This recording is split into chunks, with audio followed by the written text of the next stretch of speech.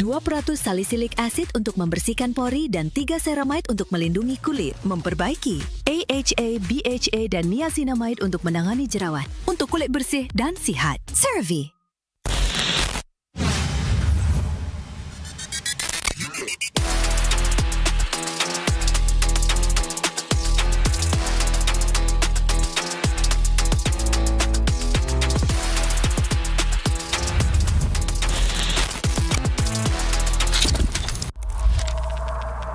Tahun, 16 musim, perjalanan yang dianggap sekadar permainan di telefon kini menjadi isukan paling berpengaruh.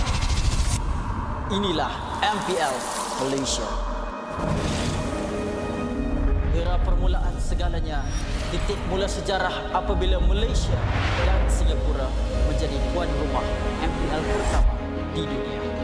Di musim pertama, kita melahirkan legenda, Solos, penjahat dan Fredo. Dari musim ke musim, MPL MY S16 menjadi pentas lahirnya pemain tersohor. Musim kedua mengukir cerita untuk pasukan yang tak disangka. Sayan Rebound, Nun bangkit dari kedudukan tercorot di tangga liga, mengharungi satu demi satu halangan hingga akhirnya menjulang piala pertama buat Malaysia. Musim ini menyaksikan kebangkitan luar biasa pasukan Todak. Ciku Guys dan Moon menggoncang pentas M1 World Championship, menamatkan saingan di tempat ketiga, mengharumkan nama negara. Momentum itu memuncak di musim ke-6, detik bersejarah apabila Todak menjulang trofi pertama mereka. Dari detik itu, bermulalah era kompetitif. Dari musim 7 hingga musim ke-12, setiap musim nama baharu diukir di trofi. Tiada pasukan yang kekal di takhta. Di sinilah Todak membina legasinya. Bersama Ciku Guys menjulang trofi sebanyak 3 kali. Puncak kegemilangan mereka hadir di SEA Games ke-32.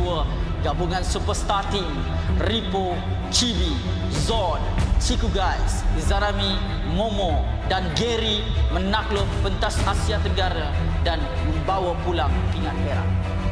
Satu detik bersejarah yang mengangkat nama Malaysia ke mercu isukan tertinggi di era ini akhirnya mencapai noktahnya apabila musim 12 Homeboys, pasukan yang sebelum ini tidak pernah menjulang trofi, mengangkat piala buat pertama kalinya dan membuka jalan untuk babak seterusnya.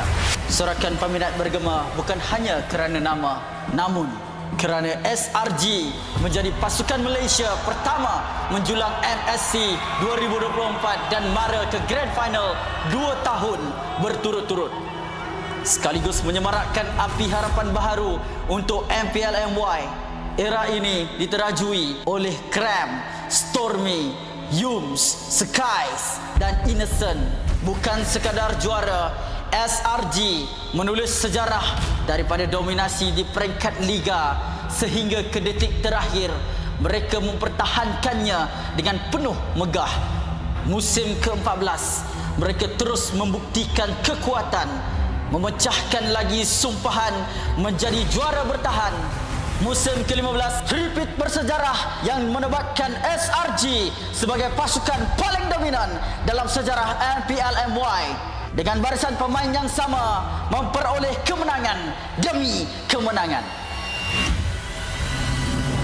Tapi musim ini pentas akan digegarkan. Wajah baharu muncul menentang gergasi. Wajah lama kembali membawa dendam membara. Medan tempur terakhir sebelum segalanya berubah. Pantang mengalah. Menuju perjalanan ke era baharu MPL MY musim ke-16. Hanya yang gagah kekal juara.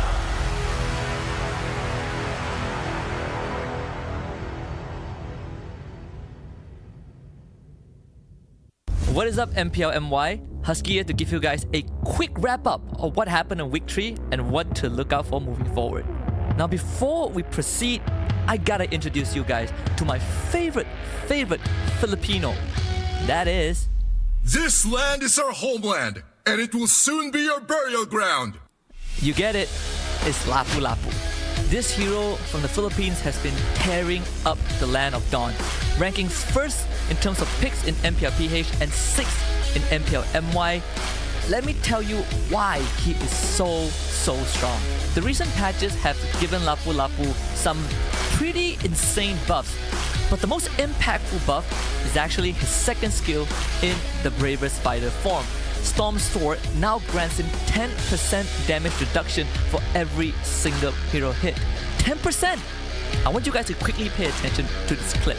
Lapu Lapu is being played by Siska from Untitled. He chases the Granger away. Here, he hits 3 people with the Storm Slash. He gains 30% damage reduction, which allow him to soak up some damage afterwards. And CG, they were doing their very best to take him down. Procs his passive 1, heals up with War Axe, comes back, hit by Spread, doesn't go down, goes into lane, heals off the minions from War Axe, and procs his passive back up to get a second ultimate.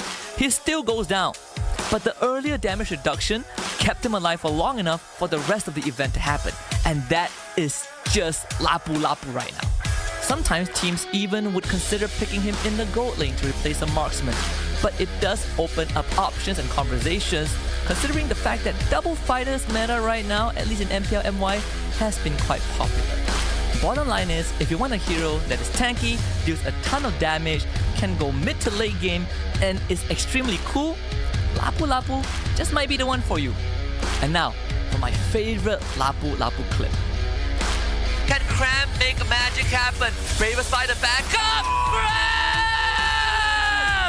With the steal of a lifetime! Wisdom Nature outpost for me, Cram swings away!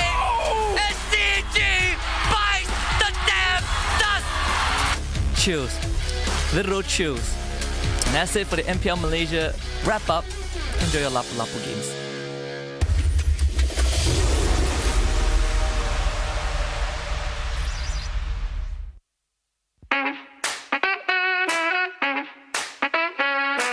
Guys, we are back for some more gameplay from the Futures Pros Tournament Phase 2. So, I'm about to show you the top 3 gameplay from the 20 teams, and let's jump into it. Let's go.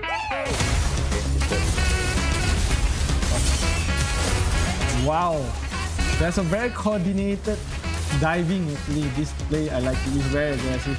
They know how to zone from the second turret. Really good, really good. Good diving from the team. Nice engage from Megatot. Very cool, very cool.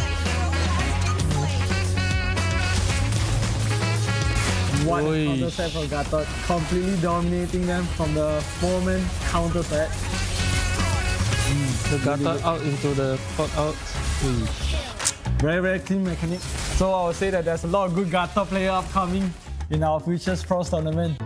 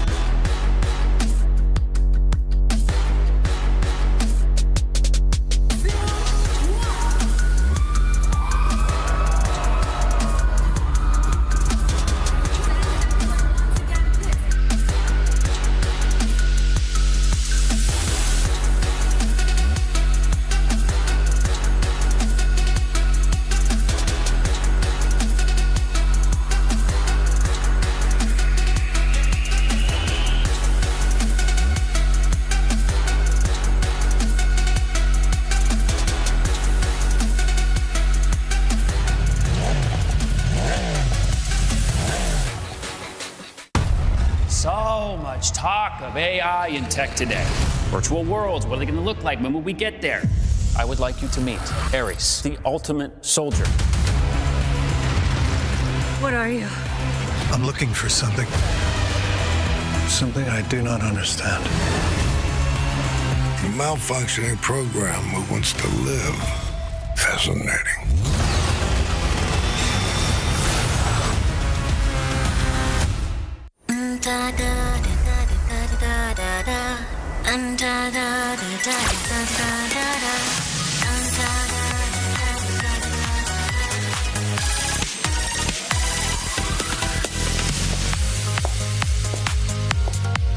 Vokalis utama PACE, Fanny, sedia untuk memasak.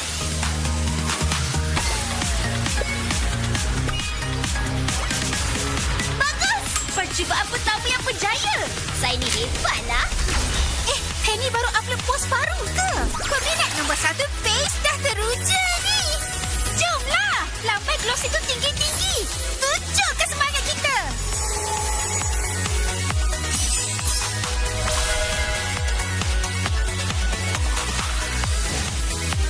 Wah! Kamu semua memang hebat di pentas. Kalau macam tu, saya pun nak buat yang terbaik. Kalau macam ni, mesti kekal segar. Baiklah, biar saya uruskan buah-buahan ni. Oh. Hah? Wah, ada skin. Amboi, teruja betul mereka ya. Sampai saya pun jadi bersemangat juga.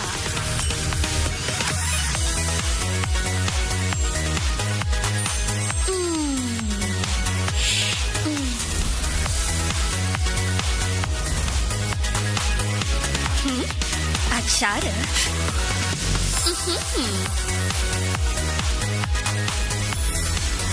Fanny! Sisi!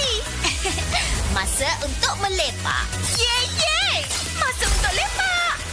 Wah! Terima kasih beri segala sokongan. Terima kasih beri segala galakan. Terima kasih beri semangat dan kekuatan. Tahniah atas 9 tahun yang menakjubkan MLBB. Selamat Hari Jadi.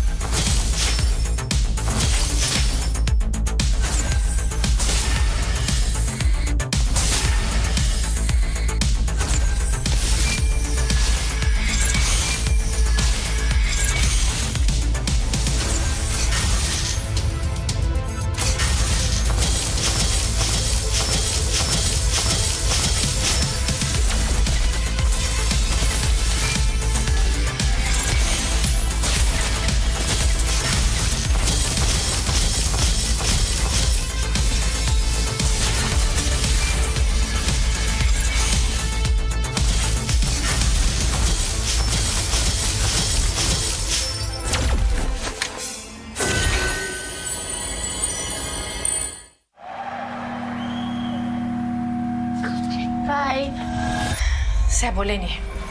Semangat nombor 1 ada dalam diri kita semua. Bukan atas usaha sendiri saja, tapi sokongan dan harapan yang dikongsi bersama. Sebab nombor 1 lebih daripada jadi yang terbaik. Ianya memikul impian mereka.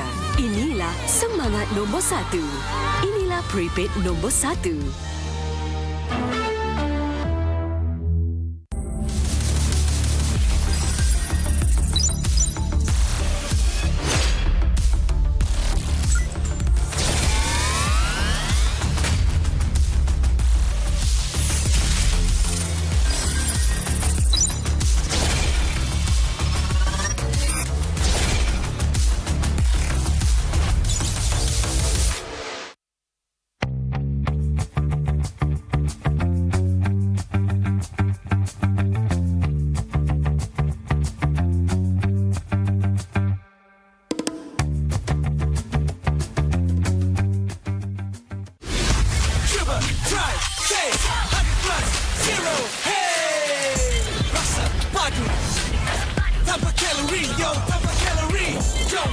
Mulakan harimu dengan 100 plus 0.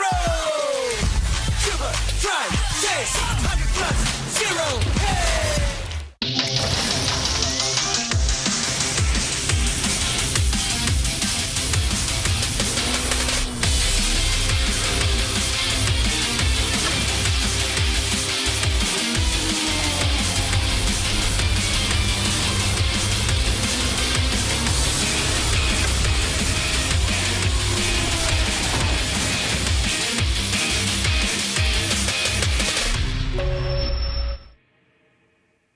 CeraVe, baharu, blemish control, membersih.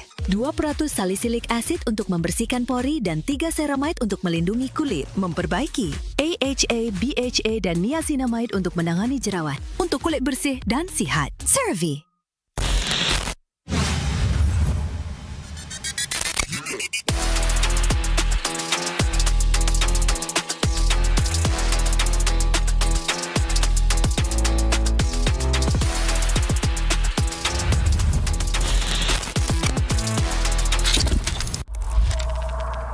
Tahun, 16 musim, perjalanan yang dianggap sekadar permainan di telefon kini menjadi isukan paling berpengaruh.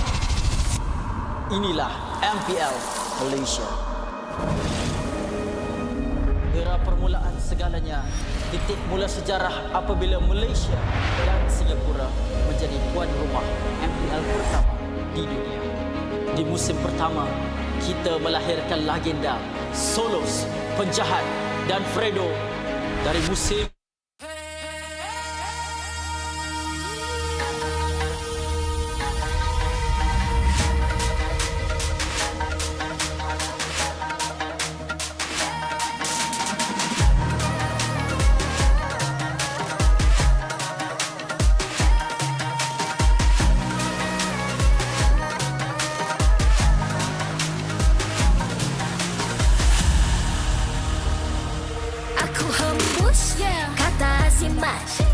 terjatuh, aku beringat jalan dah jauh cari titik bermula. Krak, krak, krak, krak. Jangan patah semangat. Semarak api bukan calon cadangan. Biar apa menghalang, aku sambut datang. 1000 daya, 1000 alasan. Harungi semua sampai di akhir garisan. Eo, eo. Kami tak senang mengalah. Kami luar biasa. Semangat membara, harungi bersama. Lakukanlah sama-sama lakukan. Bergema di kiri dan kanan. Tak berhenti marah ke hadapan. Tak mengalah berdepan cabaran. Jaga, jaga, kita jaga. Jaga, jaga. Kita jaga. Jadi ayo. See me, watch me, hype me, gotta give it all. Don't matter how many times I fall, gotta get back up. Yeah, yeah, gotta go. I can hear them calling, now I gotta serve. Mess with my clique, now you get what you deserve. We keep it tight, we keep it cool. They got me and I got them too. Rundung tak rasa api tak kunjung padam. Marah ke hadapan kita sehaluan. Jangan simpan-simpan, kita anak Malaysia. Kami tak senang mengalah. Kami luar biasa.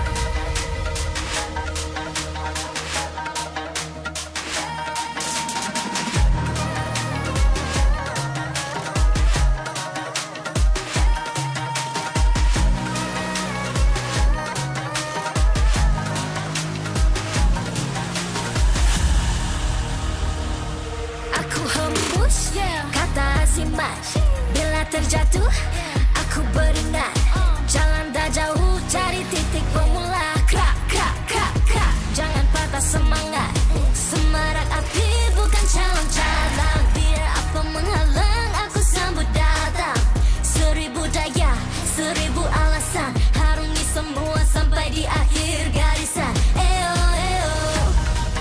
Kami tak senang mengalah, kami luar biasa. Semangat membara, harungi bersama. Lakukanlah sama-sama lakukan, bergema di kiri dan kanan. Tak berhenti marah ke hadapan, tak mengalah berdepan cabaran. Jaga.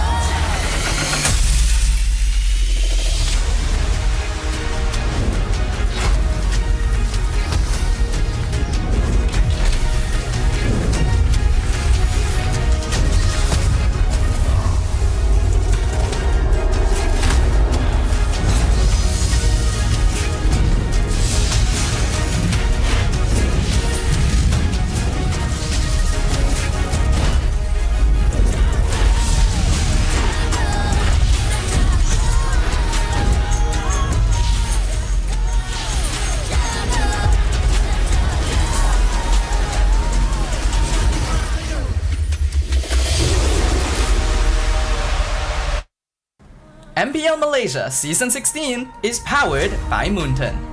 Presented by Celcom DG. Stream, game, vibe on social media, and more to your heart's content without missing even a single moment. Power up with lightning-fast 5G speeds. Stream all day long with Celcom DG Prepaid 5G. Our official sponsors. Official gaming smartphone Infinix GT30 just launched. Comes with a free magnetic cooler, even more affordable than the GT30 Pro. The only phone in its class with GT trigger, 1.5K display, and 144Hz refresh rate. Supports steady performance with 120 FPS in MLBB. Available in 2 exclusive colors for the GT30, green and blue. Perfect meals for gamers, Grab. Grab food for one. When eating alone, enjoy meals from 10 ringgit. With just 1 ringgit delivery fee and no minimum spend. And group order. Get 15% off when eating in a group. Bigger gang, bigger savings. Our eSports partners, 100 Plus, Ferry, and Yamaha. And thank you to all our strategic partners, CeraVe and Playas. TRON Ares in cinemas on 9th October. A visual spectacle action adventure. TRON Ares follows a highly sophisticated program, Ares, who is sent from the digital world into the real world on a dangerous mission, marking humankind's first encounter with AI beings. Catch TRON Ares in cinemas 9th October. Keep an eye out for special ticket bundles that reward you with in-game diamonds when you purchase TRON Ares movie tickets for 4DX, IMAX, or ScreenX. Supported by KBS, Rakan Muda, ESI, MESF, and PSM. Selamat datang ke MPL Malaysia musim ke-16 minggu ke-4 hari kedua. Nama saya Rose, host anda sepanjang musim ini.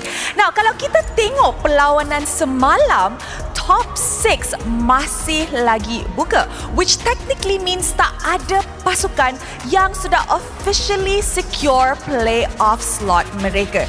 Now, I'm pretty sure ramai orang tengah tanya, kenapa playoff slot ni sangat penting kepada players? Now, playoff slot ni penting untuk players sebab entering playoffs means dorang boleh nampak hasil kerja keras mereka sepanjang regular season. Proof that dorang masih lagi layak main di atas pentas MPL Malaysia, and of course untuk mendapatkan tiket mereka ke international stage.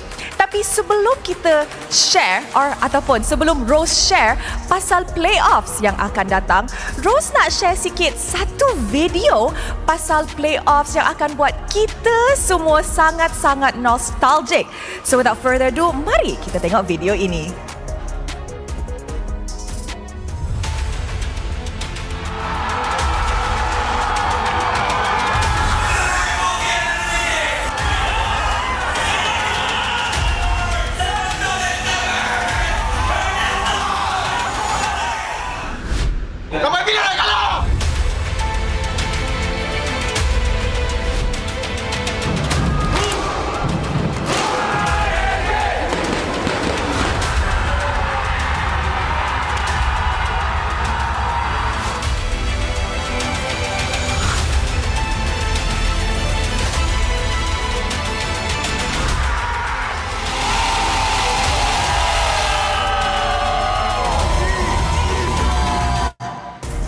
Memang sangat-sangat nostalgic lah kalau kita tengok semua memori-memori berkaitan dengan playoffs.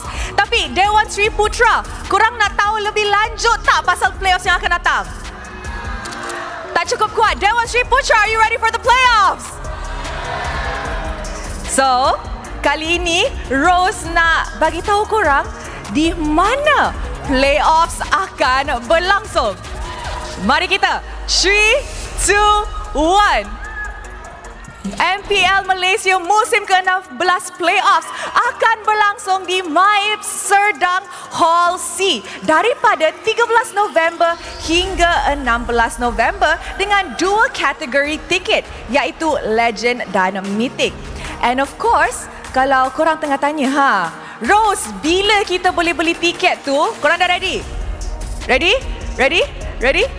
The answer is korang boleh beli tiket ni daripada 10 Oktober pukul 3 petang dengan promotion 20% off in conjunction with MLBB celebration sehingga 16 Oktober. So of course guys, korang boleh dapatkan tiket early bird anda sekarang. And of course, tiket early bird adalah terhad. Jadi jangan tunggu lama-lama sangat bila tiket sudah keluar. And bukan itu sahaja, korang juga boleh diundang ke MLBB 9th Anniversary Celebration sama-sama Wish Fiesta pada 11 Oktober di Dewan Sri Putra. Datang beramai-ramai dan korang boleh jumpa KOL, menang lucky prize and of course pelbagai aktiviti ada dekat Dewan Sri Putra. Get ready, feel the beat, watch the moves and dance with us. One last announcement. Bukan sahaja kita akan pergi tempat baru untuk playoffs yang akan datang, tapi kita akan berubah format sedikit sahaja. So, format akan stay the same except for one match. Kalau korang boleh tengok dekat LED belakang Rose ni, grand final kita akan kekal sebagai best of 7. Manakala untuk siapa yang dah perasan, lower bracket final akan dibuat daripada best of 5 menjadi best of 7. So korang semua boleh saksi aksi yang lebih sengit dan dramatik dari awal musim sampai hujung. Which means ada satu hari yang potentially kita boleh tengok agak-agak ramai game lah boleh kata. 5-5-5, 5-5-7, maksud tu berapa game? Korang pandai-pandai fikir, okay? So, kalau korang semua nak beli, korang dapatkan tiket because I'm pretty sure playoffs kali ini, you guys wouldn't wanna miss it. Kepada semua orang yang tengah tengok dekat rumah, you guys of course boleh mendapatkan ini gaya code by scanning or isikan kod ini di dalam MLBB anda untuk mendapatkan in-game rewards. Now, Dewan Sri Putra, are you guys ready for Vamos versus SRG? The crowd is set, the players are set, and of course, the Land of Dawn is ready. And with that, let us show it to the casters.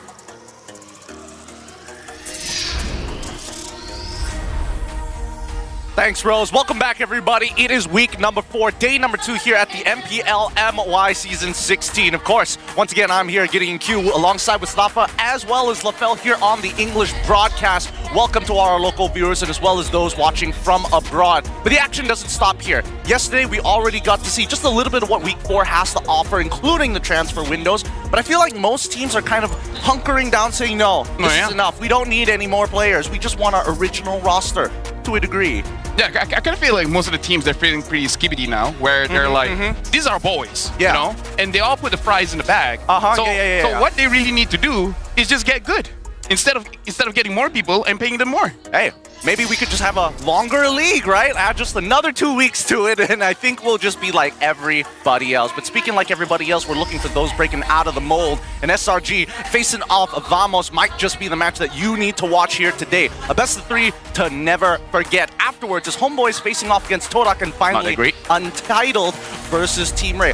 To be fair, all right, I'm being fair. To be fair, all right, be fair. Despite the standings, I think that there is a lot on the line, especially in week number 4. Yeah, I mean, we're already halfway through the season. It's clear by now that positions are not going to change quite as much as they're capable of doing at the start of the season. That means that the remaining points, the remaining matches that these teams have become that much more crucial. And we know that there are still a lot of teams that are having some difficulties, let's put it at that. Hey, speaking of difficulties, LaFell, you already mentioned it, but how are these teams going to be looking to put those fries in the bag in the first place? I mean, like, here's the thing. For Vamos as well as SRG, they've demonstrated they can play double fighter. So meaning they can put all their resources into one guy. They can just put it all in the jungle. All the fries in one bag. All the fries in one bag. No, I refuse. I don't want to go back to the funneling meta. That's cap. No, I don't believe that it's coming back, but I do think that there are at least two very clear play styles that we see in the meta so far. I mean... Bro, here's the thing. The real question, is Vamos good enough to make Innocent use a marksman? Oh, boy. He's only used it against one team.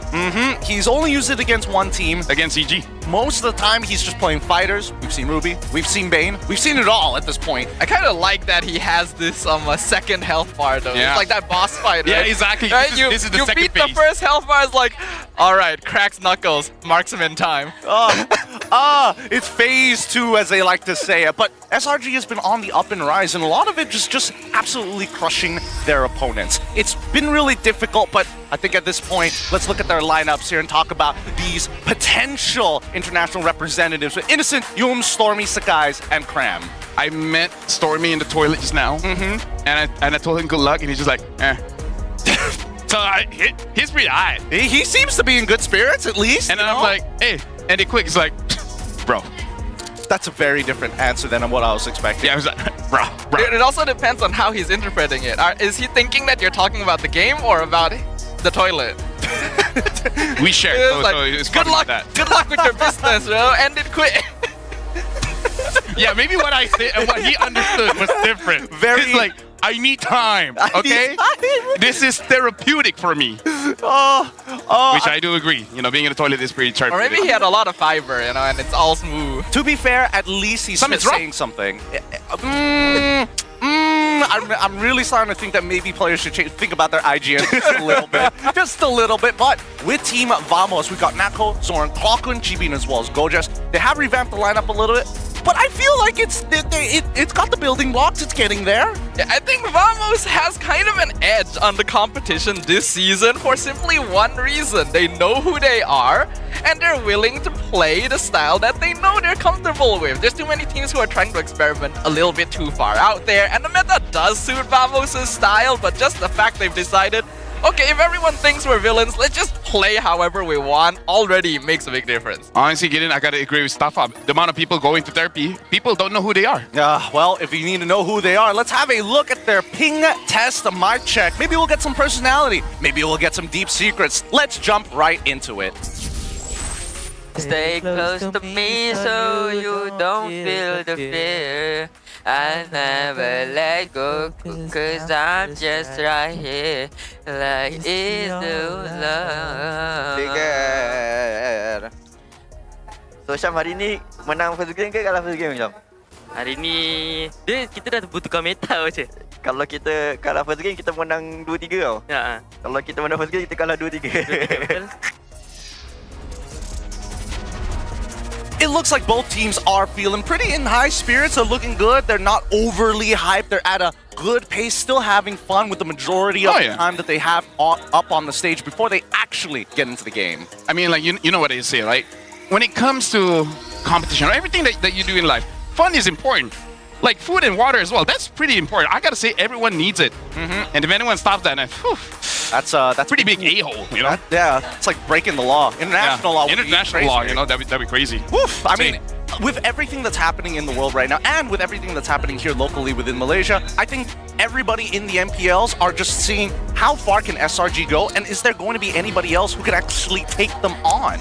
Yeah, there were a lot of questions about that, right? Even in previous seasons, this season, a lot of people were hoping to see a little bit more from the other teams, but you cannot deny the domination of the Giants. Even in our best 5 rankers of Week 3, we see them dominating the standings, with only Chibi breaking through in the jungle position. It's the only lane that we've seen so far where he's, again, looking to come back into form, looking to be the best of the best in terms of his raw numbers. Biggest problem, doesn't play Fanny. No, honestly, I like it just for the fact of how much he sucked last season, right? It shows the growth. It shows that he himself doesn't know what happened last season to make it so that he could not perform at all. And he came into this season with a vengeance, with a lot of spirit. He's like, you know what? never happening again. I just have one bad season. After this, I'm gonna pop off, right? And he popped off. I mean, that's the mask off attitude Mask that we're off. looking for, right? It's a question of identity, right? You know, V for Vamos, V for Vengeance, V for Vendetta. Just bring it all to bear. Yeah. Some people can be nice. Yeah. Some people are just born evil, you know? Maybe the more that I think about it, honestly, they probably should do a collaboration with like V for Vendetta. That probably would have been a good idea. Shout outs to Daddy Team Brave with Tron. Team Brave, yeah, same with Tron. TR on. TR on.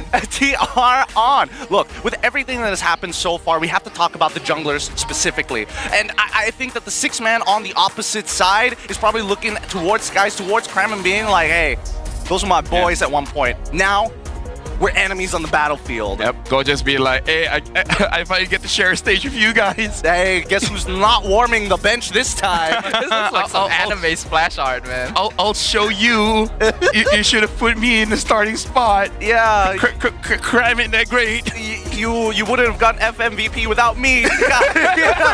My moral support made the difference. I think that Gojas has been an underrated player, right? The first iteration of SRG, he was part of it. He saw it from the very beginning, stuck along with them, and now that he gets to play with Vamos, it's great to see him actually get some screen time. Yeah, but will he be able to perform, right? That's what everyone's keeping an eye on. So far, Gojas has been kind of a mascot for SRG for a very, very long time. He's great with that mic, and he's good in game, but compared to a player like Cram, who has been impressing us left and right every single season, odds are against him. The odds are stacked against him. It's going to be a hard matchup, of course, because Cram has so far not lost his lane, has made impactful plays, and I would make an argument that Gojas has done the same on Esme specifically. I feel like there's a saying here in Malaysia, if Cram is 1v1 against anyone, you put your money on Cram. You put your money on Cram? I don't know about that, because we got to talk about the other factors, specifically about the junglers. This time we need to talk about Sakai's facing off against GB, because Sakai's, he's an accomplished fellow. Yeah, honestly, Sakai's, the first time I met him, like, people say he's rough around the edges. And even some commenters say, like, yeah, he's okay-ish now, but trust me, in a few years, this guy will shine. And look at this, now he's a 3-time consecutive MPL MY champion. That's not the only thing that he has done. This was only the start of his career, because he was the first piece of the Giants' current lineup, later perfected by Zoravecki in Arcadia. Yeah, I still remember that classic lineup and the foundation that it set. In their first season, they already established themselves as quite the dominant force. Obviously, not quite as overwhelming as now, but Skies was able to overtake Chibi as the best jungler. And afterwards, we've seen top 3 finishes at M6, back-to-back podium finishes in MSC at EWC as well. No small feats. Yeah, and being on the MSC stage is where he got his moniker, the Sky Prince, where during that time, there was a lot of Lings in the jungle, and he performed heavily on that one. And I believe that it's not just his mechanics, it's also his personality, his attitude, how he looks at the game, how he basically interacts with his teammates, right? Like, he's not too serious, he still has fun, but when it's time to lock in, he locks in. And that took a little bit of work, right? That took a little bit of growing pains. He didn't do too well, and then he decided, you know what? I want to be consistent. I want to be that guy that people can trust and rely on as their jungler. And I mean, look at these monikers already. Season 15, 14, and 13. First of his kind to be able to achieve a 3-peat. And despite all of that, he is still chasing success. We saw right at the end there of the Beyond the Arena that he was a little worried about being replaced after his performance in Season 15. Yeah. Don't lie, everyone. I'm sure all of us thought at one point whether Skies might be a weak link, but he saw that, decided 3 wins is not enough for me. I want to go further. And I mean, further he did. MSC 2024, IESF WC champions, MSC 2025 second place runner-up, and M6 achieving 3rd place, the highest Malaysia has achieved in a very long time within the MLBB international space. And we gotta put it into context, this guy is barely old enough to get a driving license. He's just scraping it. He just started living. Right? I don't even know if he buys his own underwear. I'm sure he can, but does he have to? If I was the best, like one of the best players in the world, I'd have someone else to do that for me. I know for a fact that... Sir, take my measurements and then buy it for me. Thank you very much. Yes, thank you, sir. I appreciate your hard work. But I've heard from Azorveki alongside with Coach Arcade that they were looking for young players. Yep. I just wasn't expecting them to make this turnover happen so soon. Like, what, less than 2 years, they're already starting to make big waves throughout the Malaysian scene? But unfortunately, that is just the way of life here in esports, right? If you don't get with the times, you get left behind. Pause a little bit. Hold on. Not wrong, but also, let's frame that a little better. Are you on the Epstein list as well? What's going on here? No one needs to know. No, get in. Not help at all. I don't have a lot of friends. I don't have his number. You don't. I chill at home, watch YouTube, see what's going on with the Flotatia, and then, you know, that's just it. Hey, all right, I was actually starting to look at some of my days, to be fair. Yeah. But with everything that is happening so far, Vamos needs to put up a good fight against SRG, because I think that's what that mascot personality has always been about, right? Can somebody knock down SRG just a peg to ruin their perfect streak? But let's talk about the topic first here. For you guys at home, do you like watching Chibi and Skies play tank junglers or assassin junglers? I'm not even going through the list. Nah. There is only one right answer. There's only one right answer. And we know what that right answer is. Audience, please. Tank. Give us the first 100%. Give us the first 100%. No, none of this 80, 87% and 13 randos in the middle of nowhere. I feel like it's gonna be hard to get 100% when there's a both answer on the list, you know. There's a lot of people out there. Yeah, don't be like that. Man. Don't go for the safe For answer. all the women out there, be a man. Gosh. What about the women? No, that's what I said. Oh, them too. Yeah, okay. to all the Them women. too. Be a man, okay. Yeah. Gotcha. And boys, be a man. Buy your own underwear. Because here in Malaysia, that's how you know you've grown up. If you can buy your own undergarments, you're an adult. most people think going to bars to pick up the guys. Nah. You go to a Parkson. Child. Yeah, you go Parkson, exactly. You go to a Parkson and I was like, this guy knows how to get a good deal in underwear. if you're not that manly just yet, buy it online. Plenty of places to do that. But you can't return it. And you don't know if it'll fit. I'm trying to think. If they have a physical store, right? I've never specifically seen whether I could return or not, but usually they give you like a little notification. I've never returned anything in my life, so I have no idea. Man, a very few words. Really? At the same time, stands on its principles. If I can return by WhatsApp, I would.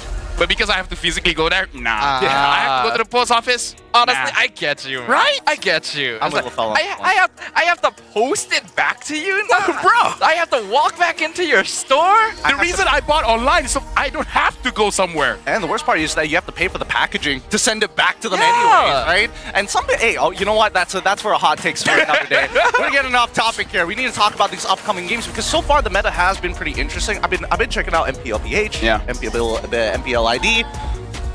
Ooh, this Bengal situation is it's starting to become a little prominent, and I think Bane Gold. And I think that Yixin Shin might be a high contest between both of these teams. It's a scary time to be playing MLBB, especially if you're the traditionalist of how each of the roles should be played. But there's no way to find out. The only way is when these teams draft. Let's go into the walk-in. Introducing our marshals that will ensure fair play and professional integrity in the matches. Thank you for your hard work, Rez, May, Luna, and Izad. Some light will help.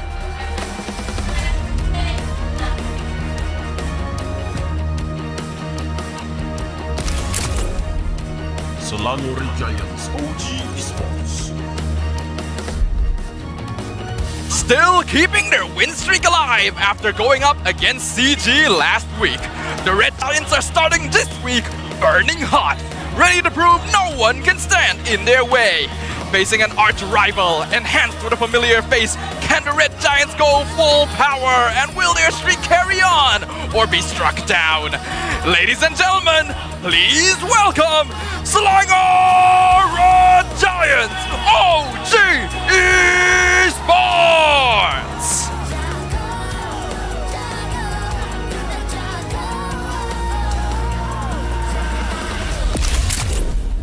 Team Vamos.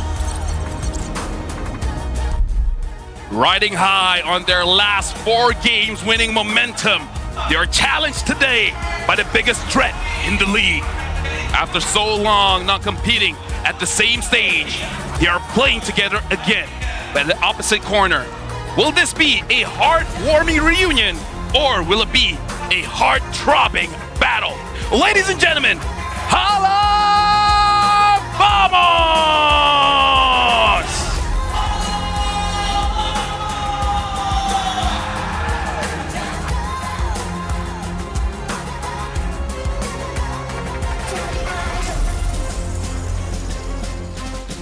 Introducing our coaches and analysts who will be guiding our players and arming their soldiers with the best possible weapons on the battlefield. Also introducing the head of league, Ops Franklin, along with the coaching staff of both teams, Coach Arcadia and Azora Vecchi, Pakbet and Pak Atan. Let's keep it going with fist bumps between the teams, a true sign of professionalism. The last physical contact before they head on into the land of dawn. Even handshakes amongst the players. Respect and also viciousness as they pass each other. Good luck to both of our teams. Good luck to them. Is that Grant going to Okay, so I'm not the only one with the intrusive thoughts. I know. Gideon, I swear I said it in my head. But then when I heard it through my headset, I'm like, wait, oh yeah, that came out loud. This is why he dominates the stage, ladies and gentlemen. Me and Krem are a bit acoustic, you know? No. I think this is because Vamos is playing. That mask-off attitude is really translated to the screen, you know? It really helps you get across that threshold. That's how he gets in their head. That's how they get in their head. Now, keep in mind, it's an 83% win rate on blue side here for SRG. They will be getting first pick. And I don't know, the numbers are looking, blue side has been looking kind of good depending on the teams. Red side, it's a little split between the two. Only 83%. Damn, SRG has really dropped off. I know, Ryan. Like fallen off a cliff. Those stocks are not worth investing in anymore. Hey, it's just a small dip. I swear, it'll blow up eventually. Might as well be DT. We love you guys. We love them. And now, coming into this game, especially for Gojas' position, right? Cram has been such a cornerstone for SRG. Do you think that Vamos might actually go for the opportunity to maybe counter-pick them? I mean, they are on red side. They're guaranteed last pick. But look at the stats here. Gojas is actually winning in terms of the stats. Even though the difference in game is only just one. But Gojas has 61% kill participation, 65 total assists, and an average assist of 5.9. Yeah, Gojas is more active around the map. Though the only thing that I can defend Cram when it comes to his numbers, people don't want to fight the guy. People see Cram and they run away. How's he gonna get the stats? How can I get assists when you guys keep running away? He keeps people away through sheer presence alone. Yeah. Talk about aura. Talk about hockey. Talk about hockey. Cram walks up. Oh no, it's the dude who reverses his name from Mark into Cram. Stand back. Stand back. From Mark. Honestly, he's basically like who's that dragon guy again? Spoilers, but Kaido?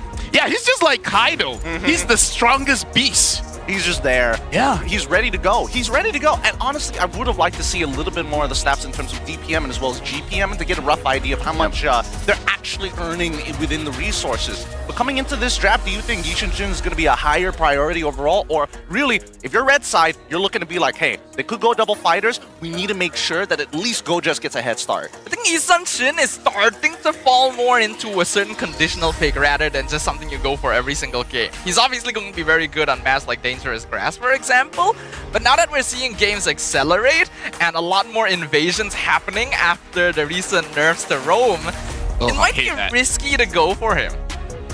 Is it risky, or is it because our teams are just terrible at cutting their losses? Husky brought it up yesterday. Maybe a little of both. Yeah, Husky brought it up yesterday. Some of our MPL MY teams kind of suck at deciding whether to fight for first turtle or not. But let's first go into the random map draw for match number 1, game number 1, to see what events we're gonna. Wow. Ending Rivers, both actually 100% win rate. Yeah.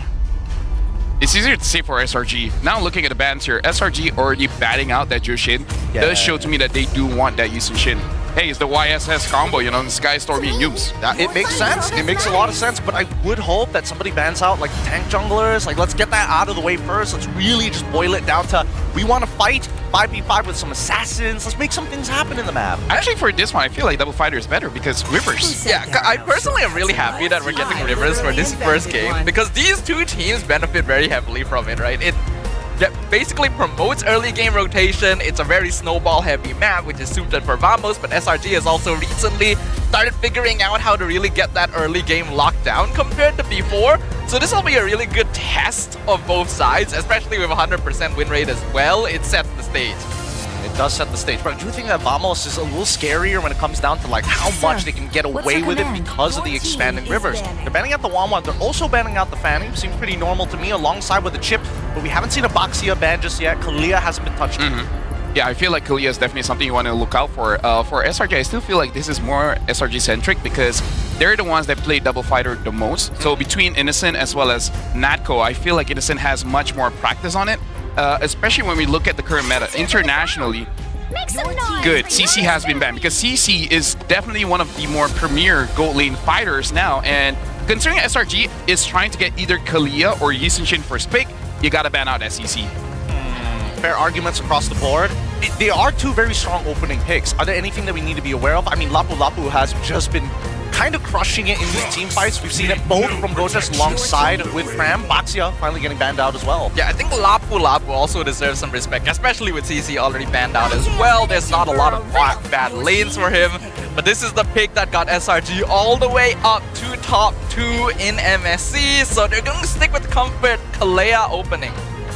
Does this mean that they want to lean away from the Yi Sun-shin? Does Vamos want to actually pick it up just to deny SRG? It's a strong opener for sure, but there's plenty of counterplay and they have plenty of slots to utilize to beat it. For that, we have a fun fact here. Nako used to swap from gold to EXP, and it could be the secret behind his edge in today's fighter gold meta. Hey, yeah, so looking good. But personally for me, Chibi looks so good on the Lancelot as well as the Joy and Hayabusa. I feel like it's worth it because Kalia and Yi Sun-shin is already a pretty tough matchup to face against. So you may have to bite the bullet and just pick up the Yi Sun-shin for yourself, because if they let it go, just pick Comfort. I want to use Lancelot, not Yi Sun-shin. I can see that working, but at the same time, it's going to be dangerous considering Yums and Sky is getting their strong heroes. And looks like they're just going to go with that gamble. Vamos is just being nice. They're like, we'll let you decide. They're being real Asian about it, okay? They're just like, I'll let you walk through the door first. Please, let me serve your plate for you. No shoes? No shoes. No shoes. No shoes, though. That's where we draw the line. I don't know, though. I feel like Vamos is the type of team that will walk into your house with shoes. They don't. It gives that impression. I don't really feel like they're going to be polite with it. I've been to Vamos gaming house, and even they're like, no shoes. I'm like, my bad, G. No, that's because it's their house. Yeah, they're like, mask off. It's not your house. Technically office, but you know. Mask off, no shoes, please. Thank you very much. This is interesting. It's rather... They pick up the Lancelot. And now Chibi has to use that Haya again, like his Comfort Haya as well as Lancelot. Quite interesting that we're not seeing a Yi Sun-shin here. Not touched at all. It does mean that the likelihood of a double fighter is a little lower. A little lower. I think for Vamos, at least now that we see the Kimi, there is some reason to actually go and delve into that sort of play style. For SRG, maybe a little less, only because the Lancelot's available. Again, it has been nerfed in terms of the later end, the later stages of the game, but it still does a decent amount of damage. Which means we might see Vamos already pushing Innocent onto a marksman in game 1, right? That's a possibility, but we also gotta keep an eye out. We've been talking about the Bane gold lane. While it's not the perfect setup for double fighters, side lane Bane just does so much damage that I think he kind of circumvents those conditions. For me, if you're looking at a traditional gold lane, we have to consider a few things. Number one, expanding rivers, make it so that side lanes can join the fight much earlier. And we gotta consider that all gold in minions have been reduced by 12%. So if you're getting a scaler, especially for expanding rivers, might not be the best idea. So unless we see a Granger and a Harif ban, those might be the premier picks for both teams. I think it makes a lot of sense here, and it's so much more advantageous for SRG to go into the Harith and give Granger over to their opponents, because unfortunately Granger must take Purified Team with a composition like this, right? We've seen it too many times. Flicker, Zaman Force on top of the Granger. What are you gonna do, run Lights away? out. You can't. Yeah, Harif would be a great pick right now for SRG, especially since they already have Esme on their side as well, so they don't have to worry about that counter. And right now, there's not a lot of solid lockdown on Vamos' side, so it could be a good way for Innocent to just dive. However, I do like that Vamos is thinking, all right, we know that certain matchups aren't really going to change, and we get first pick as well, right? So we don't have to predetermine what the gold lane is, but we can determine what the mid lane is going to look like, right? Banning out the Lunox is already a great idea. Hey, I don't want you to have iframes. I need to make... Oh! I need to make sure you're susceptible, but banning out the Granger on red side? In my head, I thought it would ban the Harv and then pick up the Granger. Yeah. The fact that they're banning out the Granger, maybe they do want to try double fighter here, because between Harv and Granger, it's harder to catch the Granger just because Granger is so good at kiting back, where Harv just wants a forward momentum, which is very interesting, because then it comes to the question, what is going to be your fighter that supposedly is good against the Harv, especially considering you have Kimmy, can kind of push the lane, but you kind of want someone else as well. It's Bane, right? They could steal Bane away. Bane, yeah. That's what I'm thinking as well. Because SRG, their lineup is very front forward facing, right? They've already got the clear. They're going to try and wombo combo off of that. If Vamos picks up the Gato, it might be even better. And I think that SRG has maybe caught on to the scent of what Vamos is trying to do. They also get rid of the Cho just to make sure that the matchup is going to be somewhat even. Now, Gato is still up for grabs from Vamos. They can just hold it until the very end. Yeah, I feel like they should. If they're gonna steal it, they have to do it now. That's what they're going to do. The Bane taken away. If SRG goes into Harif now, it's still okay, but it's gonna be a little bit more difficult later on. You have to deal with that deadly catch. Something to do with the Bane. My own personal experience using Bane, he definitely does a ton of damage. But the problem is, after he uses the second skill, Brigade Rum, he just doesn't have a lot of movement speed or dashes. So the moment he uses his skills, he's kind of a sitting duck. Yeah. So facing against heroes like, say, Eve, Farsa, and long-ranging marksman, even something like a Beatrix, once you miss your opportunity to burst someone down, there's nothing that you can do. So that could be something that SRG could play around with, picking up something like a Farsa, even though, you know, it has the counter with Lapu as well, Saya, but hey, sometimes you just gotta play around it. Yeah. And also be not too bad for a Valentina pick right now. There's a lot of really good ult over there, but Brody, wow! SRG brings something new to the table. So they're gonna early build either first item or second item Malefic Gun, so that they have that range against the Bane to make it safer. Because even the Selena, you can safely hit or basically just poke them so that they can't even join the fight. Yeah, but I think this gives more reason for Vamos to just say, hey, just give me the Gatot right here, right now, just so I can help clear out that wave faster than the Selena, right? That way we can move around with the Kimmy quickly, and I can block maybe a couple of Abyssal Arrows for you. There is potential counterplay from Vamos to kind of skew that mid lane so they can lean more resources towards gold on this Bane. One thing's for sure, Vamos does need that mid lane priority. That means wave clear, that means something that can open up the map. Gatot is going to be the final pick as a way to counter out Humes on Kalea as well. This game is going to be determined by that early rotation. Who's able to get more of the map in their hands? Now, the thing that I feel like we all got to talk about here, I would say except for the Selena as well as the Kimmy, everyone else is kind of all in, right? The heroes that they chose, either we fight or we don't fight. The way that you get out of a fight is much more difficult. Again, only the Assassins here, the Hayabusa, the Lance, the Selena as well as the Kimmy, they have ways to get out of fight. Bane, not so much. Lapu, maybe, but you only get out just because you're tanky enough so that you can take a few hits before exiting the fight. It's very true, but I still think that at the end of the day, those sharks are going to be the big difference maker, right? It's management of ults. I think the anchoring from Vamos' side is a lot stronger because they have ways to say, you know what, let's stop right here. Let's stop this fight. We can start sacrificing resources to attack elsewhere on the map. They may be anchored, but SRG are here to sink the ship. Our very first game of day 2 here in week 4 of MPL Malaysia Season 16. We will have the rivalry between SRG and Vamos with the former friend Goges on the opposite side. Will they be able to take control of the rivers in the land of Dawn? Let's jump right into it here. With Lancelot already starting on his purple in comparison to his opponent, Haya on the purple as well. They will end up on separate sides of the map. No, ouch. My God. At level 1 Kimmy for you. Why are we contesting it like this, right? Are we really looking to push and get taxed? Because I think this is worse than letting the wave just push into you. Because as a Kalia, you do want to get near the minions because you just want to proc as much heal as you want. But again, sometimes you just kind of autopilot and you forgot who you're laning up against. Against Akimi, you can't do that. Against others, maybe the Farsa and Eve, you can actually out-heal the damage that you do. But hold on, Zorn. Stormy found the Abyssal Arrow. Zorn in trouble, gets the taunt. Revitalize comes out as well. Yume's here to back Stormy up. Stormy almost did. Flocko now in some trouble as Skies comes in to back up this mid laner, and First Blood goes to the Lancelot. Very patient from Skies, making sure he takes his time with it just in case Clockwood does any fancy movements, holding on to that Thorn Rose to the very end. But at least they now know that GB is going to be on the orange side of his map. I am curious about the lane state between Innocent as well as Nako, because it looks like Nako is kind of struggling. I kind of feel like in the early stages, it's pretty even between both. But now here, we got the Trunganu junglers coming in from Chibi as well as Sakai's. Honestly, because of them, people always have this assumption that, hey, you're from Trunganu, you gotta be an amazing jungler. But now looking at the matchup here, I feel like it's still even just because Nako does get like he loses the trade just because of the range, but he should be able to farm up. He should have done! Beautifully played with the flicker forward to get that auto attack. Ah, here we go. That's another highlight clip for the casters. Cursed right there for you clippers out there. I was gonna say, he has heal. And it's not in trouble now though, Chibi. Now what about you, idiot? Maybe you should shut up. It's a 2 for 2. Oh, we're rolling with the stones here. Oh my That's goodness. how we want to start the day. All right, hey, look, at least it's pretty even. Sakai still gets the turtle at the end of the day. No contest for Vamos' side.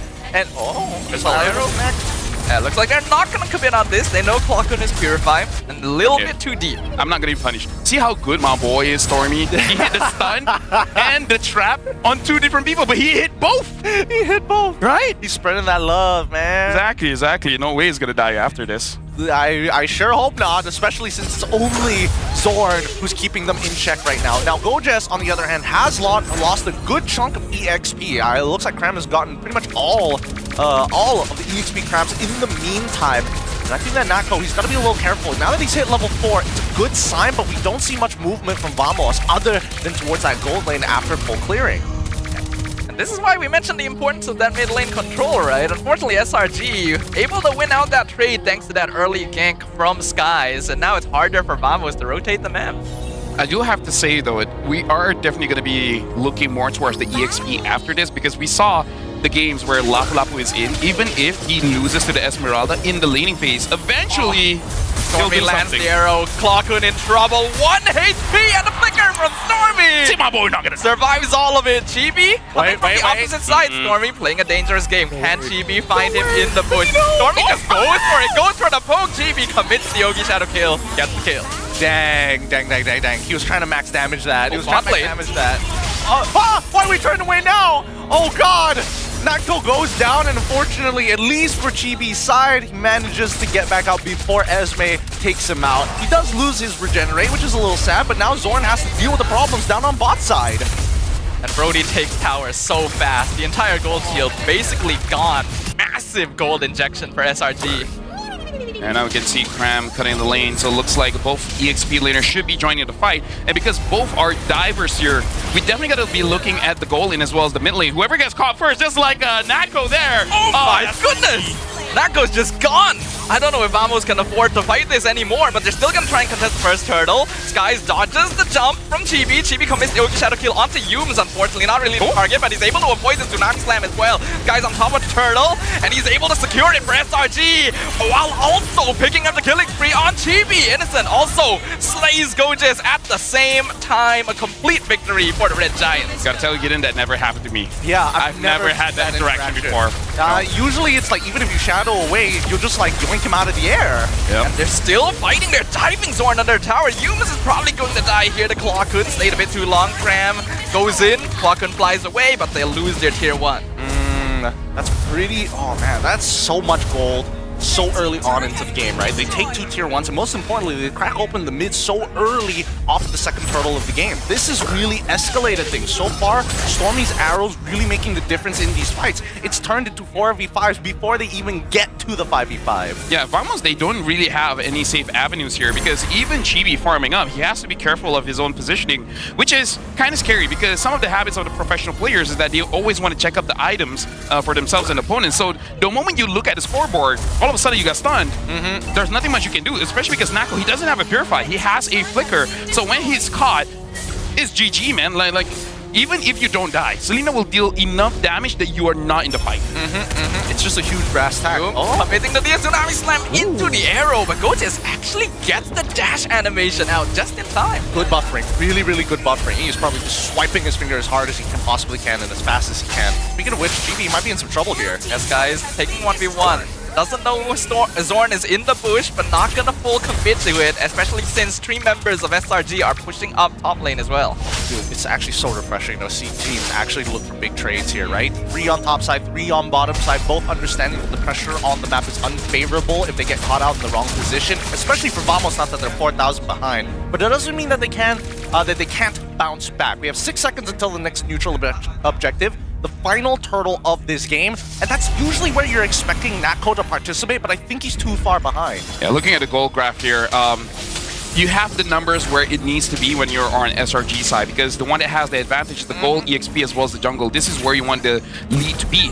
And for Vamos, we gotta look at items, because I kind of feel like they really need those tough boots, because the amount of pressure that Stormy has, you need as much crowd control denial that you can. Maybe even consider later on building the brute force breastplate, because again, you don't even think about Yums, just think about Stormy. If you're getting stunned, you're not going to win any team fight. Yeah, no, it's going to be extra difficult here. But while everything is happening on the map, you see a different conversion, right? They're playing 3-1-1, and that Esme is really making life hard for GB. He's falling further and further behind. He may be 2-1 compared to this guy's 3-0, but he's 2 levels down. Now 1 level down, unless something happens here. The Zorn actually trying to commit to the catch, but SRG just completely disengages, not allowing Vamos any chance to jump on them. They're putting those huge tariffs here, coming up to like a 90% tariff situation, and Vamos is paying the price. Oh, I hate it when they just take the orange, man. I hate when they steal the orange away. Hey, it just completely shuts down the entire jungle, right? Yeah. It feels bad, but also, what can you really do when you don't have enough economy to make that push? You would assume you'll stay there forever. Yeah, no, honest to God, I really think that most people should be respectful towards those inmates, but yeah.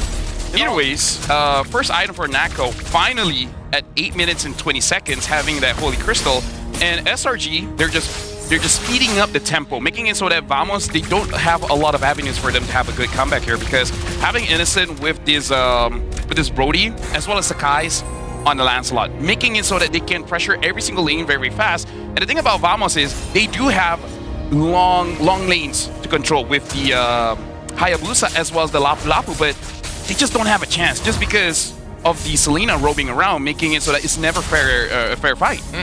You gotta make it fair, man. No. Let the guy eat. Not in SRG's position. They feel threatened by Vamos with that mask off nonsense. They don't want to be holding on to their hostages for too long here. I think that in this particular case, SRG, the way that they're playing is totally fine, but I also love their item build, right? The fact that they're going from Malefic Gun into at least the Sea Halberd, just because they know, hey, Yums, you can be greedy, go for the fleeting time. Stormy must get the Enchanted Talisman. They are slowing down the progression of getting a glowing wand just because Innocent is picking it up as a second item, and he's super far ahead. It's a very complete strategy. SRG always knows to have their bases covered here when they're going for this kind of playstyle, and another scary thing about this team is we always talk about how, hey, a team is known for this hero. They should know how to counter it. SRG embodies that in the best way. Oh, hold on. They did find Cram. Ogi Shadow Kill comes out. Deadly Catch dodged entirely. Vamos are not taking this very well. Zorn dropping very low. Tsunami Slam going to be used. Revitalize. Keeping Vamos topped up. Cram nearly dead, but Zorn actually is dead to the Abyssal Arrow. Going to be the only casualty of the fight. Way too many commitments to the ult there. I don't think it was necessary. And Cram, great that he buffered the flicker to get out of the scenario. Now, with one man down, especially Zorn, oh wow, these arrows are connecting from Stormy. Talk about playing unfair, man. It's just artillery fire. Yeah. Consistent artillery fire. It feels like sending a warship against the ships just bringing in food. No, I think it's more accurate that it's a drone strike. Yeah. You're right. It feels You're like right. homing right now. Look at that. That almost hit Natko as well. Yums in some trouble, able to jump away once again, but he gets caught in the traction pulse. Vamos finally finding one back in return, but they'll lose their tier 2 mid. Right now, I'm worried. Do they even have the resources to kill Cram? I don't even know if Nako can one-shot Cram. He only has a Holy Crystal. I don't think he can. I don't think Nako can one-shot Stormy. I don't think Cram can die here. I think Nako can one-shot Stormy. I don't think he can one-shot Innocent only because of the 2-level lead that he has. But he does have Divine Glaive now, so there's a good chance that he might. There's a chance. It is an opportunity at least. 68 seconds left until the next Lord spawns here. And we've seen a lot of team play coming up from individuals, right? The only big solo plays that we've seen is when Stormy does hit that individual arrow. And even Yums, right? We haven't seen him as snappy as before. Picks up whoever he wants with the Tsunami Slam. There's a lot more respect coming into this game. Now this is worrying because when we're looking at a potential team fight, they need damage. But looking at both Chibi as well as Nako, they really don't have enough items here. Like, Nako sure has the Holy Crystal as well as the Divine Glaive. I think you can deal with the squishy, but even the tankier guys, they're gonna heal up coming in from that Kalia. And you have anti-heal with Kimi, but I think it's just not gonna be enough. Although now that Chibi has that Malefic Roar as well, maybe there's a chance, but he's gonna be the main damage dealer. The moment you see Yums catching out Chibi, that's a lost team fight. Just abort. Don't even think about staying. And we're not seeing too many mistakes come out of GB as well, right? Again, I want to see if he can replicate that same interaction, right? If you dash in time before the animation completes, Yums grabs onto nothing with the Tsunami Slam. Doesn't happen as often and shouldn't be as consistent. But who knows, right? Who knows? There just might be some new tech that GB has been working on. Anything's possible here. For now, we're 12 minutes in. SRG already on top of the Lord. Conceal comes out. Yums just stands there menacingly, and Zorn knows he cannot approach. This should be a very free objective for the Red Giants. And this is a terrible situation for Vamos, right?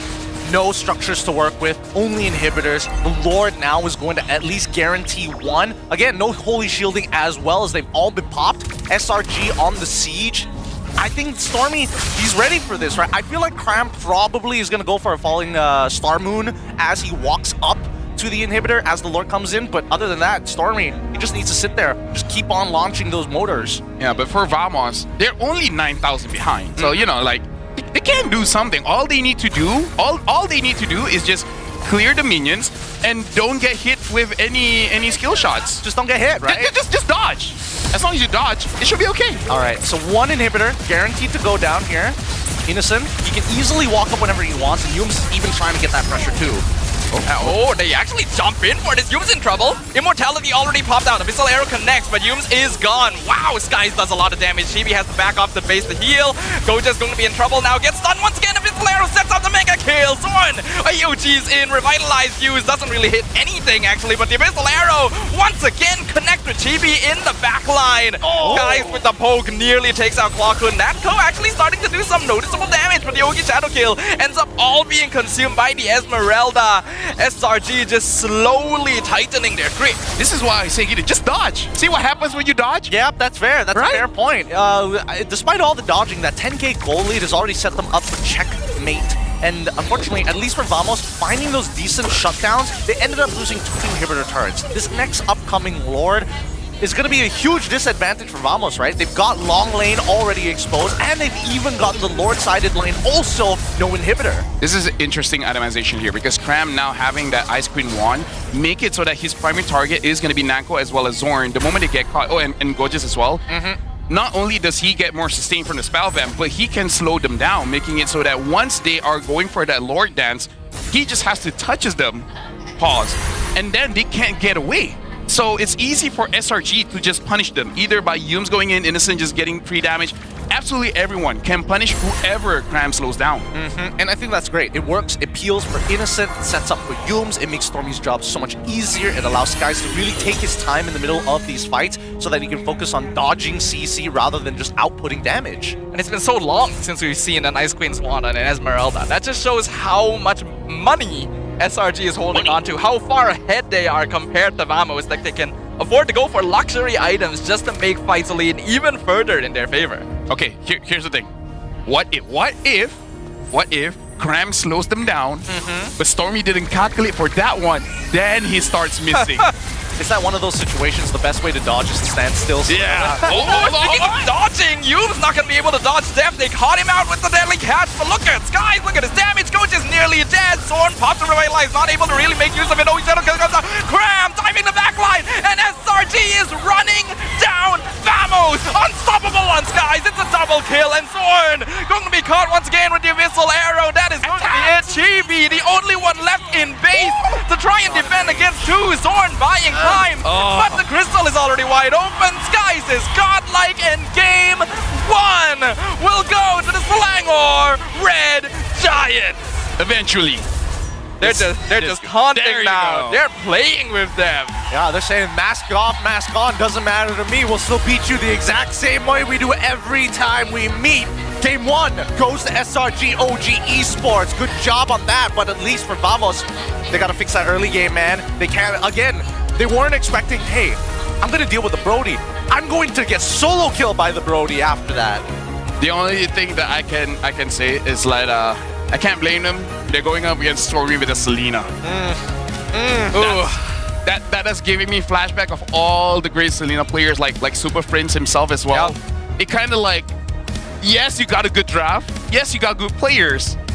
But that guy just kind of cancels out all your win conditions just by existing. Hey man, he's committing war crimes here. This guy is just headshotting everyone from around the world should really go for that guy. They really got to be careful. They got to be careful. And I think that they need to respond to it, right? Vamos needs to make sure that they kind of figure out a way to around this situation. Maybe they need to take blue side. That could be a start to the change. Could be a start, but it's already clear that SRG.OG were the ones dictating the flow of this entire draft. They knew exactly what they wanted. They already suspected the steal on the Bane. They were prepared with the counter. Yep. SRG.OG is a team that when they debut a hero, they already know how to play against it because they know people are going to copy them or steal from them. And the Brody, first picked this season, was an excellent choice. It was an excellent choice, but at the same time, it just goes to show how the meta has sort of shifted, right? Yep. Because if you're thinking of Brody, I'm immediately thinking about like early game laners like Bruno, but then we've never seen it play against the Bane, and it never goes well for the Bruno in the first place. I'm surprised Brody did this well. I would say this is kind of good time for us as casters because it honestly hasn't been this kind of meta for a long time, which is every single pick is counterable. Well, especially Silenes. Yes, I can get behind. Now let's check out backstage to find out who our MVP of the game is going to be. Of course, it's your boy Stormy here. He's got that flow, he's got that rhythm. He knows that he's feeling good today. He's just trying to keep it composed, keep it chill. Yeah, and again, like Stormy, he is like everyone did work for sure, but he just basically made it so that for the opposing side, Vamos, they really couldn't do anything because everyone has that early game plan, right? Where the coach is talking to you, okay, this is our draft, this is our win con, and this is what we're gonna do for the first 2 turtles. But if Stormy just stops any kind of rotation coming in from mid, stopping the rotation coming in from the jungler, and then Innocent just winning that basically 1v1 in the gold lane, any kind of pre-plan that you have, you really have to scrap it, and you just have to hope for your shot caller just call a good audible in mid game and late game to potentially win a fight. But at that point, it's kind of the gap is too big. He's the eye of the storm, man. He's the harbinger of chaos here, unfortunately, for Vamos. And that's why we love watching him play on these playmaker-type mid laners, right? He's been in a more supportive position most of the time, but when he's on a hero like this, you guys already pointed out, some of the best mid laners in the world are feared for their Selena and Stormy, eager to join their ranks as well. This was not supposed to be a hero that would win out that mid lane trade against Akemi Gatot, and yet Stormy just does it anyway. Hey, S-tier mage. S-tier mage when you're hitting all those shots, dude. I think that the early stages, especially level 1, level 2, was played decently well from Vamos' side. I mean, they even found the initial first blood anyways with the help of... SRG found the early first blood with the help of Sakai's actually rotating to that side of the map. I think that GB could have gotten involved in that fight, but I think he used the quad shadow to actually cross to the opposite side. Yep, very, very much true. Especially because I think they thought they could basically solo it, like just the two of them can deal with it. I really feel like at that moment they just forgot about the possibility of Sakai's joining the fight, because for both instances they almost killed Yumes, they almost killed Stormy, so they thought, okay, I'm just gonna extend just a little bit because if I kill them it's gonna be worth it. And then at that point it's like, oh wait, yeah, they got this guy on the Lancelot, you know. So I really feel like at that moment they're just too tunnel vision on getting that kill. It's kind of like a carrot on a stick kind of thing, you know? Yeah, that or they just assume that he started on the orange side of the map, right? So when they kited down there and they noticed like, oh, wait a minute, it's not there. We have nothing to worry about. So here comes the guys. He just shows up at the right time. I don't know. It feels like for the most part of it, Cram made Goja's life very, very difficult. Yeah. And the worst part is that when Gojas wants to make an impact, SRG just completely back away. They're like, we're not even going to give you the team fight. Gideon, saying Goja's life was difficult when he dealt only 8,000 damage. Yeah. Kind of an understatement there. He's malnourished. He's not been eating for a while. Please, baby formula, please get to me sooner. Yeah. At this point, he'll take Cap because cats are starving as well. It's quite difficult, right? With Cram just cutting off the routes for any sort of extra assistance, right? It's very difficult, right? Because we already know Lapu Lapu is a strong hero. Yes. And he doesn't even need to be particular head in lane to make an impact. But Cram specifically made sure that he couldn't even go even. And then after that, they have a Kalea, and they weren't the ones starting fights. They were letting Vamos throw cooldowns at them and then countering. To be fair, Vamos was kind of throwing everything at a wall at a certain point, right? I think there are two major team fights that we saw that Vamos actually starts off with the initial pick, doesn't find the target, but they committed literally all of their ults to try and pick him off anyway. So there is a bit of war of attrition that needs to be played by Vamos if they want to be able to fight a composition like this who want to skirmish more often than look for the big fights in the first place. But now, let's look at our Hall of Famers here. Rich Guy going over to guys with an 808 gold per minute. Cram, the carry, of course. Of course, it's going to be Cram for somehow, despite Stormy, for at least 8 minutes of the game having the highest DPM. Yep, Stormy with the glowing one, as well as the wishing lantern. Enchanted talisman. Still not enough damage. So here's the thing, man. Here's the thing. Cram has gotten the carry. He has gotten the best wingman. I'm sure maybe he hasn't had Sam back yet, but he's been the rich guy. I'm pretty sure he has. But here's the thing. Right? Basically, like, Cram is making our job so hard, giving EXP of the week to anyone else. Right? No matter how big of a game you have. How do you beat that? Just not Cram. I think Cram is just living out the dream of all the Fortnite players out there, right? To do the most damage by just standing there and dancing in front of you. Shout out to that game, I guess. Oh, that's actually unironically true. But the solo kill coming in from Innocent was great, right? And I think this is why the Brody pick makes so much sense. Because the big problem is that when you trade against someone like Bane, he just kind of, I out-movement speed you, I heal back up, and then we can look for another trade. At least when you see Innocent go in with a Gross Trade, when he's trying to actually reposition, he gets an initial stun and puts him in a position where he can actually continuously apply his highest base damage against that co.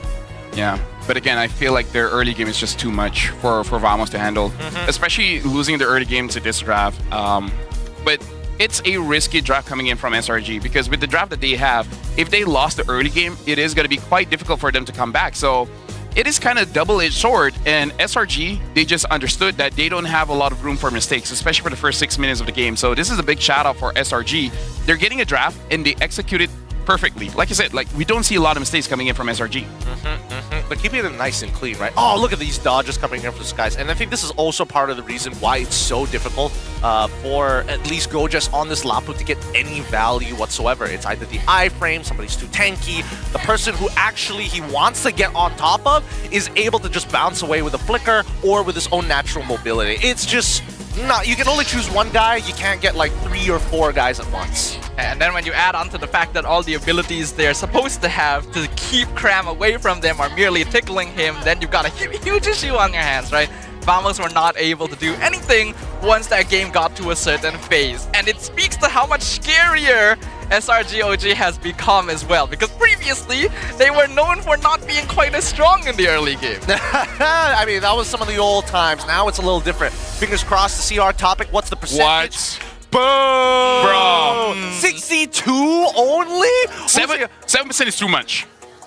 7% saying they love the tank jungler, 7% is too much. Those are all the tank mains. Oh man, what is this? I'm a tank main, but I'm like, nah fam. Like, when I play against them, sure, please you tanks. But when I'm just watching, bruh. It is not exciting to watch. It is not an exciting time. Yes, I get that it's useful, but man, I'm surprised. At least I know it's the minority amongst the 100%ers. The ones that go 31, I can't pick one. They're both so fun to watch. Really? Is it? Is it?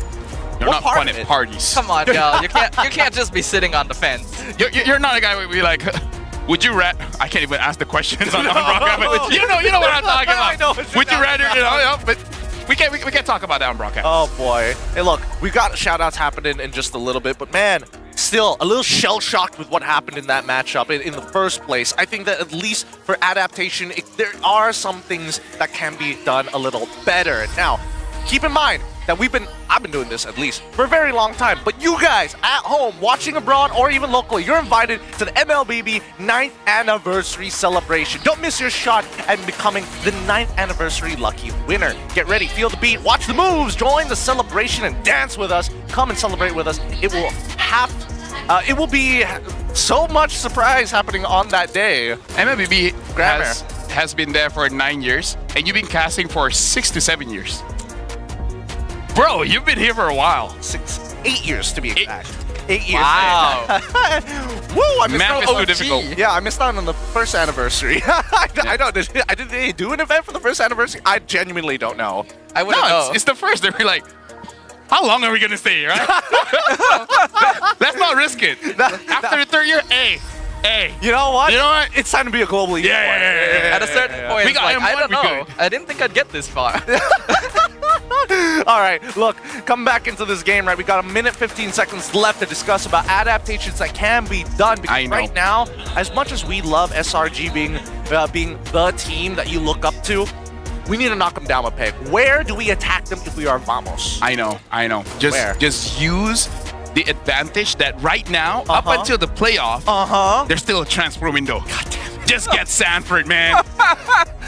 Get Sanford or Edward, and then you're good.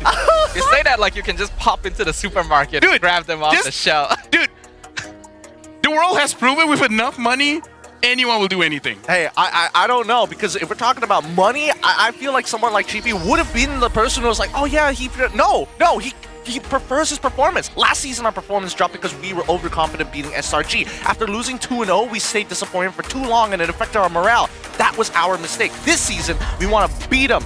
And it makes a lot of sense. You would have imagined Chibi, because last season, he was streaming until like really late at night. He was really doing the hard grind, and people were extra salty at him for almost no reason. Yeah, I mean, like, it's fair because he really wants to beat them off, but then when they won, it's like, what am I gonna do now? Pause, by the way, notice. Pause, but let's take a moment just to appreciate that. Dangerous grass. Dangerous grass. Will your prediction be right again? Oh no, it's Rivers again. I'm down for Rivers. I'm always down for Rivers because water is important. Water is important, but also because both of these teams now show that the early game is looking real decently clean, and I think now Vamos is seeing that there's actually another level to it. I'm just scared about Vamos' Rivers win rate, right? SRG just cut it in half. No. Are they gonna do it again? Please. Vamos just has to figure out a draft because SRG, let's talk about the basics. Because SRG themselves has told everyone why no one has been able to beat them. Crime is a problem, yes. But they basically say there's no mid trio that's good enough to stop us, right? Interesting, okay. So I feel like you gotta figure out a draft, or you just have to kind of like pre-plan what SRG is going for that mid trio, and then play around it. Because I do believe that Cram is a big problem, but you got to take the game step by step. If your mid trio is able to win, you're able to pressure. Because remember, G3 only won against Cram because there's an early rotation coming in from Valence using the Kalia. That gank causes Cram to lose that lane, and then after that, G3 just controlled it all the way through. So no matter what, if Vamos mid trio, if they don't win for the first 3 interactions that they have, it's lights out. SRG is going to win because at that point, they bought enough time for Cram, Sakai's, and Innocent to just pop off. Let me touch on the bans real quick. The banning the Jushin alongside with the Wanwan going to get banned out by Pakbet. CC alongside with the Chip going to get banned out by Coach Arcadia, and they're still holding on to their final ban. Let me pose you a situation. Would you rather your side lanes winning, but your mid-trio losing, or your mid-trio winning and your side lanes losing? Mid-trio win all the time. Because side laners, more often than not, they want to scale up. If they don't want to scale to 6 items, fine. Sometimes 2 items is enough. So for the mid trio, you need to buy just that bit of time. Because if your side lanes win and then your mid is losing, that's 3 people losing and only 2 people winning. That's fair. Okay, I see where you're coming from. Kalia gets banned out. First pick Boxia for Vamos. Do you agree with this, Staffa? Mid-trio is very important, especially under the current meta, but I would also argue that you can't really afford to lose EXP lane. You can lose gold lane because the scaling does come into effect as long as you create space with your mid-trio, but nowadays we are seeing how much of an impact the EXP lane has, right? Once you fall behind, your opponent gets to do so much in the game, especially with heroes like Lapu Lapu and Esme around. I also feel like that's a lane you can't really afford to lose. I think that's a fair argument. I think the only argument that I have, I agree that the mid-trio is important, but I feel like a lot of teams are underutilizing their supports, right? It feels like, oh, we must move as a 3. If we don't move as a 3, we're wasting time. Where we've seen teams across the world that actually splitting up your resources when you know you can't win is dangerous. Now, this is smart. Boxia locked in, but now immediately Cho, Lapu for the side of SRG. That's so smart because I'm already thinking in my head, Vamos needs to get Cho and then they're good. No matter what SRG picks up, Cho as well as Boxia put any mid that has any kind of damage early game and then you're looking good. Now they took the Cho away because Vamos, they need 2 things. Kill pressure and catch. And Cho has both of them. Now that the Kalia is gone, I mean, there's still take a Grok. You got to take Grok. Early Grok call? Yes. Because if not, it's definitely going to get banned out. Okay, that's fair. That's fair, but we do see... Oh, okay, Phoveus? Ranger. Interesting, okay. I don't think the Phoveus is Prio? Yeah, doesn't Innocent just take... Oh, because they try... Oh, okay. So they're trying to deter the Harith, right? Because if they get the Harith, they know that, unfortunately, that Ranger must take the Purify, so they're going to preemptively take the Phoveus. All right, I get the logic here. I get it, but I feel like you're sacrificing your EXP lane a little bit. Yes, Phoveus isn't a bad matchup into Lapu Lapu, but you could have had a better one. If they were really afraid of the Harith, they could have just gone Esme. SRG could have just picked up a Lunox here and defeat both Boxia as well as Phoveus. And she has a catch roamer here with the Cho, so I feel like if not, just pick up your jungler here and then eventually get the Lunox. And then afterwards, second phase, you start looking for things like Beatrix, things like with high burst. Yeah, I get it. Or even like Barca, that also works as well. Oh, I was wondering.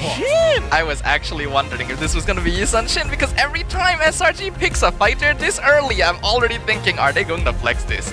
Is this a potential gold lane Lapu Lapu? So I was already thinking, are they going to Yisun Shin here? Are they going to... And they did. So the possibility is there. Is Cho now a gold laner? Is this the innocent Cho? Innocent Cho? If Amon could do it, yeah, right? It's the best team in the world for a reason. Although I would say if they just want to win the lane matchup, they could put like the Lapu in gold because MQD won. I mean, it was against Toda, but still he won. And then just puts up a like a high loss to win against the Phoveus. But the thing that I want to bring up is that it's smart that they took the Yisun Shin here because it does open up their draft. Because you would want a Lunox to deal with the Phoveus as well as the Boxia. But because the early rotations that Yisun Shin is able to do, because even though he does want to scale, his early game is actually still pretty strong, makes it so that you can pick up basically any other mid laner and you should still have enough damage. Like Staffa said earlier, something like the Farsa would be fine. Heck, if you want that Selena again, why not? They did ban it though, so yeah. They're afraid of it. I do not blame them. Good boy. Falkland is just like, I swear to God, Pakbet, if you don't. Or Pakbet says something else like, nope, boom, Selena ban. I don't care what you say. I don't care if We you want want to that. play I'm against mentally- SRG, not Aero Esports. Look, Grok finally gets banned out for the side of SRG's side, and now the onus is on them. Oh, also wow. the Franco. And this not worried about it. Like I said, they need kill pressure and then catch. Both Grok as well as Franco does provide, because this is how you deal with SRG. That's why I really wanted them to just pick up the Grok early, because at that point, if you lose the early game, then you're throwing. You know, Boxia Grok, pretty strong. Yep. They've also been hard targeting Zorn both games. Yeah. Game 1, they banned 3 roamers. Game 2, they banned 4 roamers. They're just denying him any playmaking ability. So what now? He has to go with like Atlas? Kaja. I mean, Gatot's still there, but not as good anymore. I don't like it. Not in this Not in this map. Not here. Because there's just no reason for it. Dong? Everybody on the side of SRG can be like, AOG, okay, K-Thanks, bye, just walk in different directions. Let me just use my multiple dashes on all the heroes that I have to just dot that obvious ult. There's not enough setup for it. I think right now what Vamos has is a really good 3 picks for chasing down targets, right? You're trying to run away, we won't let you. Phobius is really sticky. Boxia is really sticky to deal with. Ranger slows you down with the Destinata and has insane range to snipe you from distances. So I think that SRG, with that in mind, they either need something that can heal for them, or in this case, someone that shreds them. Lunox finally gets locked in. Makes a lot of sense. I think we all saw this coming a mile away. They want to keep this Lafu flex for as long as possible. Keep them guessing. God, it's so annoying. So annoying to deal with. What else could they go for? They could go for like Ooh, Matilda Baxia combo. Okay. Boxia, they go for the Kimi alongside it. I think it's fair, but does that mean... Is this a... They could have gone for like some heavy burst that they wanted to. Yeah, And also, the Farsa is a bit of a strange ban. I like, but at the same time, it just doesn't feel like a Zorn hero. Because it makes sense. Like, put it on paper, close Vamos' name, just put any PH team and like, yeah, it's a pretty commendable draft. But I don't know, it just doesn't feel very Zorn. Yeah, it does make sure that Zorn has to be more reactive than anything else. However, it does also mean that Vamos, if they win any situation by like, oh, there's just a bigger tax on SRG's life total, Vamos can run them down all the way down to their fountains if necessary. The rundown is strong, but the burst damage is a little bit lacking. It's all very damage over time, and they do need a bit of scaling on Kimi and Granger too. Claude going to be the final pick for SRG, so keeping it simple, they've got the marksman in the gold lane up against Vamos. Respectable, respectable. Matilda also kind of deters going for the Beatrix. At this point, a really squishy comp from SRG's side. Like, there needs to be a high level of execution. Any single mistake, Vamos will be able to punish very, very hard. The only thing I like is that SRG.OG, their draft, is pretty straightforward in the execution. Sure, the heroes they need requires mechanics, but at the same time, it's very easy to know when you should fight and when you should run away. When it comes to Vamos, with the draft that they have, they really want to start pressuring early, but they got to remember what happened in game number 1. If they don't see Sakai's, they got to get ready to get out of there. All that means is that their lead is dependent on Chibi, on this Boxia, to try and penetrate the area, to try and apply that pressure. He's gonna have a lot of work to do, a lot of pressure on his shoulders. Will he be able to roll over the Red Giants to claim a game and bring us to a full series here in this rivalry? Or will SRG continue to prove to be the team to defeat? We return to the Land of Dawn once again with expanding rivers to facilitate rotations in game number 2. Now, the one thing that we didn't get to touch on is how Expanding Rivers is going to interact with the composition, right? And I think it's very, very beneficial for either side, because there's a lot of mobility from SRG, but there's also the fact that if SRG make that mistake, the chase down is just so much worse for them. Wait, look at Skies. He just stole the orange buff. Looks like Vamos might actually be potentially aware of this because they're already setting up for the vertical jungling. Oh, gorgeous winning out against Cram. Cram already having to heal up. But yeah, looking at how things are going, it's good that Vamos, they understood what's going on because again, Yums is trying to slow them down and Yums doesn't do this all the time. So you would assume there's some kind of shenanigans happening around, and now Yums stopped him. Chibi does not have the orange at 1 minute and 20 seconds of the game. This is not great. No, it's an active decision by Chibi. He understands that, hey, if he is going for just my buff and maybe one extra camp, I'm going to take away 2 of your small camps because I know that Lunox could get involved into this fight, right? He doesn't know that it's actually a full clear coming in from Sakai's. He should have actually contested for the orange buff, but unfortunately just no information. Yeah. And again, we do have to say it's very risky if he does go for it, because again, under 2 minutes, you're going to get extra damage there. And now the turtle is going to come up. By the way, I'm just going to say, I feel like more advantage for SRG, because when it comes to the side pressure, Claude mid to late game is much more scary compared to a Granger, because Granger, once you get caught, that's it. But the Claude is so difficult to catch. Yeah, no, it also depends on the performance of Neko, right? Eventually, he's going to be leaning into the Sky Piercer. He has to maintain those stacks. He really does. It makes all the difference for the Granger. Well, first turtle now gonna be contested. You can see that both EXP laners were able to hit level 4 in time, but Cram having a slight EXP lead overall and instantly dive in. Cram with the Bravest Fighter doing a good amount of damage. They stun Gojas and Yoon picks up the first blood. Thorn trying to pull Chibi to the other side of the turtle pit, but SRG has all their bases covered. Perfect positioning. Free first turtle. Really great timing coming in from Cram, right? He understands that it was at that pivotal point. They don't want to give them position, and at the same time, the longer they drag this out, the worse it's going to be. So he takes the initiative himself, and now is in a winning lane scenario. This is why I don't like them not respect. Oh, Cram goes in, gets the kill on Zorn. Here comes Gojas and Clockun, but here's Yums as well. Oh, the kick was a bit off. He missed the flicker. That means Gojas can flicker forward under the tower. He picked up Cram. Both Gojas and Yums very low. Skies is here. He can get the finish off, but they're not going to commit for it. Okay, at least Cram was punished. Yep, at least Cram was punished, and Gojas is like, no, I'm not going to get out-mechanicked by you. Not yo. Whoa! They're going in for Skies! Picks up Gojas! He's actually taking the duel against Clockun. Clockun fights forward, and here's Stormy! Oh! That is the... I was jump scared. Yeah. I was too focused on the 1v1. Ah, Stormy! Oh my goodness. He covers a lot of distance with the flicker into the darkening. A surprising amount of distance, of course. But now Cram in a phenomenal position. I thought maybe it evens back out, but now that Gojas has died a second time, that lane is done for. There's no winning it at all. Cram just has way too much burst on top of the fact that he's already hit first item.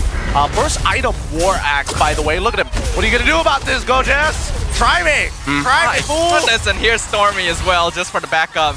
Gojas will survive, but this lane is just gone. You know what needs to be investigated? We gotta talk to the coaching staff and be like, do you guys just don't like Gorgeous? Don't like Chibi? They're using Baxia as well as a Phobias, and you let go of the Lunox.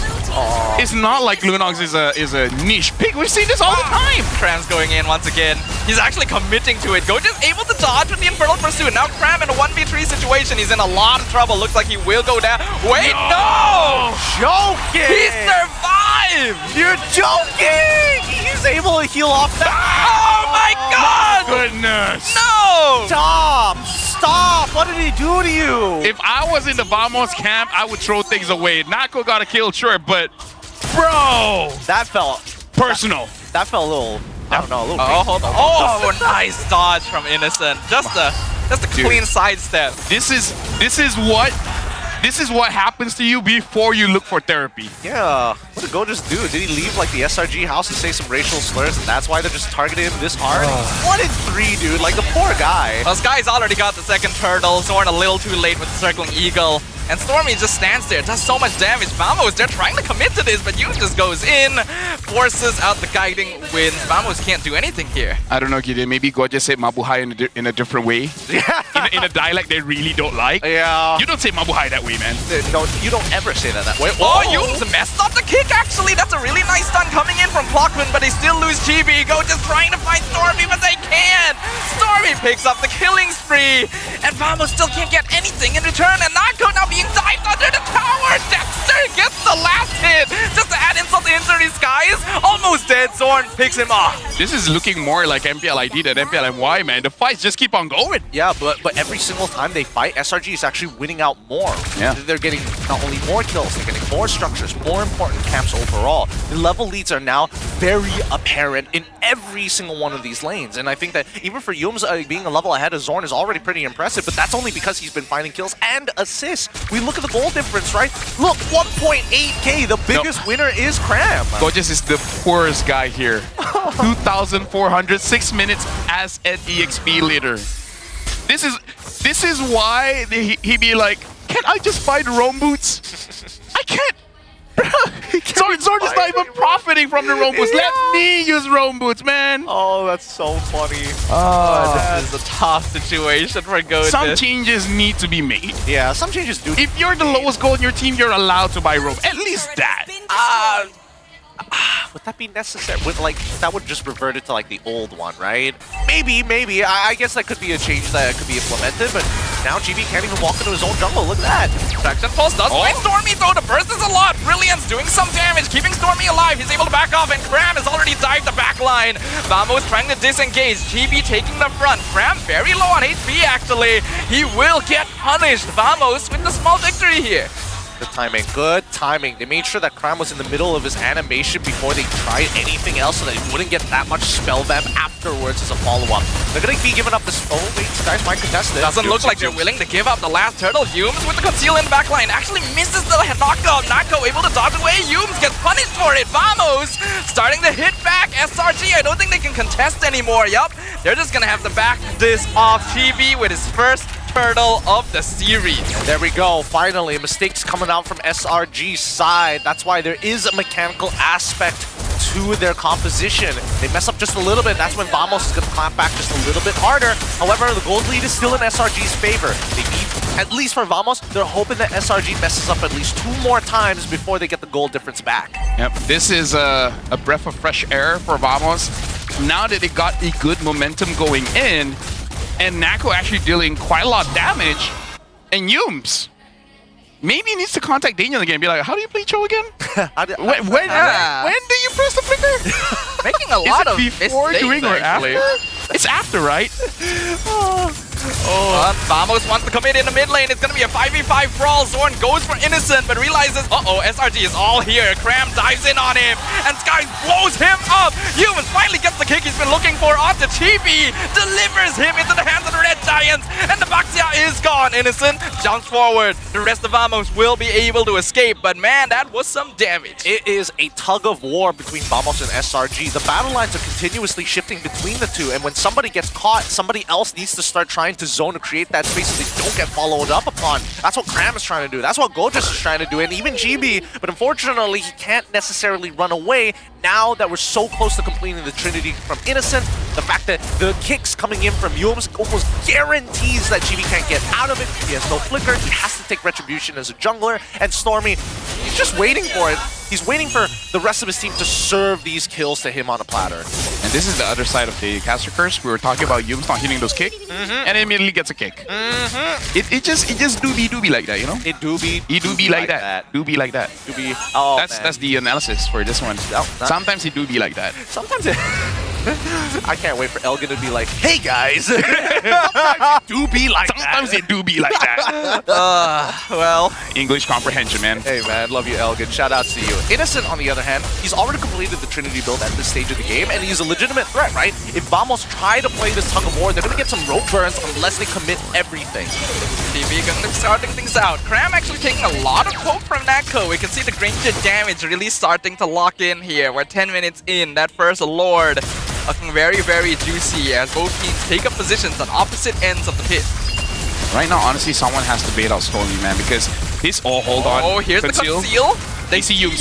They see him. Vamos instantly back off. Proper respect. Lord very low. Yums misses the flicker. Nice position from Nako, but the blazing duet dives the backline. Yums will go down, but the damage taken from Vamos is already too much to bear. As both Cram and Stormy join the party, they've lost Nako, and bodies are dropping one by one. It's a mega kill for Stormy. Lord secured by Skies as SRG is winning on every front. Oh my goodness, Innocent somehow burns down on Zorn in the base. Those auto attacks were already registered and was still flying. I'm just really sad that the hand cam for Sakai's, as soon as a cool fight breaks out, he's just taking the Lord. That's all we got to see him do. Hey. That literally was all he did. Hey, he got to shift his movement forward, backward, okay? At least he did it at 120 frames per second on a 144 hertz screen. Oh, geez. Shout out to Infix. See, here's the thing. You think it's a joke, but I think it's good because people in rank need to know you need the Lord. You do. You do.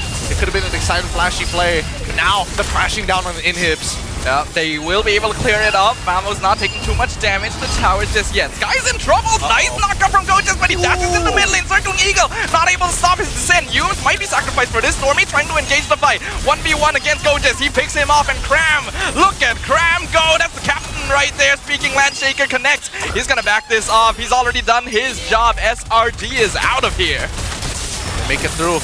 I don't know about this. Zorn's got to get out of there. Yup. And don't want to challenge that. It's hard not to glaze Stormy, man. Like his impact on the game since game 1 to game 2, he's popping off today. Now Cram wants to join him. Landshaker misses. Bit disengaged from Vamos, but the pressure from SRG is so difficult to handle. Stormy now in trouble. Flickers out of the way. Brilliance also going to be committed.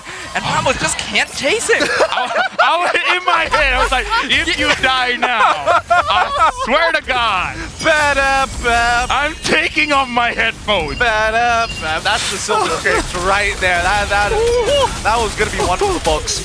So I was scared for my career. Yeah, no, I'm telling you, the castle curse is so real. And now that we see that Nako finally getting the winds of nature, he might have an opportunity to deal with Innocent, because Innocent has been getting away scot-free for too long. Oh, they found Cram in the bush. Circling Eagle comes out. Vamos wants to engage. Cram able to escape back into the tower. Stormy in trouble. Brilliance has to be used. He's dived too deep, and he gets shut down. Not go with the snipe. Vamos now one man up. They could use this as a chance to push in mid lane with the wave, but SRG is still gonna have a good amount of wave clear ready. Hume's gonna be forced to back off. Mid tier 1 finally cracked down. Vamos gets a chance to breathe. I like that. I like that move from Vamos, right? Very good pivots here. They understood that the first target that they were looking for wasn't able to be caught, and even Gorgeous was thinking about going a bit further, but manages to get back out. So they immediately shift their focus on the man who doesn't have his resources, and that's the push and pull we want to see from both sides, right? Everybody is looking to do the exact same thing. If our initial target manages to get on the cusp of escaping, we need to pivot straight away and acquire a different target. Right now, Innocent has hit level 15. The Lord is up. It looks like SRG should be able to burst it down very, very fast, especially because Yums, he's covering for them. Gorgeous, can you steal? Gorgeous goes in for knockup, but Sky still secures the Lord, and they just instantly blow him up. Purple Man is gone already. And look at Sky. Sky's going for the backline flank. They're not letting Vamos go back to the base. GB gonna get stunned with the Landshaker. SRG full dive, but Zorn is here. He'll pull his surviving teammates out to safety. Okay, interesting take of space from SRG. They didn't necessarily have to do that, but I guess they wanted to make sure that Yishin Shin can get out of there safely. Because again, Yishin Shin did not have the Mountain Shocker at the time. I think they could have fully committed if they had the Mountain Shocker, but other than that, they've got the Lord at their backs. Now they just have to play for the siege. Yeah. I understand, because Cram did it last week, so Gorgeous be like, what if? What if I get the Lord and I get a triple kill? Would that not make me cool? I think it would be even funnier by the end of this series that Goja still has higher stats than Cram. Yeah, he could. Cram takes offense to that. Well, the mid lane dive comes in. A really nice cap. Traction pulls in free. But SRG just uses their ability to get out and not go. Why are you so far out? Has to use the Wind of Nature. He'll back off to safety, but that's a really important resource that he no longer has access to. The Lord has already pushed in the top lane. Vamos will be able to clear that up. Another minion wave is coming in, but it's 5v5. SRG not going to risk it. Oh, dude, the timing was just a little bit off. If they had a wave coming down in the mid lane, there's definitely, and also if Innocent had his BMI available, there was definitely an angle for him to just jump in with a Blazing Duet and force Nako to use Flicker, and that would have been everything. All of his resources down the drain. We look at the item list so far, and right now, Gojas, he's going full tank. There's just nothing he can really do about this, but even from Cram's side, despite having a 3k lead on top of him, Chibi's in trouble. Stormy goes in with Darkening Tree, man, knocked up! Traction Pulse doesn't do anything, deny it, and now Vamos in full escape mode. They're gonna get the kick onto Phobius, and Skies picks up the killing spree, Blazing Duet! Innocent! With the mega kill! He loses own life, but his job is done. He's set things up, and guys, the maniac himself dives the base, dives the backline, and removes Vamos' hopes and dreams from MPL entirely. SRG.OG with the clean sweep. Dang, outclassed. Small interactions, minor mistakes, all of it comes together. But SRG comes up on top with a 2-0 sweeping victory. Everybody had a moment in this game. Vamos, not even sad about it. They knew it was like, all right, they beat us in certain aspects. We gotta respect it. Honestly, that was a pretty good game coming in from Vamos. Yeah.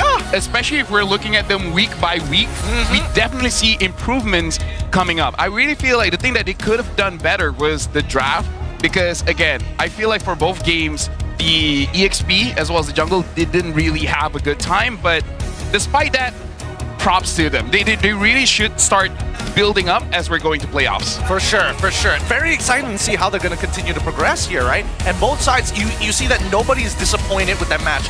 So much to learn for the side of Vamos, and SRG showing what they're potentially capable of, especially when they're looking to go for another international, right? And of course, good sportsmanship. Goja is still happy to see his former teammates. Yep. It was definitely clean. It was calculated. I think we'll just leave it at that. We've got an interview up on stage as per usual. So Rose, take it away. Dua berbalas kosong, 3 mata penuh sekali lagi untuk SRG.OG eSports. Dewan Sri Putra, give it up for Innocent and Sakais. Amazing gameplay, a very clean one. How did it feel like going up against your ex-teammate? It's fun because I always imagine, because Gojas always sometimes watch our scream or talk to us, but now we're fighting against him. So it's fun. It's fun. Now let's talk about game 1 a little bit, okay? In game 1, you picked Brody. Debut Brody in MPL MY. And you guys even allowed Natko to pick Bane. So why the sudden switch from fighter to MM? So now, after practicing fighter heroes, I'm currently practicing on how I can fight them in lane. And I think kita semua boleh nampak hasilnya lah bila tadi Brody lawan Bane. Now, as the person who brought Bane to MPL MY, what do you think about Natko's Bane?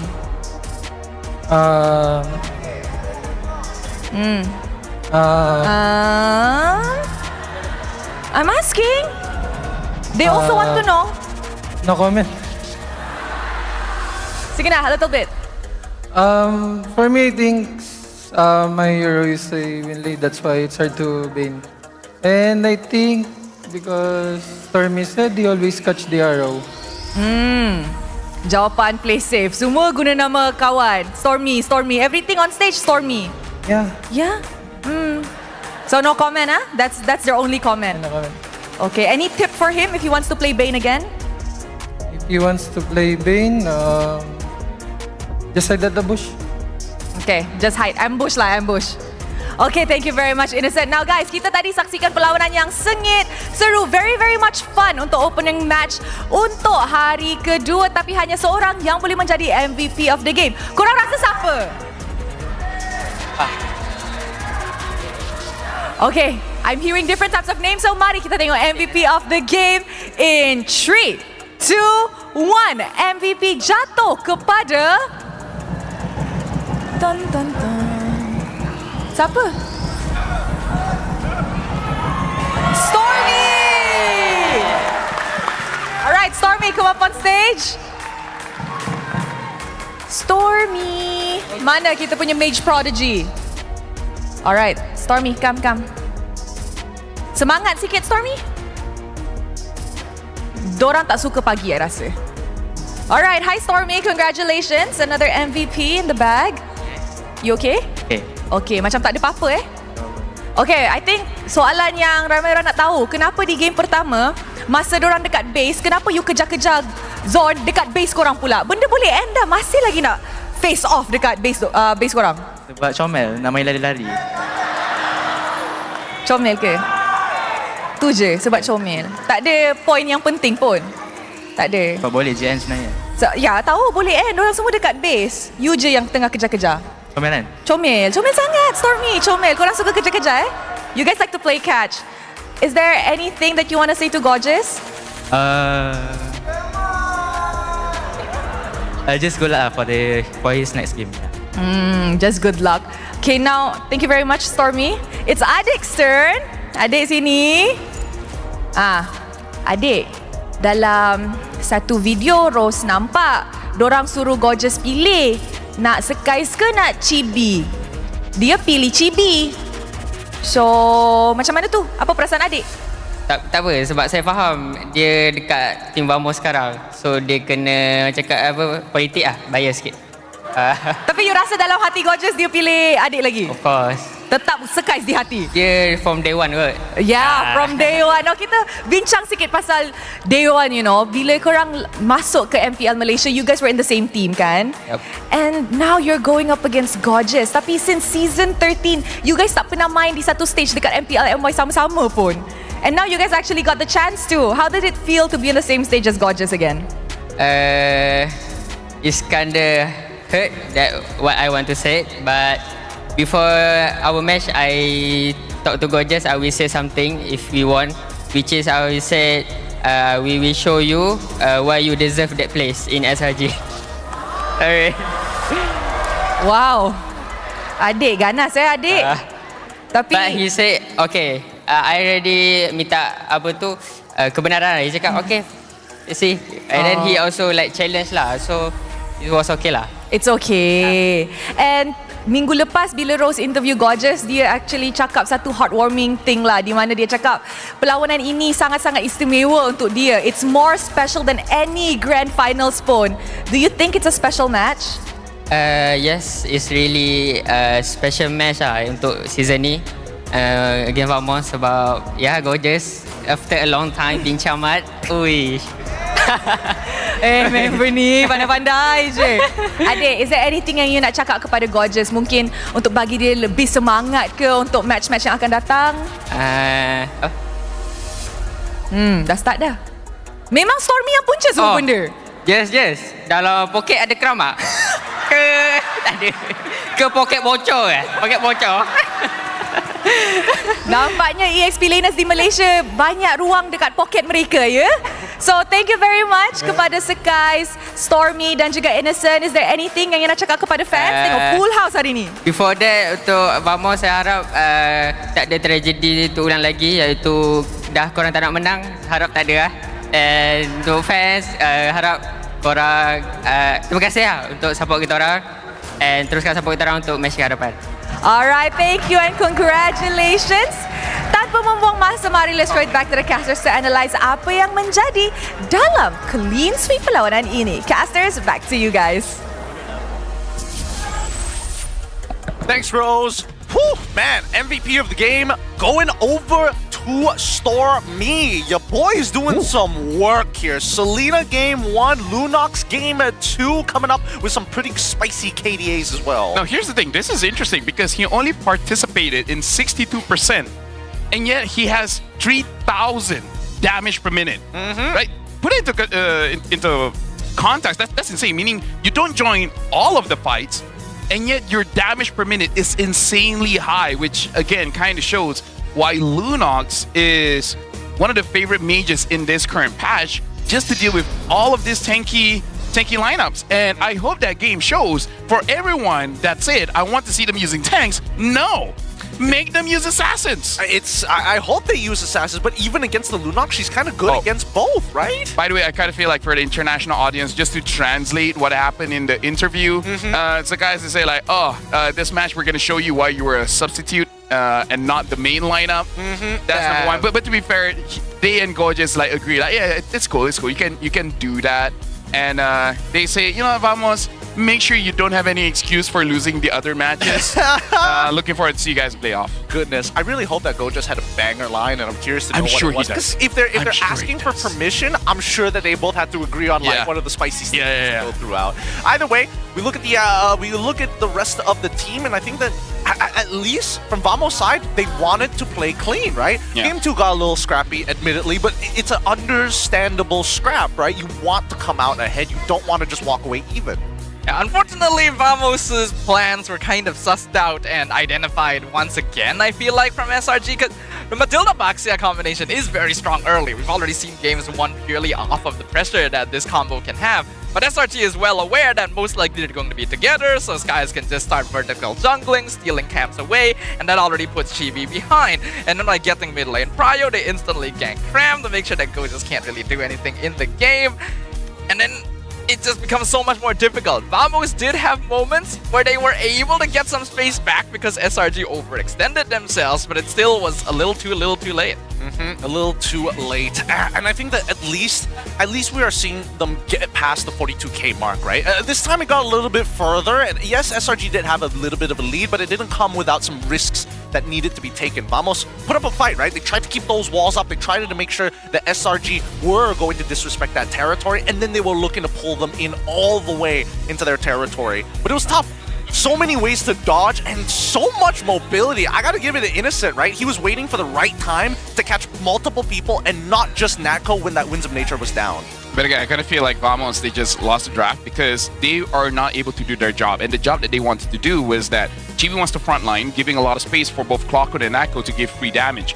And then Gorgeous, he just wants to be he just wants to interrupt everyone from the backline. And the thing is, Povius was so meta before because he just keeps on jumping on you. You can't kill him, but eventually, to the point where even normal ranked players be like, okay, how do we deal with Povius, man? It's so annoying. But with the existence of Lunox here, it kind of stops your frontline and your disruptor. And when both of them are gone, Clockwood and Natco, they only have one dash. Yep. They can't avoid everything. And then eventually, you saw the Claw just jumping in, slowing everyone down. He himself is very fast, dealing a lot of damage. There's nothing you can do. So, Vamos, it's on you. You should have banned the Lunox instead of the Farsa. Yeah, that probably would have been a better option. And not to mention that at least it's easier to disrupt the Farsa in comparison to the Lunox. We look at our Hall of Famers, and once again, Rich Guy going over to Innocent. Natco, actually, the carry, was able to get a lot of poke damage out of there. And the sandbag, obviously, going to be Chibi. But the best wingman, for some reason, also Innocent. And he joined a lot of fights. Yeah, I mean, he just needs to go in there, do some damage with Blazing Duet, and then his team can do the rest, right? That is the very nice thing about playing Claude when you have other sources of burst damage. You don't have to be the one cleaning everything up. You can just go in whenever you think is the right time, melt everyone down with the Blazing Duet, and let your teammates finish it. I mean, here's the thing, Gideon. Guns are very dangerous. And it shows you don't have to do the killing shot for the other person to die. So, you know, he just has to get those assists, and then eventually, it'll just die out. It's just how it is. It's just that's how it is. It's just how it is. Oh boy, it's gonna be tough, right? Because at least from Vamos' POV, is this as good as it gets? Because the early stages of the game where they are the strongest, timings like this is what catches them off guard. When a team decides, you know what, we'll take the initiative off of you rather than the other way around. I do think that in general, Vamos, while I do respect the fact that they're just all inning on their identity this season, it does mean that if it doesn't work out, you end up seeing them in really, really awkward positions. Their macro didn't really come into play anywhere. They tried to go for some scaling heroes and didn't really get the space to do so. And not all of that is completely attributed to them. SRG is just too good at positioning when it comes to team fights, but having that adaptability is important. Oh, look at that. Flicker for flicker there. Great stuff coming in from Natco, but it still wasn't enough because at the end of the day, Innocent was able to just run him down with the Blazing Duet. That was the biggest problem. Until Natco could get that Winds of Nature, it was going to be a hard fight. Very dangerous to play the game. So far, I think right now, SRG, just a class above the rest. We haven't seen somebody who's been able to make them sweat as hard, but at the very least, with Vamos, plenty of improvement. And I think that this is going to be an interesting playoffs. This is only week number 4. We still have 2 more weeks of play, and there's still plenty of time for these teams to kind of, you know, figure it out. It's kind of like the good thing and bad thing is that before the playoffs, there might be a patch. We don't know how big or small the patch is, but we just had a hotfix. Hey, what if it's big enough so that SRG, they have to refigure things out? But then it's kind of a problem for everyone else because SRG has proven time and time again, they'll be one of the first to completely figure out a new meta. Usually they are, but we've seen on the international stage there are teams out there who adapt even faster, and it just goes to show, right? The level of competition here in MPL MY, it's scaling upwards. It's looking good. But speaking of the patch, speaking of the new meta, speaking of everything that's been going on here, I'm going to turn to you, Lafel, because I think this time around, I'm done with the hot takes. I've given everything that I've given. I gotta load more into the magazine before I start ripping them off. So I'll give it over to you, Lafel. I gotta say, I'm a hurt. You are hurt. As a Rome main, they thought they're helping out the Rome, but no, I'm sorry, Muntong, you just made Rome much worse. Because have you guys noticed that we had Yums and Zorn, one of the flashiest roamers in the league, and we don't see a lot of play coming from them. Well, that's the changes when it comes to the Rome. Where before this, it was like, what, 60 EXP, now 30. And then people were like, oh, shut up. You guys still get 30 extra than before. That's good enough. No, it's not. No, it's not. Because you get the level roughly the same as before. Heck, I would argue much slower. And the worst thing is that they adjusted the EXP and the gold a bit, but they didn't adjust the roaming gold needed for you to activate the passive, the encourage, the conceal dire hit, all of that. So what does that mean as a roamer? That means one of the key items in your whole 6-slot items is completed at 6 to 7 minutes when you're already being nerfed in getting your own levels. So that you just have to make a play very, very late. At that point, it's almost lore time. So, I don't know, man. As a roamer, it's not fun. Like, at this point, I don't want to play Rome anymore. Yeah, no, screw it, no one play Rome. There's a good reason why you get protection stars for playing Rome, specifically in our solo queue, right? And I think it's happening everywhere. With that being said, though, we're going to be throwing it over to a backstage interview. Terima kasih kepada caster-caster. Sekarang anda bersama saya Poji dalam panas ketiga. Masing-masing ada masalah sendiri, masalah dunia, masalah peribadi. Jadi kita nak minta Gorgeous luahkan masalah dia pada hari ini. Tetapi saya tidak berseorang dengan Gorgeous saja, dia dengan keluarga dia. Jom tengok. Hello.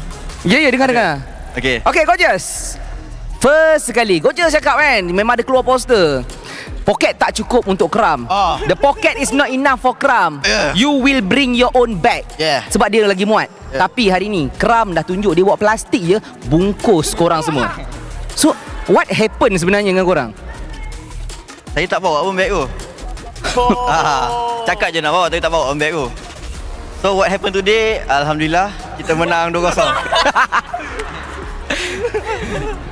So anything you want to say to him, because say you want to, wrap you inside his bag.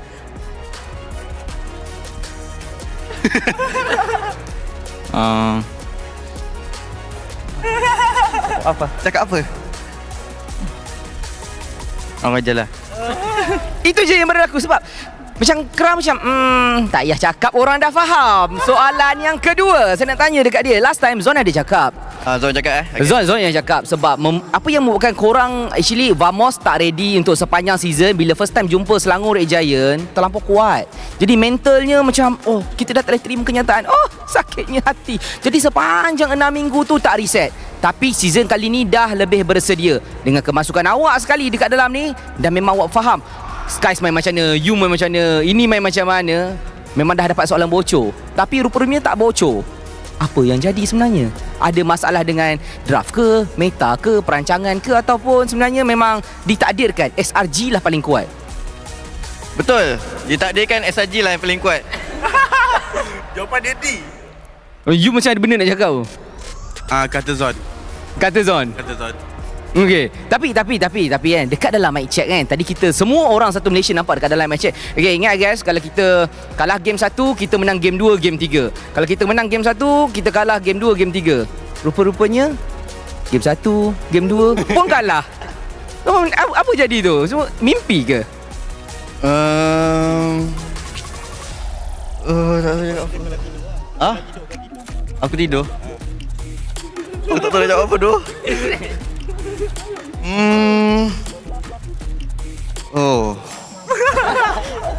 Mungkin benda tu tak jadi kot dekat sini kan. Mungkin jadi kat tim lain. So macam tu lah. Tapi okay, kita mungkin tapi tadi Skies dia dah lebih kepada spicy boy. Saya rasa Skies yang must off season ni sebenarnya. Dia nampak lebih garang. So Skies, ada tak apa-apa nak cakap dekat Gorgeous ni macam good luck for dia punya next game ke ataupun macam tadi cakap kita dah tunjuk dah apa kau tak deserve macam mana ayat yang tadi ulang balik boleh? Ibu ulang balik. Boleh. Cakap. Apa yang dia lupa tu? Cakap bangun aku. Apa cakap dia? Aku tahu, aku tak tengok. Kau takut kan daripada aku kan? Okay. Kita orang dah tunjuk kenapa kau deserve tempat tu dekat SRG. Okay. Dia lebih fun lah. Okay, tapi ini untuk korang semualah sebenarnya. Adakah korang nak jumpa lagi Vamos dan adakah Vamos nak jumpa lagi SRG dekat playoff ataupun dekat international tournament? Mungkin korang berdua layak ke M7, who knows? Ada tak korang macam kita nak jumpa lagi? Bagi pendapat aku, memang aku nak jumpa lah. Kau pula ada. Okay, for Kram, do you think that you want to meet them again for the upcoming matchup? Maybe in playoff, maybe in international tournament? Oh, I want to meet them in M7. M7? So Kram nak diorang, Kram tak nak lain. Cuman Granger ke apa, don't want. So inilah yang berlaku, inilah yang kita boleh kongsikan. Hopefully diorang tetap kawan macam biasa, tak kisahlah Sky cakap apa, Yum cakap apa, Kram cakap macam mana pun. Inilah yang terbaik untuk Selangor Red Giant. Ini juga yang terbaik untuk Vamos. Hopefully diorang akan comeback dengan lebih kuat dan terus berusaha sebab doa seluruh rakyat Malaysia dan juga seluruh peminat ada pada mereka dan saya doakan yang terbaik untuk mereka. Let's go back kepada caster.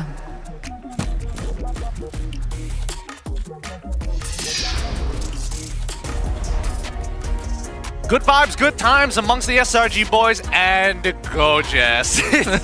I mean, it's tough to say things in front of their faces because they're all good friends at the end of the day. Let's not spread any more hate than needs to be because these guys, they've got a lot of competition ahead of us. Unless... But... there's that one place. If you want to throw all the hate, those people deserve it. I see. People deserve. I mean, like, you know, I feel like there's some people out there. Sometimes I feel like the hate is real, you know. So I feel like as long as it's towards the correct place, it's fine. I feel like it's correct person to be more specific. Yeah, to be mildly and some of their friends. and some of their friends. Oh boy, allies some may say. Yeah, that one. Whichever is more correct to say.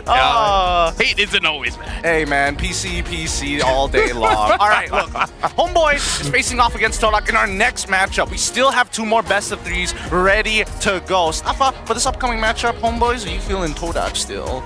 I mean, okay, here's the reality of the situation.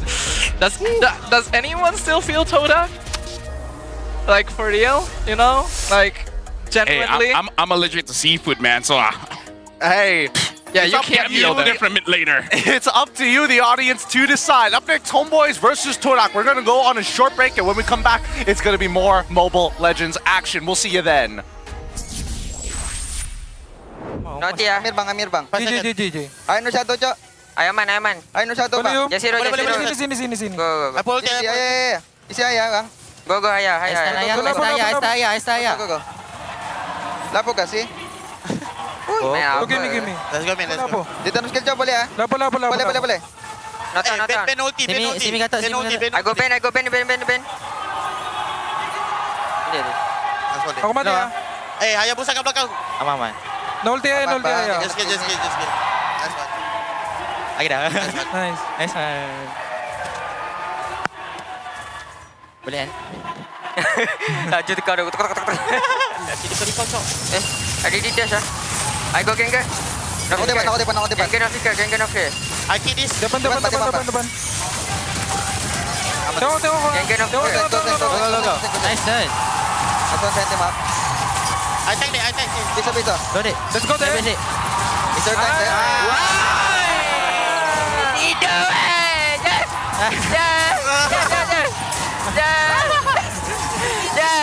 Ada je. Dashin from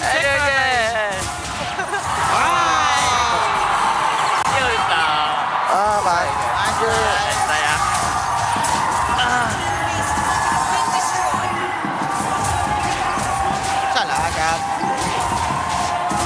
apa yang susah? Rotasi gitu je salah.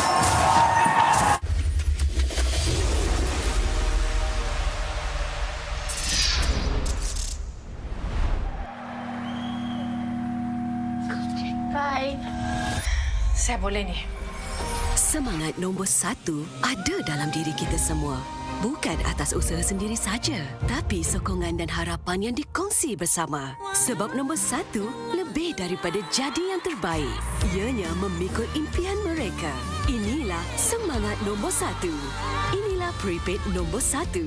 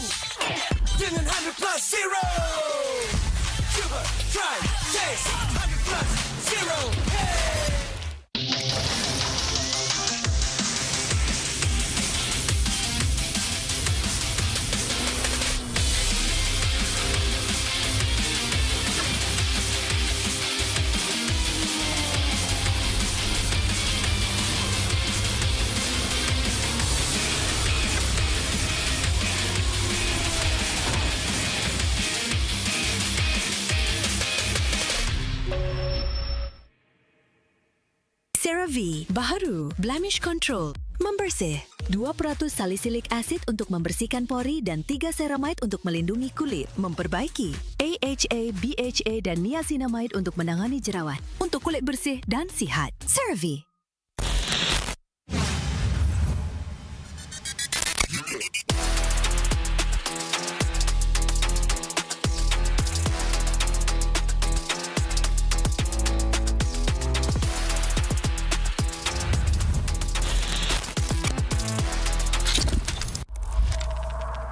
Tahun 16 musim perjalanan yang dianggap sekadar permainan di telefon kini menjadi isukan paling berpengaruh.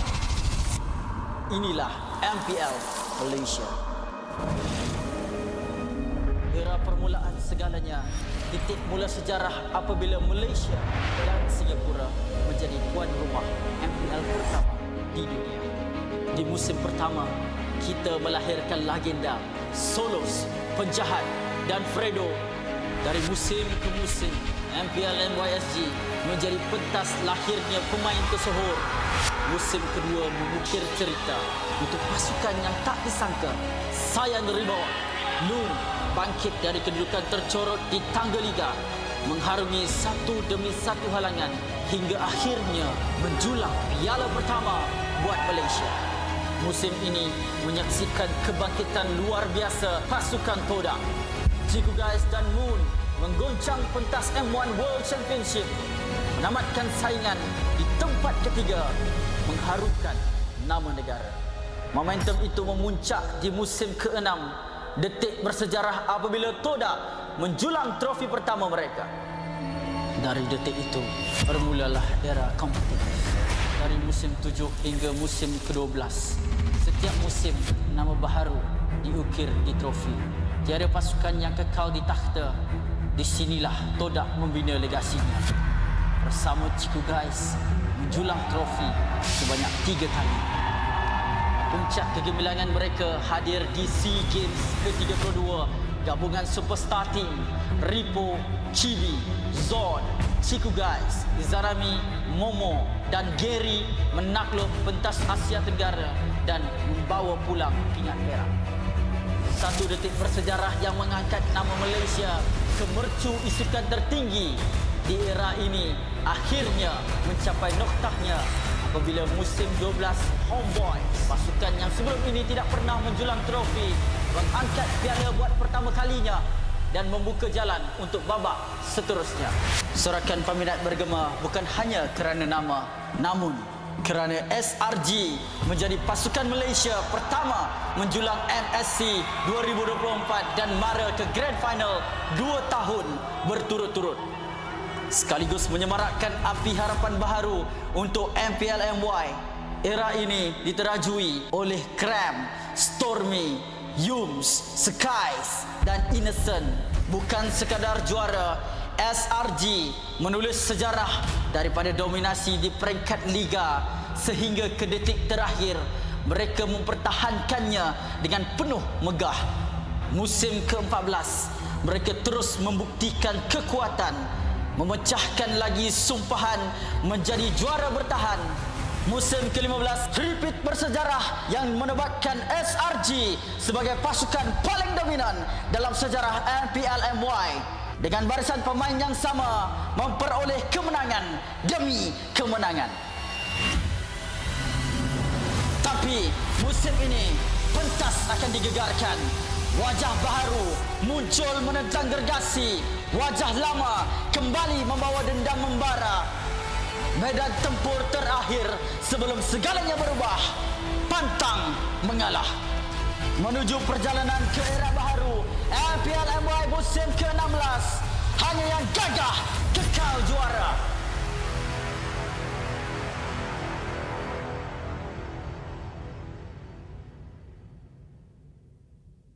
What is up, MPL MY? Husky here to give you guys a quick wrap up of what happened in week 3 and what to look out for moving forward.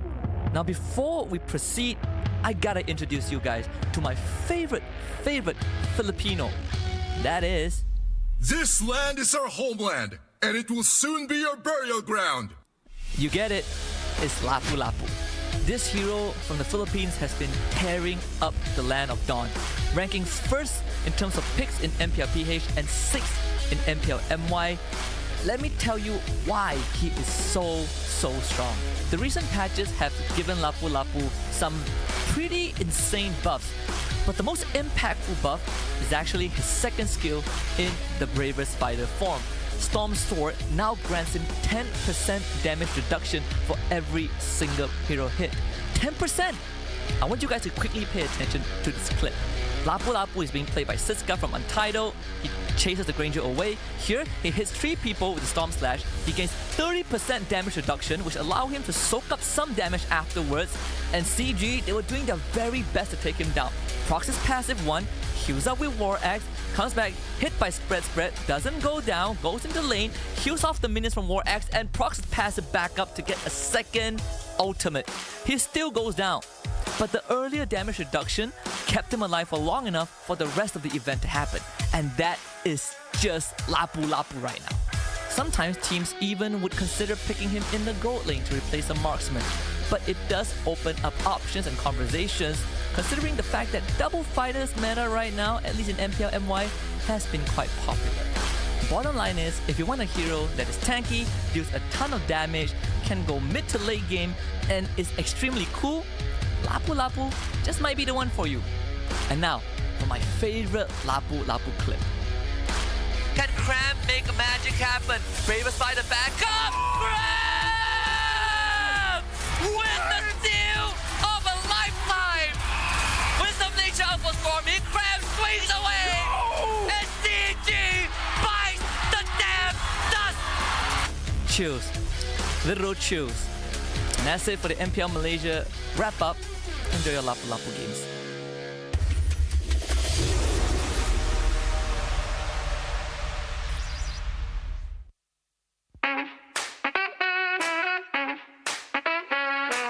Guys, we are back for some more gameplay from the Futures Pros Tournament Phase 2. So, I'm about to show you the top 3 gameplay from the 20 teams, and let's jump into it. Let's go.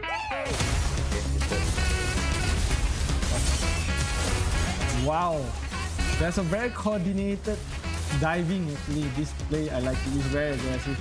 They know how to zone from the second threat. Really good, very good. Good diving from the team. Nice engage from Gatot. Very cool, very cool. What a counter set for Gatot. Completely dominating them from the 4-man counter set. The Gatot out into the pot out. Very, very clean mechanic. So I would say that there's a lot of good Gatot player upcoming in our Futures Pros tournament.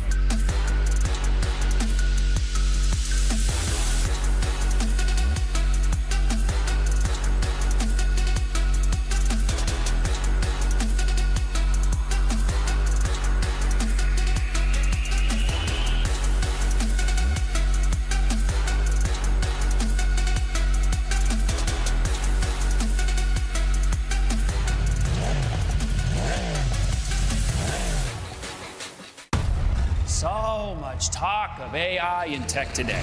Virtual worlds, what are they going to look like? When will we get there? I would like you to meet Ares, the ultimate soldier. What are you? I'm looking for something. Something I do not understand. A malfunctioning program who wants to live. Fascinating.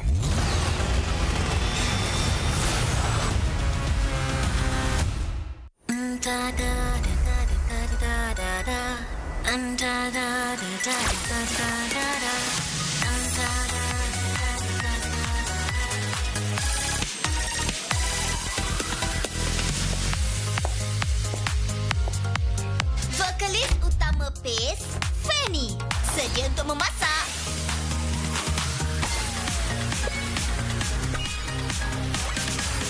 Bagus! Percubaan pertama yang berjaya. Saya ni hebatlah. Fanny baru upload post baru ke? Peminat nombor 1 PACE dah teruja ni. Jomlah, lampai gloss itu tinggi-tinggi. Tunjukkan semangat kita.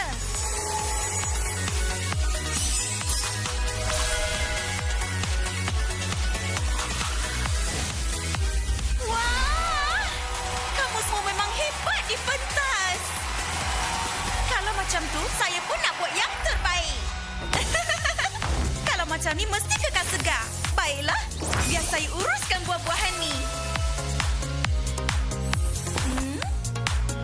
Oh. Hah? Wah, pada skin. Amboi, teruja betul mereka ya. Sampai saya pun jadi bersemangat juga.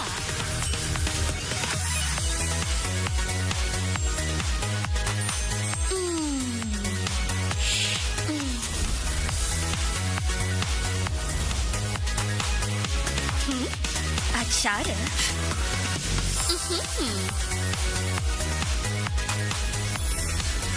Penny! Sisi!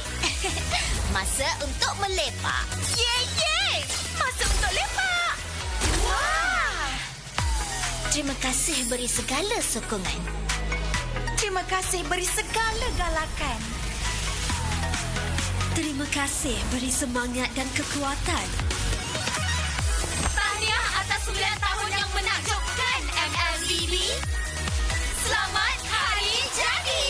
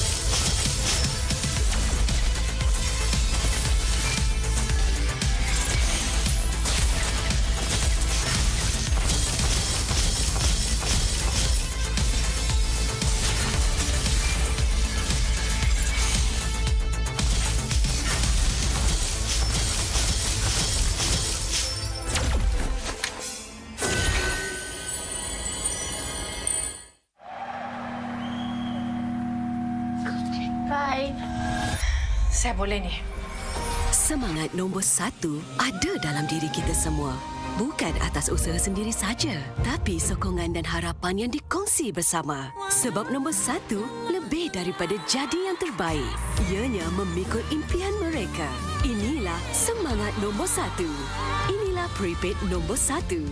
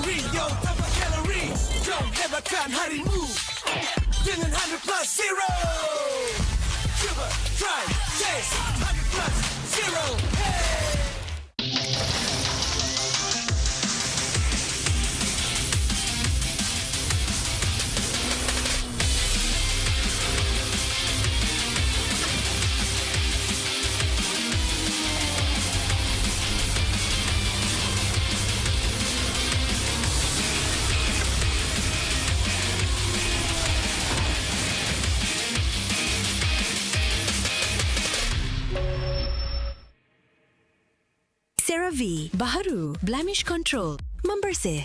2% salicylic acid untuk membersihkan pori dan 3 ceramide untuk melindungi kulit, memperbaiki. AHA, BHA dan niacinamide untuk menangani jerawat, untuk kulit bersih dan sihat. CeraVe.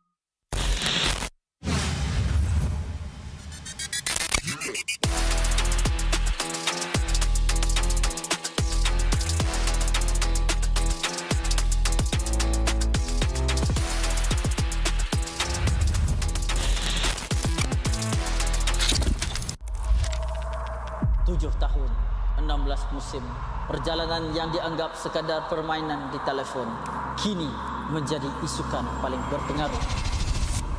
Inilah MPL Malaysia. Era permulaan segalanya, titik mula sejarah apabila Malaysia dan Singapura menjadi tuan rumah MPL pertama di dunia. Di musim pertama, kita melahirkan legenda, Solos, penjahat dan Fredo. Dari musim ke musim, MPL MY SG menjadi pentas lahirnya pemain tersohor.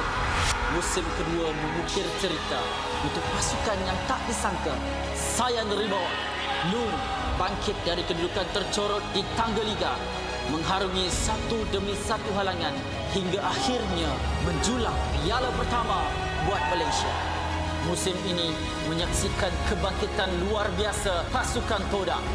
Ciku Guys dan Moon menggoncang pentas M1 World Championship, menamatkan saingan di tempat ketiga, mengharumkan nama negara. Momentum itu memuncak di musim ke-6, detik bersejarah apabila Todak menjulang trofi pertama mereka.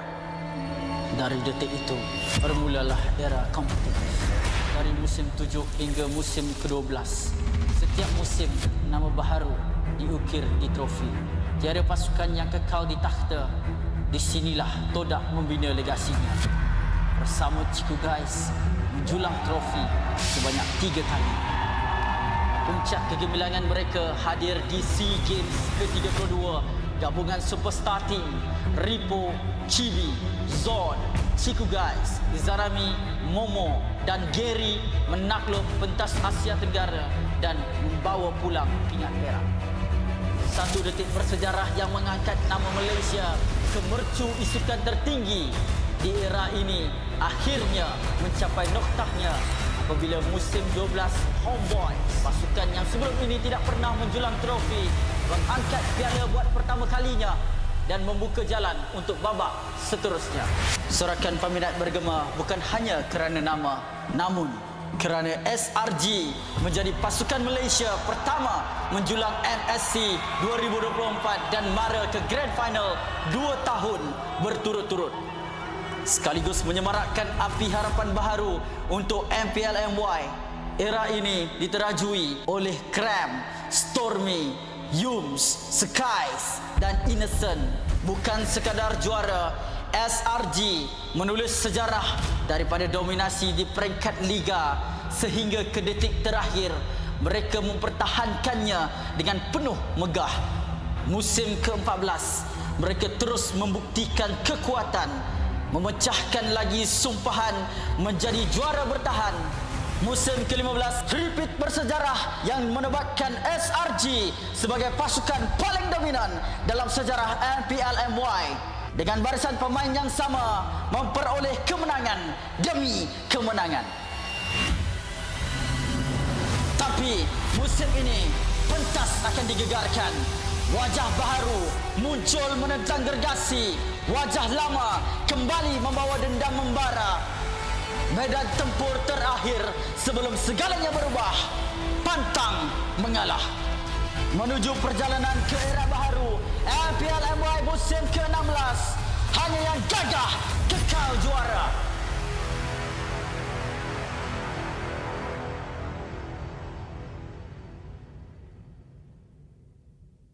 What is up, MPL MY? Husky here to give you guys a quick wrap-up of what happened in Week 3 and what to look out for moving forward. Now, before we proceed, I gotta introduce you guys to my favorite Filipino. That is... This land is our homeland, and it will soon be our burial ground. You get it, it's Lapu-Lapu. This hero from the Philippines has been tearing up the land of Dawn, ranking first in terms of picks in MPL PH and 6th in MPL MY. Let me tell you why he is so strong. The recent patches have given Lapu-Lapu some pretty insane buffs, but the most impactful buff is actually his second skill in the Braver Spider form. Storm Sword now grants him 10% damage reduction for every single hero hit. 10%! I want you guys to quickly pay attention to this clip. Lapu-Lapu is being played by Siska from Untitled. He chases the Granger away. Here, he hits 3 people with the Storm Slash. He gains 30% damage reduction, which allow him to soak up some damage afterwards. And CG, they were doing their very best to take him down. Procs his passive 1, heals up with War Axe, comes back, hit by Spread, doesn't go down, goes into lane, heals off the minions from War Axe, and procs his passive back up to get a second ultimate. He still goes down, but the earlier damage reduction kept him alive for long enough for the rest of the event to happen. And that is just Lapu right now. Sometimes teams even would consider picking him in the gold lane to replace a marksman, but it does open up options and conversations, considering the fact that double fighters meta right now, at least in MPL MY, has been quite popular. Bottom line is, if you want a hero that is tanky, deals a ton of damage, can go mid to late game, and is extremely cool, Lapu just might be the one for you. And now, for my favorite Lapu clip. Can Cram make magic happen? Bravest by the back up! Cram! With the steal of a lifetime! Wisdom Nature outperforming, Cram swings away!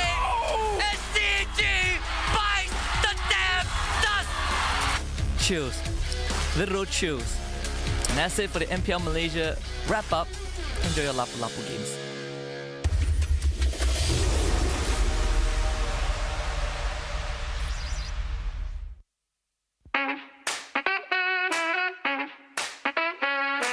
Guys, we are back for some more gameplay from the Futures Pros Tournament Phase 2. So, I'm about to show you the top 3 gameplay from the 20 teams, and let's jump into it. Let's go.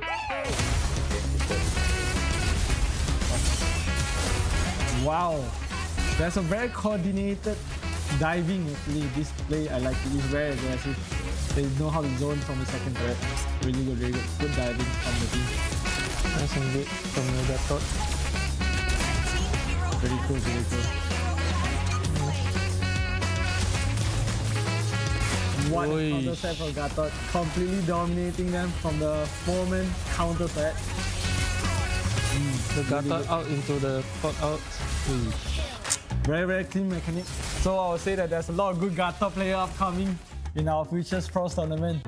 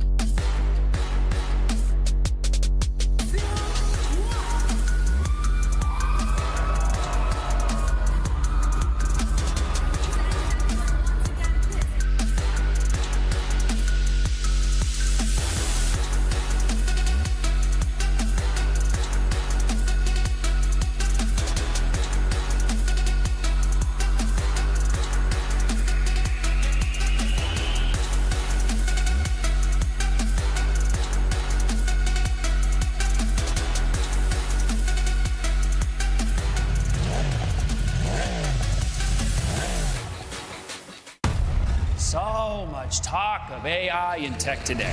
Virtual worlds, what are they going to look like when we get there? I would like you to meet Ares, the ultimate soldier. What are you? I'm looking for something. Something I do not understand. A malfunctioning program who wants to live. Fascinating.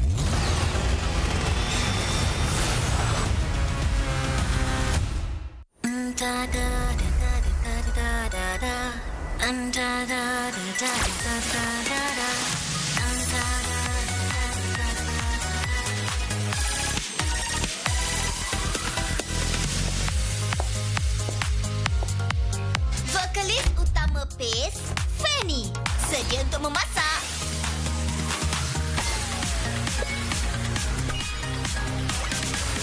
Bagus! Percubaan pertama yang berjaya. Saya ni hebatlah.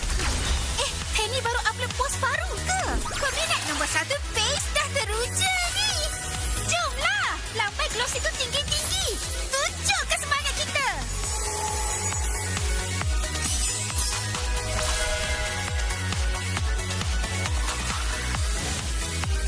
Wah, kamu semua memang hebat di pentas. Kalau macam tu, saya pun nak buat yang terbaik. Kalau macam ni, mesti kekal segar. Baiklah, biar saya uruskan buah-buahan ni. Oh. Hah? Wah, ada skin. Amboi, teruja betul mereka ya. Sampai saya pun jadi bersemangat juga.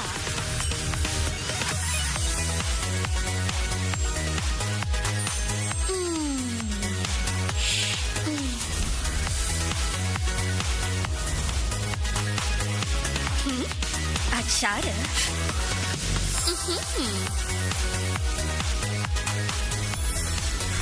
Penny! Sisi! Masa untuk melepak. Yeay! Masa untuk lepak! Wah! Terima kasih beri segala sokongan. Terima kasih beri segala galakan.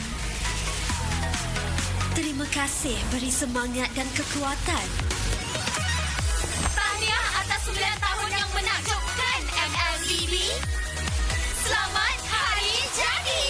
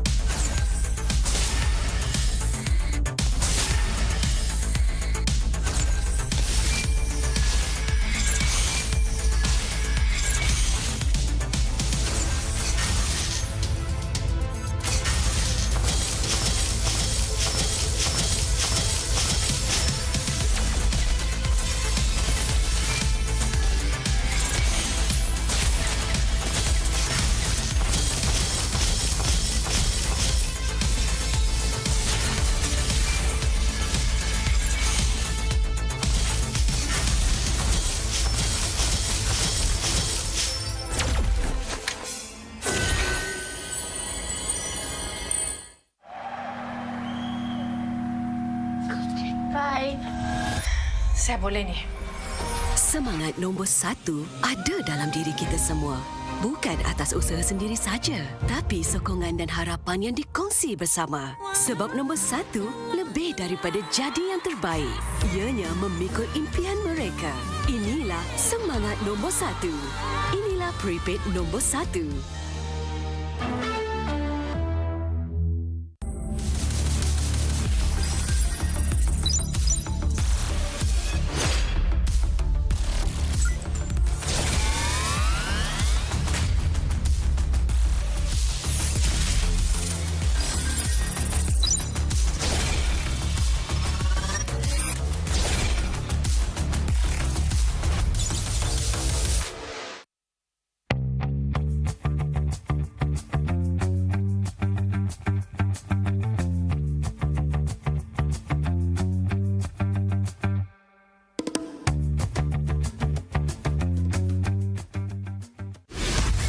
Cuba, try, chase, 100 plus, zero, hey! Rasa, padu, tanpa kalori, yo, tanpa kalori. Jom hebatkan harimu dengan 100 plus, zero. Cuba, try, chase, 100 plus, zero, hey!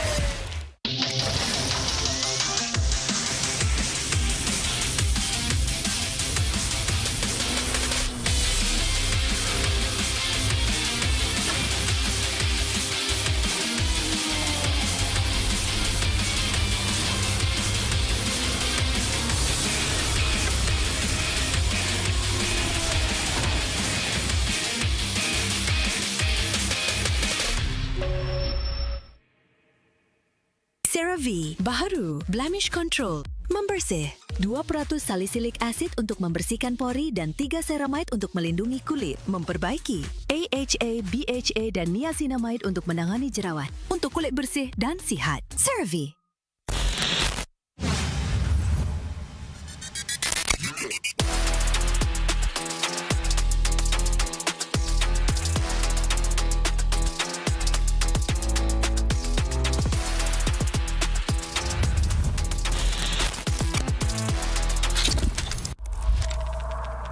Tahun, 16 musim, perjalanan yang dianggap sekadar permainan di telefon kini menjadi isukan paling berpengaruh. Inilah MPL Malaysia. Era permulaan segalanya, titik mula sejarah apabila Malaysia dan Singapura menjadi tuan rumah MPL pertama di dunia. Di musim pertama, kita melahirkan legenda, Solos, penjahat dan Fredo. Dari musim ke musim, MPL MY S16 menjadi pentas lahirnya pemain tersohor. Musim kedua mengukir cerita untuk pasukan yang tak disangka. Sayan Rimau, Lung bangkit dari kedudukan tercorot di tangga liga, mengharungi satu demi satu halangan hingga akhirnya menjulang piala pertama buat Malaysia. Musim ini menyaksikan kebangkitan luar biasa pasukan Todak. Ciku Guys dan Moon menggoncang pentas M1 World Championship, menamatkan saingan di tempat ketiga, mengharumkan nama negara. Momentum itu memuncak di musim ke-6, detik bersejarah apabila Todak menjulang trofi pertama mereka. Dari detik itu, bermulalah era kompetitif. Dari musim 7 hingga musim ke-12, setiap musim nama baharu diukir di trofi. Tiada pasukan yang kekal di takhta. Di sinilah Todak membina legasinya. Bersama Ciku Guys menjulang trofi sebanyak 3 kali. Puncak kegemilangan mereka hadir di SEA Games ke-32. Gabungan superstar team Ripo, Chibi, Zod, Ciku Guys, Izarami, Momo dan Gary menakluk pentas Asia Tenggara dan membawa pulang pingat perak. Satu detik bersejarah yang mengangkat nama Malaysia ke mercu isukan tertinggi di era ini akhirnya mencapai.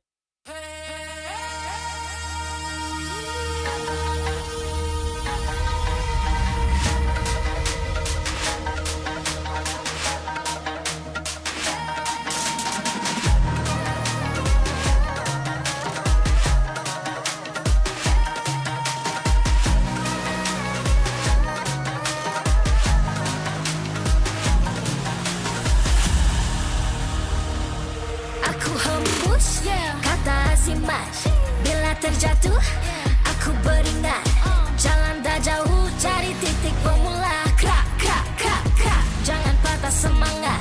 Semarak api bukan calang-calang. Biar apa menghalang, aku sambut datang.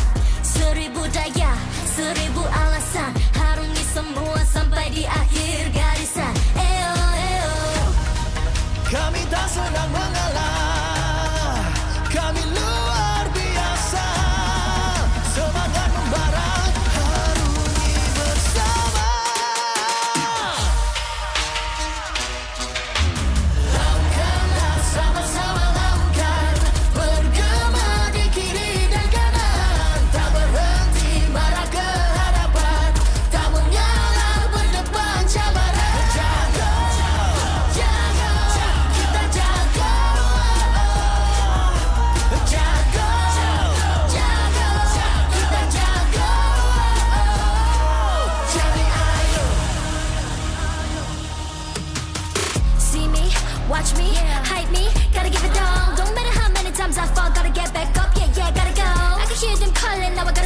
semua klik, now you get what you deserve. We keep it tight, we keep it cool. They got me and I got them too. Rundung tak rasa api tak kunjung padam. Marah ke hadapan kita sehaluan, jangan simpan-simpan kita anak Malaysia. Kami tak senang mengalah, kami luar biasa.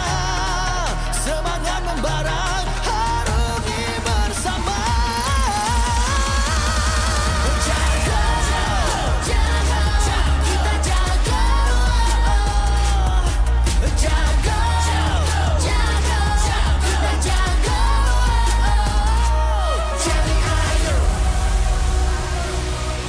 Yeah.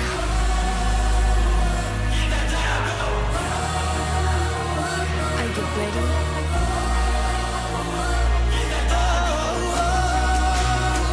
Can you feel me now? Yeah, yeah, yeah, yeah. Let me hear you say.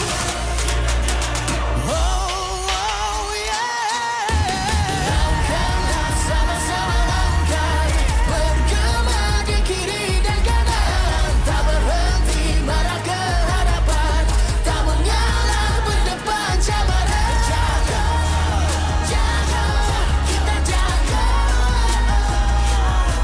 Jaga, jaga, kita jaga. Jadi ayo.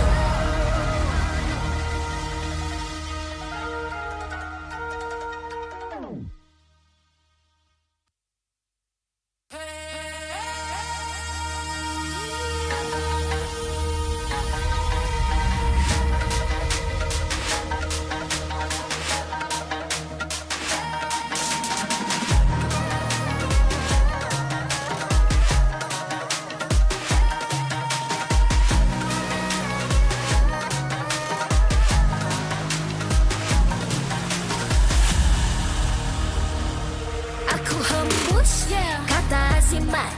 Bila terjatuh, aku beringat. Jalan dah jauh, cari titik bermula. Krak, krak, krak, krak. Jangan patah semangat. Semarak api bukan calon cadangan. Biar apa menghalang, aku sambut datang. 1000 daya, 1000 alasan. Harungi semua sampai di akhir garisan. Eo, eo. Kami tak senang mengalah, kami luar biasa. Semangat membara, harungi bersama. Langkahlah sama-sama langkah, bergema di kiri dan kanan. Tak berhenti marah ke hadapan, tak mengalah berdepan cabaran. Jaga.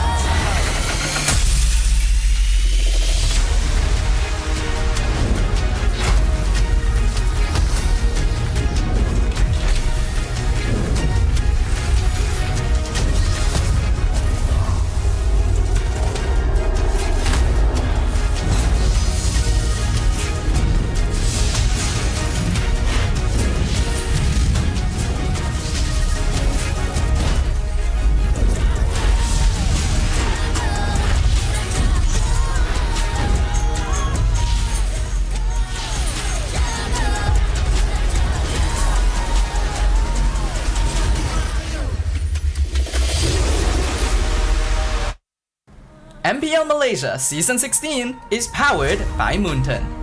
Presented by Celcom DG. Stream, game, vibe on social media, and more to your heart's content without missing even a single moment. Power up with lightning-fast 5G speeds. Stream all day long with Celcom DG prepaid 5G. Our official sponsors. Official gaming smartphone, Infinix GT30, just launched. Comes with a free magnetic cooler, even more affordable than the GT30 Pro. The only phone in its class with GT trigger, 1.5K display, and 144Hz refresh rate. Supports steady performance with 120 FPS in MLBB. Available in 2 exclusive colors for the GT30, green and blue. Perfect meals for gamers, Grab. Grab food for one. When eating alone, enjoy meals from 10 ringgit with just 1 ringgit delivery fee and no minimum spend. and group order. Get 15% off when eating in a group. Bigger gang, bigger savings. Our esports partners, 100 Plus, Fairy, and Yamaha. And thank you to all our strategic partners, CeraVe and Playaz. TRON Ares in cinemas on 9th October. A visual spectacle action adventure. TRON Ares follows a highly sophisticated program, Ares, who is sent from the digital world into the real world on a dangerous mission, marking humankind's first encounter with AI beings. Catch TRON Ares in cinemas 9th October. Keep an eye out for special ticket bundles that reward you with in-game diamonds when you purchase TRON Ares movie tickets for 4DX, IMAX, or ScreenX. Supported by KBS, Rakan Muda, ESI, MESF, and PSM. Welcome back, everybody. The MPL Season 16 here in MY has been going great, but Week 4, plenty of games still to be played to finish off the week. My name is Getting Q. This is Stafa. This is LaFell here on the desk. Our upcoming matchup, the Homeboys facing off against Todak in a best of 3. And I have to say, Todak not really doing that great. I don't know what's going on with them. Things have been a bit of a struggle, but even Homeboys, now that the transfer window has opened, have gotten some new acquisitions, and maybe that's because of our sponsors' help. Once again, we want to shout out to Infinix GT30. We got one here up on the stage. Reading you, chat. Your chat. Yes, we are watching you live here on the English broadcast. What you guys have to say in the comment section down below. Just launched now, available is also the Infinix TikTok Malaysia, so go check that out. Because if you are looking for an Infinix GT30, it comes with a free magnetic cooler, and it's even more affordable than the GT30 Pro, which is priced at 1.1K. Oh, it's the only phone in its price category with GT triggers, a 1.5K display, and 144 refresh rate. Supports steady performance and 120 FPS for Mobile Legends. It comes in 2 new colors. You can go check them out. Check out their TikTok. That's what they want. It's great. It's good. Look at the back too. That's cool, right? The light. This one is in cover. But anyways, when I'm standing next to you, it doesn't feel that different in terms of height. But when we're sitting down, I think it's more apparent, especially when you look at the camera. Like, look. I think it's because my chair is boosted up and I haven't boosted Is up my now. chair boosted? Is my Hold chair on. boosted? Y'all have to check your chairs, brother. Because there's only one way to find out. You gotta like lift it up, pull the lever, and sit up just a little bit. No, I'm just short. I mean, like, I'm sure you're taller, but sitting down seems more apparent. I just It's the issue of like a long torso. Yeah, facts. You have long feet. I do not have long feet. Do I have long feet? It depends on how you define what long feet are. I think it's easy for me to get shoes. I don't want to have to keep doing this on broadcast. It's very hard to describe it when it's happening live. But for our upcoming matchup, what do you think? We know the general consensus about Todak, but what about Homeboys? It's not like they're doing the greatest either. Here's their lineup, by the way, for those of you. Oh, actually, are they fielding? Oh, they are. Dude, damn Daniel. Damn Daniel. Daniel looks good. He's looking good, and don't give him a cho if you want to win. Yeah, well, we'll see. We'll see in a little bit because he will be replacing Caden this time around, and I don't know. I felt like Caden was okay. Maybe it was #1 global cho. #1 global cho. Global. Is he actually? Yeah. Like for real? Yeah. Oh, not like #1 Indo cho, #1 global cho. That takes a lot of work. I had to hold myself from swearing for a moment. I was about to pop off there. Yeah. Wow. Well, we can definitely see it from what we watched of his debut game. I imagine most teams won't let him play the Cho again, but then we get to see more of his hero pool to see if he really is a good fit for Homeboys. Because that's the thing, right? We're talking about good fits. For some reason, Todak just can't seem to get it together, right? They can't, and I don't know how much it is on management's fault or even the players' fault, because putting a team together is already difficult. I mean, let's take it from you, LaFell. You've come and put teams together before in, well, whether it's your past life or at least in the early years of the Mobile Legends career. What does it take? What was missing from this squad? It's not what's missing. It's really about the clash of personalities, because when I look at the way Todak plays, it reminds me of a failing marriage. It looks like one of them really want a divorce. Except for this one, all 5 of them want it. Shout out to anyone looking for a divorce. But the thing is, like, they're really apparent of when Zayed is using a tank jungle. He desperately needs someone to dish out damage to whoever is dealing damage to him, right? So that he can survive. Okay. Right? Okay. If he uses Sassy, he can take care of himself, right? All right. Like whenever you watch the game, just take a look at this. If Zayed's using a tank jungle, who is there to back him up? Who is there to kill the guy that's hitting him to make sure that he's alive? Second one, whenever the front line, doesn't matter Foundier or Dreams, is opening up the map and maybe even engaging in a fight, who is there to actually follow up on the damage, right? And I've had my sources talking to people that've been in their camp. And it's really just apparent that in-game and out-of-game, they just don't gel.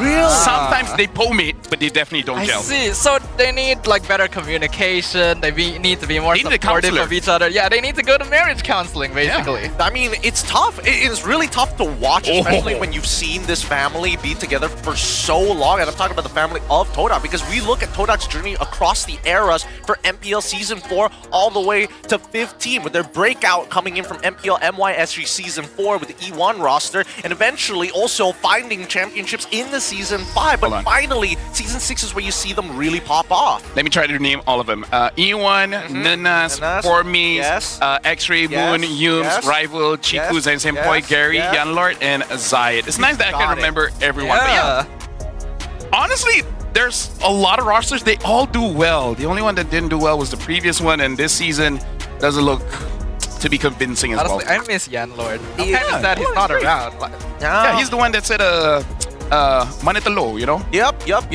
He brought something spicy to the stage, but it's been a declining season for them after MPL MY Season 11. I think that's where we start to see the big changes in the lineups. Veterans leaving, forming their own esports organizations, staples starting to come in, but still not finding the right gel. And at least for some of these players, like Gary, for an example, have found a home elsewhere in the would you say part of the family tree, in the circle? How would you? Subsidiary, sister, brother, I don't know which one is sister. Is it a child? That's the thing. I don't like. Is it? It's hard to explain CG in a nutshell. Chico's big daddy. All right, sure, we'll go with that. All right. Chico's big daddy. And then etc. Now that I think about it, yeah, who's the uncle? Exactly. Formis can be the uncle. Moon can be the uncle. E1's the uncle. No. Moon is the cool brother. Oh, okay, all right. I can get behind that Zaim is the creepy uncle. No, I don't know if Zaim. No, who's the mom though?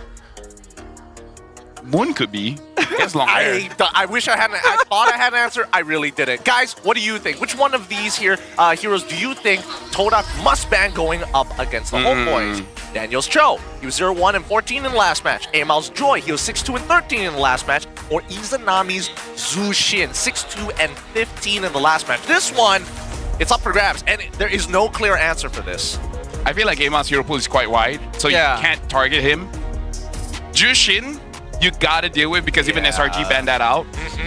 Daniel's Cho, now that's gonna be the one, because technically you can counter it with certain hero picks as well as the Purify, but damn, Daniel, do you want to take? You definitely can't let Cho and Zeus intrude. That's that's just asking for it at that point. Yeah, you're really stoking the fire, hoping not to get burnt. And I think that at least it brings up a couple of questions, right? Zushin makes sense. First phase ban, all right, sure. If you're lucky enough to get the Cho within the first phase, that kind of skews your draft and kind of gives a lot of direction for Todak to punish, but who knows, right? Something to note is that for both games that Daniel has played, his hero has picked first. Yep. So Chip first as well as Cho first. So if the trend continues, then they're really either prioritizing Daniel's hero pick and then building around it. Because even in previous interviews where Reza, the EXP laner, he had said that this guy is very aggressive, that we had to follow his tempo. So there might be a strategy here where we pick the roamer first, and how do we complement this guy so that whenever he does go in, we can actually follow up. Okay. It's an interesting idea. Because it doesn't make sense if you pick up a Cho and then either no damage or a hero with not a lot of dashes that you can't keep up, you know? Like zero burst. It's like we do consistent damage, that's it. I feel like we've seen that a lot, funnily enough, which is always not ideal. Like imagine if they pick up a Cho and then say a tank jungler. You could make it work. It's not what he wants, you know? Okay, that's fair. But I feel like it is more of a statement of the things that he cannot play, and they're just working on like, let's give you the best options, the best tools possible, and then really work off of our chemistry before we start to find out the little nuances we need to work on. So do what Aero did to CG then. Yes, that's basically, yeah, because when you just get a player in halfway like this, I imagine this wasn't really something Homeboys was planning for a while. It may have just happened kind of last minute. So when Daniel comes in, you just have to decide, okay, what are you good at? He's very strong with this. Just give it to him first, right? But how long will it take to start adjusting from that? Actually, Daniel was supposed to be in since week 1. Oh, really? Okay, my bad. They were training for a long time. The reason why he couldn't was because his name was already in the MDL roster. Oh. Yeah, so he could not transfer out. So they had to wait for a transfer window for him to get out of MDL and then come into MPL. So that's the situation. So that's why Kaden had to play. Interesting. So Kaden was just the substitute for the time of the one now we see original roster this time. It'll be fun to see how this is going to play it out, but now we go for the quote from Coach Jess Ben. We chose Daniel because he's an aggressive initiator roamer, which fits our team's gameplay. Since his arrival, our decision-making has become more structured and competent as he is now the team's shot caller. That's interesting. You are getting somebody else from outside of your initial team to be that shot caller. Is it because now Izanami doesn't want to be take that responsibility? Is it just not in his forte? Does he want to purely focus on, let me do the mechanical stuff, team fighting and stuff? Somebody else needs to make the call. He's my boy, and every time he shot calls, everyone dies. So I think this is the right call. Yeah, I mean sometimes I've seen him play and I hear the calls and I'm like, you know what? Maybe you should not talk. I mean, if you love someone, you gotta tell them the honest truth, you know? Yikes! That is an oof right there, really. Like you have a friend. Your boy. Like, you know what? You're a great friend, but you're the reason why makeup exists, you know? Sometimes you just gotta be honest with people. You have a great personality, but you're my boy. But that's about it. You're my boy, but your personality might make you die single. Wow, that's quite something to say. The thing is, though, Izanami's been looking for that pair, right? He's been looking for that roamer. Exactly. So, I mean, have a lot of friends, and I'm starting to see why. Look, either way, it lines up with the timeline of the Homeboys, right? When Izanami is doing good, why? He's got a roamer who is vocal. When Ivan was playing, it made so much sense. The whole team knew exactly what they needed to do. They needed clear comms and an IGL that will not only take responsibility, but give them a very clear idea of what needs to be done within the game. This has been true ever since like the very beginning, right? Izanami's debut season when he won MPL with SRG.OG was with Zakus. They were literally called the Izakus-Nami duo because of how well they work together, but it exists, so you gotta live with it. I remember when they brought it up in the talent room, and I'm like, bro. Either ways, Flying Cloud, Homeboys 100%, Todak 0.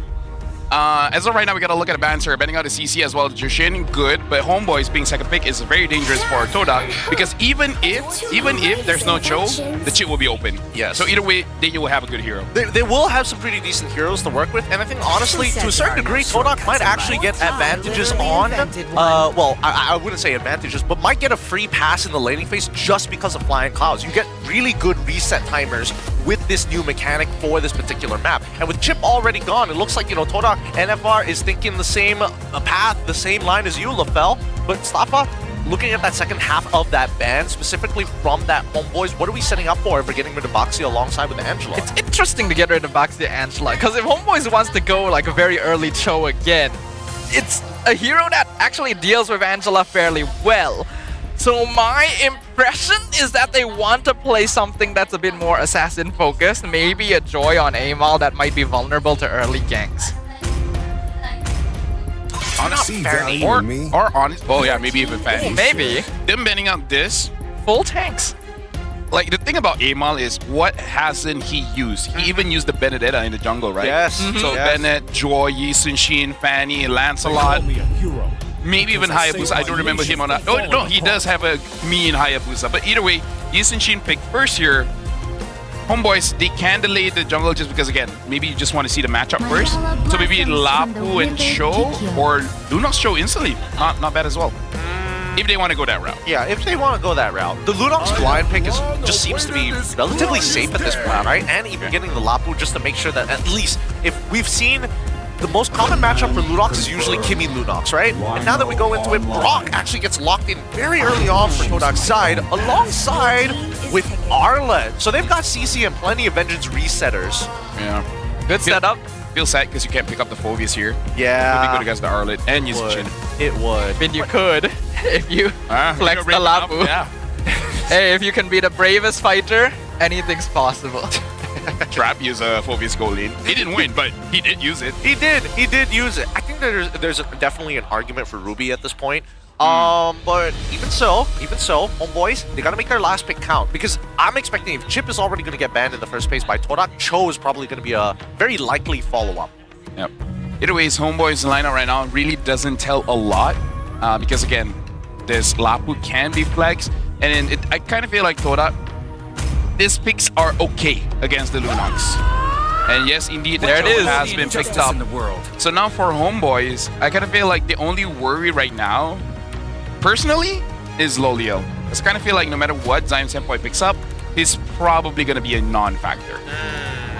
I mean, he is going to be facing off Bell QT in the lane. We'll see if there's going to be a general advantage. I mean, so far, we've at least seen Todak actually make attempts at double fighters. Homeboys, on the other hand, to varying degrees, or at least, like, it looks like it's going to be the setup, but they can still pivot. Yeah, they've done it before. Melqt has played heroes like CC, like Ruby. He's pretty okay on them, so I think it's definitely possible. And they haven't picked their jungler yet, but Yi Sun-shin is already gone, so it doesn't seem likely, especially since they banned Ruby themselves. I'm thinking they're probably considering something like Harry. We don't see a Kalia ban from either side, not even a pickup on the Kalia either. I mean, they already have roamers, right? Yeah, but again, that's why I'm thinking that, like, these blind picks coming into it, they're coming in with a plan specifically, and I feel like at least the Grok makes a little bit of sense here. Like, you're expecting the Cho, you don't want to get picked off as often, you just have to time your abilities, and it's more telegraphed, so it's a skill matchup between the roaming side of things, but I also want to see how they're going to enable the Arlet even more, right? Because you don't want to waste the turtle boat just to make sure that Arlet can get in. Something about Homeboys is that the way they approach a team fight, someone has to get to the back line. We already have the Lapu, but if you really want to get into that kind of mindset, I'm actually thinking of something like a Hayabusa, especially when you know who's your target going to be, which is either Zaim or Loliel. Because again, I kind of feel like this Yi Sun-shin is not going to have a good time. Not going to have a good time against the Lunox as well as the Lapu. So I'm really looking at a assassin jungler here that's focused mostly on Loliel. Yeah. And every once in a while, Zaim Senpai. And I think that Todak understand this, right? They see that the two tank junglers have already been banned out. They're focused in the second half of the banning phase for Homeboys is Farson alongside with the Ruby. So Todak made the smart choice. Get rid of the Fanning, get rid of the Droid. Let's limit you straight down to Hayabusa, so we know that you want that purple buff. But at the same time, if you get CC at least once, the rest is going to follow pretty quick. There's still the Lancelot. Yeah, but Lancelot gets countered by the Grok as well as the Arlet. And the problem is, like, people think, like, how does it counter? Which is basically whenever the Lancelot dashes through, it's easy for the Arlet to just follow up with the Vengeance and then just stunning him up. Makes it difficult for the Lancelot to maneuver. Not impossible, of course, but it's very difficult. Yeah, it makes sense. It makes sense, but at the same time, it's even harder because both of them are in play, right? If one person doesn't stun you, the other guy's going to be looking to catch you as soon as you use that Thorn Rose. But now Hayabusa, very volatile against what we are seeing from Todak's side. Right now, we're missing just a little bit of diversity in terms of damage, right? What do they want to actually go for? Because Kimmy doesn't feel too good in this position against Haya into the Cho matchup. They've already lost access to the Lunox, so that kind of leaves you with very little options. Karita and Eve doesn't feel that great as well, because Eve, I think, is the safe choice for Zaim. It's kind of like how he plays. Yep. But again, you're just going to be easy target for the Lapu. There's also like Valentina if they want to go for... Obsidia Kadita. The debut of Obsidia here in MPL Malaysia in the hands of Todak. I'm actually okay with this. Her ult is so good against assassins. Quad Shadow in, if you don't hit that ult, if you're not able to dodge Obsidia's ult, you're just locked in place. You just cannot do anything. You get silenced the entire time while the rest of the team just bursts you down. But I don't know, because Obsidia has to get in range. Yes, it is a long-ranged ult, but as soon as you use it, there's no backing out of this. One of her weakness is the laning phase. Quite a lot of heroes actually win against her in lane. Oh yeah, she gets destroyed. Yeah, so anything from a Harith or a Claw, there's a lot of ways to deal with this. So Although it does tell me Gideon, Lolia's probably thinking, I'm going to try the 1v9. And if that doesn't work, your service. well, screw it. Yeah, and Granger as well, so that he doesn't have to necessarily stay in that fight for too long. I mean, good luck to anybody opening up these bushes, especially to Daniel, because if he gets caught out by Grok Kadita, it's going to be a bad time. A lot of, I would say that Homeboys requires a little more precaution in using their cooldowns in comparison to Todak. Like, Todak must hit it, but Homeboys must be aware of it. Something to say, Homeboys lineup reminds me of SRG first game. So, a little bit, yeah. So they could go for a very fast tempo game, make it so that Todak, they lose by a lot so that Kadita cannot handle any bush. And to the point where even if Kadita gets a good bush, she probably won't have enough damage anyways. I mean, it's about wombo comboing from the side of Todak, and yes, they do eventually scale, but without those wombo combos connecting, there's going to be no movement across that map in comparison to the Homeboys, where neutral objectives is going to be the primary source of their income. But it's still generally going to come down to execution, right? Homeboys got to be able to dance around the map here to play around the just hard frontline bodies that Todak is going to be bringing to the table. Ladies and gentlemen, we're jumping into the land of Dawn for our second match of the day. Todak on the blue side versus Homeboys on the red. These teams need points. It's time to dance between these two teams, and I think this time we are having a very big focus specifically towards the EXP, right? Because depending on how these the EXP lane goes, really is going to show the difference in these turtle fights. I mean, it looks like Homeboys, they don't care about freezing the wave. They really just want to move around fast. And look at this.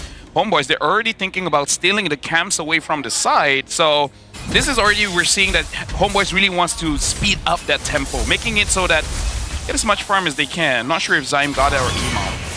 It looked like Zaim might have actually gotten that, but I can't say for sure. No. Amel was able to get it. His EXP differential is going to be the big tell here. It looks like we're going to go straight into a technical pause. Not sure who called it, though. We'll see what type of an issue. It looks like it came down from... I think it's Todak. No, it's actually Homeboys. It's from Daniel, actually. No. I think Daniel is asking, why don't I have ult yet? Sir, where's my audio? Oh, just a little bit higher so we know what type of issue. Okay. Type 1. I was worried he put all 5 fingers like, on it. Tell you, 5? Yeah. I've never seen that. By the way, there's no 5. It's an X. I don't think so. Ah, okay. It's an X. Yeah. Gotcha. That's the really bad one. Yeah. That's when, like, I don't know. Like, I knew X was bad when I watched Powerpuff Girls. Not the chemicals, anything but yeah, the Chemical X. Everything nice. Although Chemical X that's kind of what, but that's kind of what created them, though. They wouldn't have the show without Chemical X. Dude, I can't wait. We find the continuation of the Powerpuff Girls where the professor himself comes out of rehab. What were you hooked onto? Chemical X. Sir, I'm sorry. Had too much of the good stuff. Anyways, 47 seconds left on the clock as they predetermine how they're going to fix this. But even so, I'm pretty sure that the players are thinking about it. And I did see in the emblems, Master Assassin for Obsidia. I don't think that really saves her laning phase, but it really is a game of poking your opponents out right now. I mean, it makes sense because Obsidia's like a D1v1 marksman. You're basically using her to melt someone down fast. So we may as well go Master Assassin. Yes, it's not going to be quite as useful in team fights, but you want to play her pick off anyway. It's so weird for me to hear you say Master Assassin very fast. Master Assassin. I don't know, man. Like, there's a lot of a certain sound in there. Yeah, because in the morning, I think you missed it because you came a bit late. But YouTube, I found a bit about masturbation, and there's a lot that I learned. I already told Stop. Yes. Like, oh, you learned that this morning. Yeah. There's a lot to discover in this world. Excuse me? It's a 6-minute video. I can show you. Why is it 6 minutes long? There's a lot. Because that's how long it takes. Is it one of those spiels where it's just like every 3 seconds is just fun fact, 3 seconds, another fun fact, and it goes on for 6 minutes? It's about the physical, like the good and bad physically and mentally. Oh. Yeah, and you know how animals do it, like other species do it as well. You know? Oh my God. It's a scientific video by a urologist. The guy has a clinic. Really? He knows what he's talking about. Man, we have very different feeds. My feed is just showing the first person who climbed up Mount Everest and skied down it without having compressed oxygen. Please, I watched the third guy to do it. I just have gaming videos. What do you guys watch? Hey, it pops up every once in a while. Obviously, we're going to bring up the interesting stuff. Now, let's get back into this game. Let's see how this is going to progress out. Because again, EXP, really big contingency for both sides, and they have extremely important roles, as level 4 is going to be achieved by both junglers. I'm looking at the state as well. Dreams is actually quite far ahead in EXP compared to Daniel, actually. Yeah, no, how is Reza so low in farm?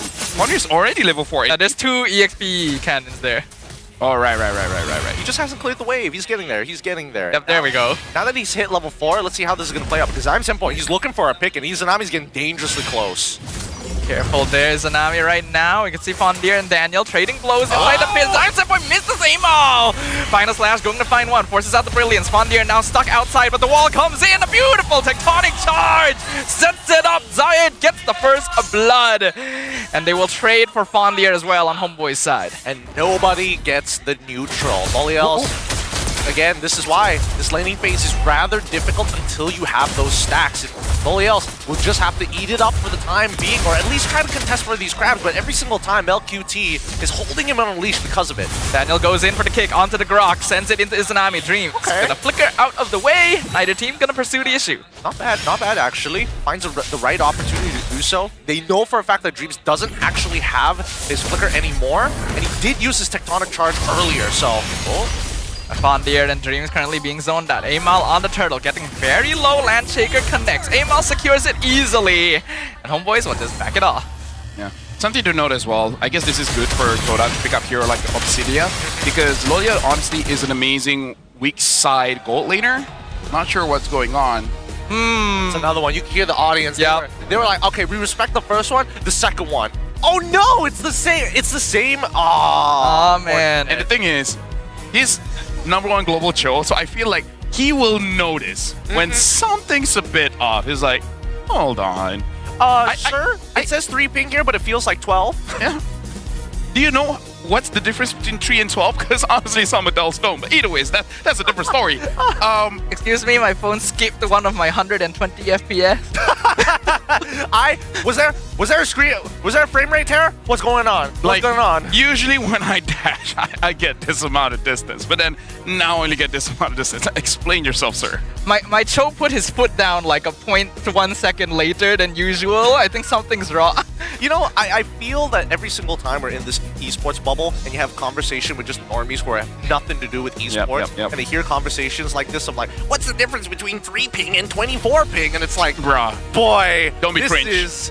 I want to explain it to you, but I also can't help but get mad. Little bit, because ping is important, you know? It's so important. Ping. I've had a conversation with normies who are like, I play on 111 ping. Have you played on 3 ping? Do you feel the difference? I don't think this needs to be a conversation right now. We're so heated, we're actually speaking loudly that the audience is starting to stare at us. Be like, what are you guys talking about? We're talking about ping. Get on the conversation with us. We're gamers. Ping is important. Everyone gets loud when we talk about ping. Get yourself Infinix, man. Yes. That gives you a good experience. You know how good experience is? It's pretty good. It's pretty great. You know, the fun fact that Mobile Legends is, again, in the name, is a mobile game. Yep. I used, before I even got into MLBB, used to be very much into PC. I'm like, yeah, Ethernet cables. Oh yeah, we get to plug our devices straight into the internet. Don't have to worry about anything. Literally 2 months later, they're like, everybody's doing it on their phones. Dude, I love playing on a phone because if I'm mad, I can just throw the phone. Like, if I'm on a PC, it's so hard to throw the entire PC. I don't think I would. Nah, you just don't have enough faith in yourself. I've been to the gym for a while now. It's possible. So if I decide to game on a PC, I'm ready. Brother man, I don't want to. Technically, it's better to game on a PC because you need to be stronger to rage on a PC than on a phone. You know? Like, if you really want to be angry, you gotta commit when you're on a PC. But now that I'm older, I don't abuse my phone. How about your PC? I'm waiting for the follow-up. Yeah, I know. I didn't think about it. No. There is a follow-up. I just can't say it. Don't worry, was it happy birthday, Mel Cutie? Oh, is it? Is it his birthday? What? Oh, birthday. Is it his birthday? We'll see whether we get some confirmation. Anyone in the chat knows? It's overrated. Birthday, I mean, that's a hot take right there. Put the 1 minute on the clock. No, like legit, I've been doing this for years now. I always give gifts when there's nothing special going on and be like, happy birthday, and it's like, it's not my birthday, but are you surprised? True, it's the thought that counts, I right? feel like it's making up for missing the birthday. No, here's the thing, right? If you knew something is coming up, yeah, you have expectations. Okay. And you know what they say. Yeah. Expectations kills joy. Right? That's what Einstein said, and I believe him. That's why you go for the extra counterplay. You know that they are expecting it. You wait until it's literally 11:59, and then as soon as it hits 12, that's when you give it to them and be like, "This is your first present after your Now birthday." I'm just waiting for I wait 12:01. expectations to be added to the game so we can counter joy. Yep. Expectations to be counter joy. Oh boy. Expectations is so bad because sometimes people talk to me and they expect me to be one way and the other, but I'm an introvert, dude. I don't talk to people that much. If you talk to me about ping, then maybe I have something to say. Yeah, no, that's fair. Actually, funny interaction I had yesterday. I was I was going back. I was on my way to Axiata Arena, to my drop-off point, to get picked up on my Grab. On my way there, somebody was I think was trying to call out at me, but I had like one AirPod in, so I didn't hear anything. Yeah. And then eventually I turned around and was like, "Oh, are you talking to me? Oh, hi, yeah." And then she's just saying, this couple was just saying bye to me, and I'm like, "Oh, okay, cool." I look forward, the next thing I hear from the same person is like, "Oh, so where are you going?" I turn back to answer, and I quickly realize it, very embarrassingly so, she's talking to the partner, not me, and I'm like, "Okay, it's time to kill myself and walk away." Social interactions are so hard. Ooh, dude, I have people talking to me when I'm peeing, and I don't like it. Why? Dude, why? How? Why Sometimes you just stand next to someone at urinals, you know? No, yeah, more so. Why are you trying to I was there first. Guys know the rules, right? You leave one spot open. Unless it's just two urinals side by side, then you can't do much about it. Then you don't use the urinal. The guy didn't get the memo. He stood next to me and he opened stands, and I'm like, oh, I feel a bit uncomfortable. You know what's my second pet peeve? All right, go. Big pet peeve I have, you go to your urinal, it may be a 2-stall urinal, but the guy is a little too friendly. He's just like, "Oh, hey," puts hand on shoulder. What? Why? Do people do that? Some people are way too People friendly. do that? I've never seen that before. Why would you do that? I'm in the middle of like, I get it if I'm just walking and not doing anything. Fair game. But if I'm at a urinal, why? By the way, pray for Sumut Flotilla. Shoutouts. Shoutouts. They have to be safe. If something happens, that bruh.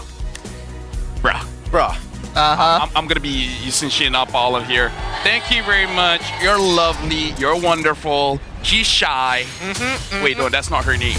Either ways, it can be her name. Yeah, we're back in the game, and Daniel, whoa, what just...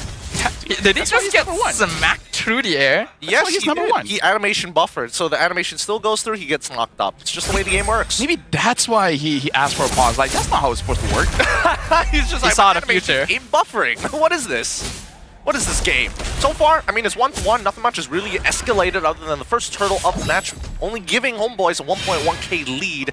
But for the most part, I feel like Todak, especially for Zayed, literally just wants to farm. Just give me farm, sir. I already got that one kill. I might be able to snowball this out of control during the mid game. Well, with an Obsidian on their side, Todak can definitely afford to wait out for as long as they want. But Homeboys also has quite a bit of scaling, and we've not really had the chance to see how Obsidian really performs. And speaking of, Daniel goes in, flicker kicks, it's just perfectly set up. Fondir goes down. Damn, Daniel. Like, we saw the quote coming in from the coach where they're much more comfortable in the calls. Oh, yeah. That looks so good. I feel like Daniel gives chop calls that are just like zero hesitation. He doesn't ever doubt himself. He's like, I'm going to land the kick whether you guys like it or not. Yep.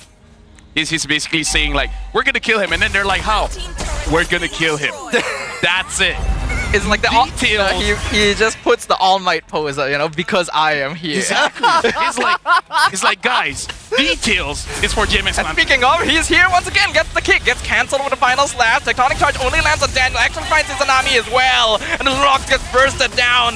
Toe also going to be sacrificed away. Todak still all 5 members alive, but Homeboys have more HP, so they get the turtle anyway. I'm surprised that we didn't see Mel QT absolutely go ham. I mean, Zyme Senpai was forced to use the ult. Lolios gets a free push from that top side. They don't even get mid-tier 1 off of this. This might be just a little bit more even than we initially thought. The 1.1k lead, it's gone now. It's only brought down to the 700s. You know, I say like maybe details aren't important. Maybe that point, just a bit of details. Like, hey, maybe you shouldn't stand there. I don't think it's Daniel's fault, to be fair. I think that he did. I'm talking about my boy. I mean, he died. Yeah. Woo. Didn't react fast enough. And to be fair, there's a lot of CC. There we go again. Daniel comes in from behind on Zion Senpoi. Brilliant's gonna be used up. No tower up top, so Homeboys a little hesitant to take this fight. Understandably hesitant as well. And I mean, interestingly enough, Homeboys, they are committed honestly way too many resources to this. Was it necessary for MelQT to be in that first turtle fight and sacrifice that T1? And just look at the rotations, right? They're sending all of their forces, including Reza. I kind of feel like their real idea is to make sure that no matter what fight we're involved in, we have to win, right? So it's kind of like the idea of even if they take trades early, as long as we keep winning the fights, we get to control when to go for those objectives. So when the Lord pops up, even if all the turrets from Toda is standing, all of them are going to go down with one. Oh, Petrify misses. Too clean with it. Yeah, Amal knew. He already saw that coming from a mile away. Well, they're trying to commit now onto Dreams. Darkening already used. Daniel not gonna commit kick. Just zoning so they can get a free tier 1. Yeah, actually, why did they try to initiate the Zion Senpoi? Because he was already on the off angle, right? They probably should have started with the turtle bow. Bit of a miscommunication there. They might have been able to get Amal if they didn't like innately bait out a reaction from him in the first place. They knew he had quad shadow up. 3 seconds left until the next turtle, and Dreams already put down to at least 55%. Daniel goes in, gets the kick on Fondir. The rest of Homeboys coming to back him up, and MelQT picks up the last hit. Dang, I wasn't expecting him to die off of that, to be fair, but that's why you have all your members nearby ready to go. Todak hesitates to try and save him. My bad, I hit my mic. No worries. It's all good. We're all in shock after that one. Yeah. Now with the turtle, they want to get this tier 1 eventually, I suppose, but Todak not making it easy at all. Yeah. Right now, honestly, for Homeboys with the lead that they have, it's good, but it definitely can be better because they're the draft that can actually push the early game much more. The thing is, Toda, they're really not executing their win con in Zion Senpoi. Zion Senpoi is supposed to be the one that destroys absolutely anyone in the early game, and even if you don't get a kill, at least you deter them from getting farm and etc. So right now the problem for Toda is that the execution really isn't there. They're committing. Lolil gets the Hunter Bone in on Izanami, but the Brilliance just locks him in instead. Tectonic Charge gonna be used defensively. Ogi Shadow Kill gets set up and Dreams is melted away. Rough Waves comes out, but Reza survives all of it, and Lolil gets picked off as well. 2 for nothing in favor of Homeboys. Great shadow from Amal. Really just leave that bad boy in. Did he steal it? Okay, no, he didn't. Zaya got it. Close though. That was close though, yeah. Scary stuff. Some scary stuff. Daniel can play disrespectful for now. He knows he's got support. Oh, does he get punished here? Nope, he doesn't. He actually survived. He did have to use Flicker though. That's a bit sad, but hey, they still get the mid tier 1, and I think that is far more worth it than a single Flicker. BOD already complete by Amal. My goodness, what is his farm speed? I mean, here's the thing. He had to use the Flicker, but now he's in his head. He is, actually. Trust me when I say I will use anything in my arsenal to be in someone's head. Psychological damage is real. Let them sleep thinking about me. Appropriately or inappropriately. Either way. I will appear in their dreams. I want... 13 stacks so far for the current run of Obsidia. I mean, it will eventually build up, but I think here's the innate problem, right? Is that getting into these constant fights will come at the cost of Fondir, careful there, sir. Deer in a headlight situation. Conceal instantly used. Daniel, a little bit of spam recall as he's leaving. They're doing synchronized swimming now. At least he's having fun. Yeah, it looks like they're having a good time overall. I don't know, does Daniel bring vibes as well? Oh yeah, I think he does. I think winning brings vibes. Yeah, that goes for it. You can say that about anybody, but like to really make a team connect. Oh wait, hold on, Daniel. Daniel scouts out the tri-brush, goes for the kick onto Fondir as a counter play. Reza jumps in, zones everyone out. Final slash finds 2. Fondir doing some good damage, but he needs to recall, and the rest of Todak are just not helping him at all. Zion misses again and blows up in an instant. And Todak just have to walk away. They literally can't do anything. So when I say they look like they want to get a divorce, you guys see it now? Oh boy. Why didn't Dreams Tectonic Charge into Izanami when he was stunned? I don't know, man. So Todak, this is called self-destructive behavior. It's not even mutual. At least let it be mutually insured destruction, right? If you're gonna go out with a bang, bringing as many people alongside with you. But this is a pretty interesting scenario to be in Todak, at least they're getting a side push. Give him the benefit of the doubt. He's like, you can outplay that, right? I mean, you're just like 1v5. It's not that big of a deal. It's not that big of a deal, Fondir. You're just like, what, 1 in 3 so far? We might get you another kill and turn it into like 3-3. Come on. You're a Todak, man. You can 1v5. I wonder if that's... I'm just gonna watch. I wonder if the Todak members talk to each other about it just like that. They're like, we're Todak guys. Guys, we can do this. I don't even know what to say. I have no words. Immortality complete, by the way, so Daniel can be more aggressive. I mean, it's a fat lead coming in from Homeboys, but it kind of feels like Todak really isn't fighting back. As the concealed Daniel kicks Dreams back into MLQT. Tectonic charge defense. Oh my goodness! A beautiful snipe from the ordinary marksman for the mega kill. Is nobody gonna block it? Is nobody gonna eat the shot for him? They're like, you're on your own, buddy. Dreams, you'll be fine. Fondir looks at him. This is for earlier. You're the castle golem. You're supposed to protect us. You're the tank. I'm a mage. Oh, this is so painful. Daniel playing around with them. A nice setup. Hunter Bone lands on Amal in the backline. But look at Todak. They're all just melting away. Loleo just disappears. Double kill. Or MLQT triple. They're in the base. Maniac. He gets shut down, but the damage is done. 4 members of Todak down in an instant. Homeboys, this is their game. Dreams trying to hold back the 1 minion, but there's another wave coming in mid. The rest of his team is still 10 seconds away. And another flicker kick just to add salt to the wound. Homeboys taking game number 1. Oh yeah, Daniel definitely brings the vibes, and MLQT is more than happy to be playing with him. I think I even saw a smile on Reza's face. Homeboys looking like a brand new team. Todak, really, they gotta fight back, man. They got simple things like block the shots, tectonic charge, disengage. But again, this is what Homeboys needed, man. They needed a roamer that's like no nonsense. I'm just gonna go in. If we don't get a kill, it's your fault, not mine. Like, you can see how desperately the other members of Homeboys to make sure that please die, please die. The guy tectonic charges away, and then Mel's like, no, I'm gonna hit my shot. Boom! Woo!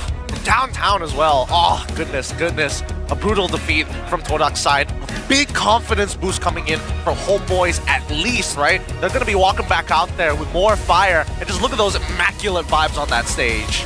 Systematic aggression coming out right there from the Homeboys. Looking very, very happy, very, very comfy on that stage. Obviously, Todak not performing quite to the best, so not really being pushed to the extent of their abilities just yet. But a good practice round. Maybe don't let him get a choke. Don't let him Maybe not. They got to take it out of him. We got to see what else is in Daniel's playbook here, right? Yep. Because he's so confident and so clean on that show that at this point, ban that out, get rid of the chip, leave some stuff open, and try to open up the draft for everybody else as well. Let's see how much Daniel I pushed forgot the to vote for agenda. MVP. Who do we think? I don't know. They all did pretty good. Daniel was solid. They all voted for Reza. It's okay. I don't mind. Anyone can have it. Did he do? Reza was fine. I think Reza was okay. I feel like everyone did okay. Yeah. You know, no one really super stood out in that game. Yeah, nobody really underperformed it more than anything else. But let's jump back into the backstage to find out. The total votes have been tallied up. Here is Reza. That slight smile on his face, transitioning over to the MVP as well. Feeling good on that Lapu Lapu. Dude, Lapu is a feel-good hero right now. Even shouting out Infinix. Shout out to Infinix. But yeah, in this game, I would say he did his. I would say this for all of Homeboys. They did their job well and then some. You know, they're the kind of people that don't do 9 to 5. They will push harder, go 9-6, 9-7, and then they're gonna have fun with it. These are the kind of guys you want as your office mates. Well, here's the thing, right? I've always thought of this philosophy, especially in esports, is when you're dealing with a team, do you keep it all serious? Is this still fun and games? What is the balance in between to make these athletes perform? I kind of feel like you have to be serious enough when you can like be comfortable in saying the good things and taking all the criticism, right? Like be professional enough that you understand all the good and bad things that people say is all strictly professional. But be able to have fun enough that you can insult each other and then have a good laugh. car. That's the balance, right? You always gotta have the emotional and psychological balance along with your actual gameplay ability. Right? It doesn't matter if you're the best player in the world if you don't have the right mindset. Because you can have fun if you can humble your teammates. When your teammates feel like, dude, I got this girlfriend, man, and be like, oh, so she's okay with dating someone ugly? Hey, that's great, man. Like, you gotta bring them down enough to let them know you're happy for them, but bro. Yeah. You don't completely break their ankles, but you take a couple of Keep your mates humble. Huh? Keep your boys humble. It's like, bro, you're mid, bro. You're mid. Humble boys, back at it again. Hey, Izanami, leave it to me. You're mid. So they're talking to Daniel's like, bro, if that was my opponent, even I could get that cake. You're nothing special. Daniel, what kind of name is that? Now that I think about it, because Daniel is now playing professionally, will he lose out on trying to maintain his global 1? Or has he already created too much of a buffer? I think he will lose it. Because he has to play like so many games to keep up with the rest of the global leaderboard. Like, it's crazy, especially on such a popular hero as well. Yeah. I mean, at this point, does the global leaderboard matter as much as, you know, being paid? Probably not, but one stays on your account, the other is just like, I get to buy more skins. Okay, here's the thing. You know how you got to keep people humble, right? Daniel, plays with a team, and then the coach says, you got to expand your hero pool. It's like, I bet. And then he does that. The moment he sees someone else being number 1 Joe, it's like, coach, I'm not going to be joining training for a while. Caden, I got to lock it. I'm not going to sleep for 3 days, but I'm going to get number 1. The only way. Let's look at our key player stats here. Overall, it's coming to be the rich guy, the carry. It's going to be Mel QT, with Dreams being the sandbag and Daniel being the best wingman. It's good to see Homeboys kind of show off last season's form, especially now that we have to say goodbye to both of their imports. Now trying to kind of find new people to kind of fill that role. It feels good in Daniel. Reza is coming into his own, but I feel like now Reza. Reza feels like he's opening up to the team, right? And he acts like a big brother for the team as well. That's ironic. Yeah, which is interesting because he's one of the newest players on the team. Yeah, whenever someone is like overhyped and wants to taunt, he's like, yo, bad boy. bad. Sit. He's the president of the Humble Boys. Why haven't they done that, actually? He's the one that humbles them. Exactly. Now that I think about it, why was the branding Flame Boys and not Humble Boys? Humble. It has the H in there. It does work, actually. Like, the brand. Stay humble. We're going to talk to Daddy after this. Yeah, we probably have to have a conversation about it. To be fair, oh man, I'm actually really scared to talk to Daddy, especially if he ever gets his team in internationals, because every conversation I've had with him in an international, his team always loses. Hold on, who's there? Is that Panda or Long? I think that's... Or is it Yanlo? It looks like Long. No, it looks like Long. It's going to have a taper fade. That looks like Long from behind. We're going to be having an interview, I think, very soon. Yanlord as well. Yanlord has that build that... It looks more No, I'm looking at like the face shape. Either way, the highlight here, I really have to say, this is the difference when a team is playing together and when a team is not. That's the main story about this one. Look at all the highlights where whoever starts the fight, doesn't matter, Daniel, Reza. Please use your ult. Dreams, ult, please! Dreams, ult! Like, what is Dreams doing? Dreams is like, don't worry, I got you. I'll block for you. He's just standing there. He has the ult. And Zion is waiting the whole time for a chance to go in. Goes in after Fondir is dead. And the rest of the team still can't follow up. The communications on Todak are just a mess. Yeah, it's pretty bad. Even this one, Fondir is just like, I remember. Yeah. I know what you did. Now we're even. Look, as much as we are talking a lot of smack about Todak right now, they are not in a good place. And I think it's very evident here for everybody to see that it's just, right now, they're just not in a good spot mentality-wise, because these are good players on paper. They have been on some decent teams and have made accolades for themselves. By the way, Daniel's from Indonesia. Strong performance, strong. Honestly, this is something that Homeboys has already shown to be comfortable with, right? Even with their previous roster with Ivan and Bell, they like these pick-off style team fights. have a roamer jump in front, have an EXP that's willing to jump in front. And Daniel and Reza so far filling in those gaps pretty well. They have a structure that they're working with, and it's slowly kind of falling into place with the chemistry. But let's first look at the topic results before we continue. Which one of these heroes do you think Todak was going to be the most banned? And well, unfortunately, Daniel's Cho at 41% at the top. Islami's Zushin is also that at 34, a close second place. By the way, just gonna open this conversation here. What if this is just Coach Jasvin's style? Because again, from Indonesia, played MDL, so we know how they like to skirmish there.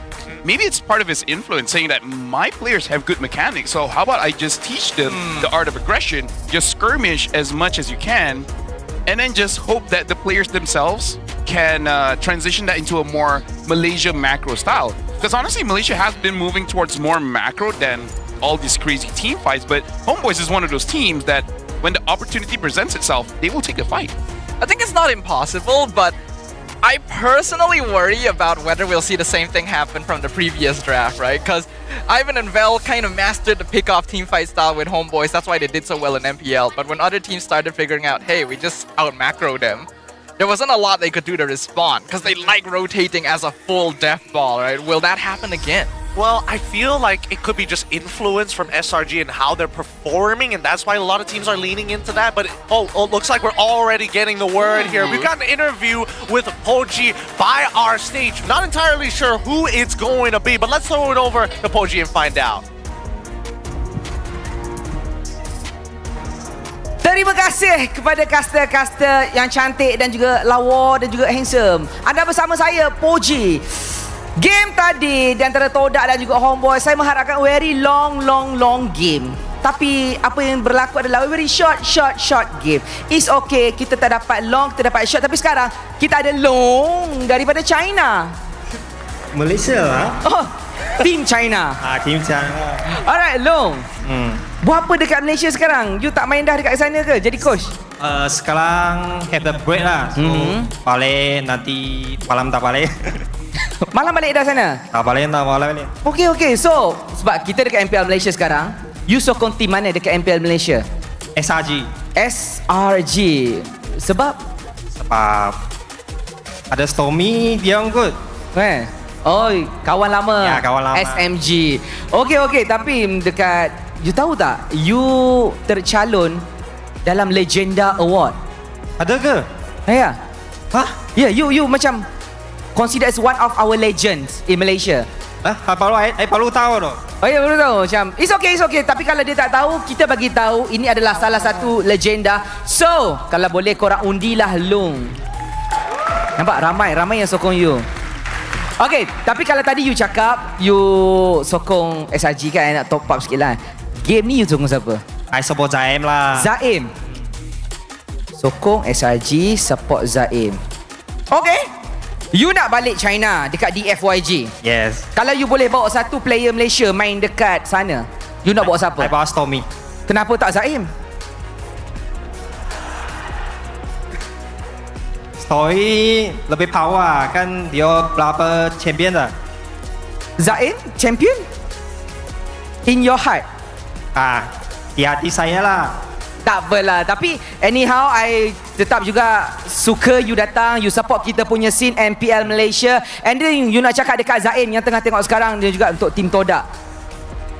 Oi Zaim, boleh menang tak? Boleh. Boleh menang, scream. Good luck. Alright, terima kasih untuk Long. Terima kasih juga anda. Doakan kejayaan untuk Long memenangi Legenda Award. Dan sekarang kita nak pergi dengar apa kata-katanya, ada bisikan-bisikan daripada caster yang akan menemani anda. Let's go back to the caster. Thanks, Poji. That's Lungs, man. Oh, good gracious. It's been such a long time since we've actually... It's been such a long time. It's been a... We're going to be on this one for a while. I can feel it. Ni hao, my bro. Yeah. Ni hao, my bro. Hold yourself back, brother. 75% win rate overall. Sorry, 73% win rate overall coming in. But even so, it's great to see legacy players coming back to support, especially ex-teammates, because they used to play way back in the day, man. Anybody remember the names of X-Pac Assassins, the SMGs of the days? Yeah. Ooh, I remember SMG. I wasn't around for X-Pac Assassins, unfortunately. Oh, dude, one of them became a caster, the other three joined SMG. What was the other one? With Error. With Error? Icon. Yes. Yeah, that was the other one. Yes. In case you guys, international audiences, just not even Poji asked, like, who are you supporting here? And he said, oh, I'm supporting Zion Senpai. And then Poji asked, like, oh, if you can bring one player to China, who would you bring? Stormy. And he's like, why not Zion?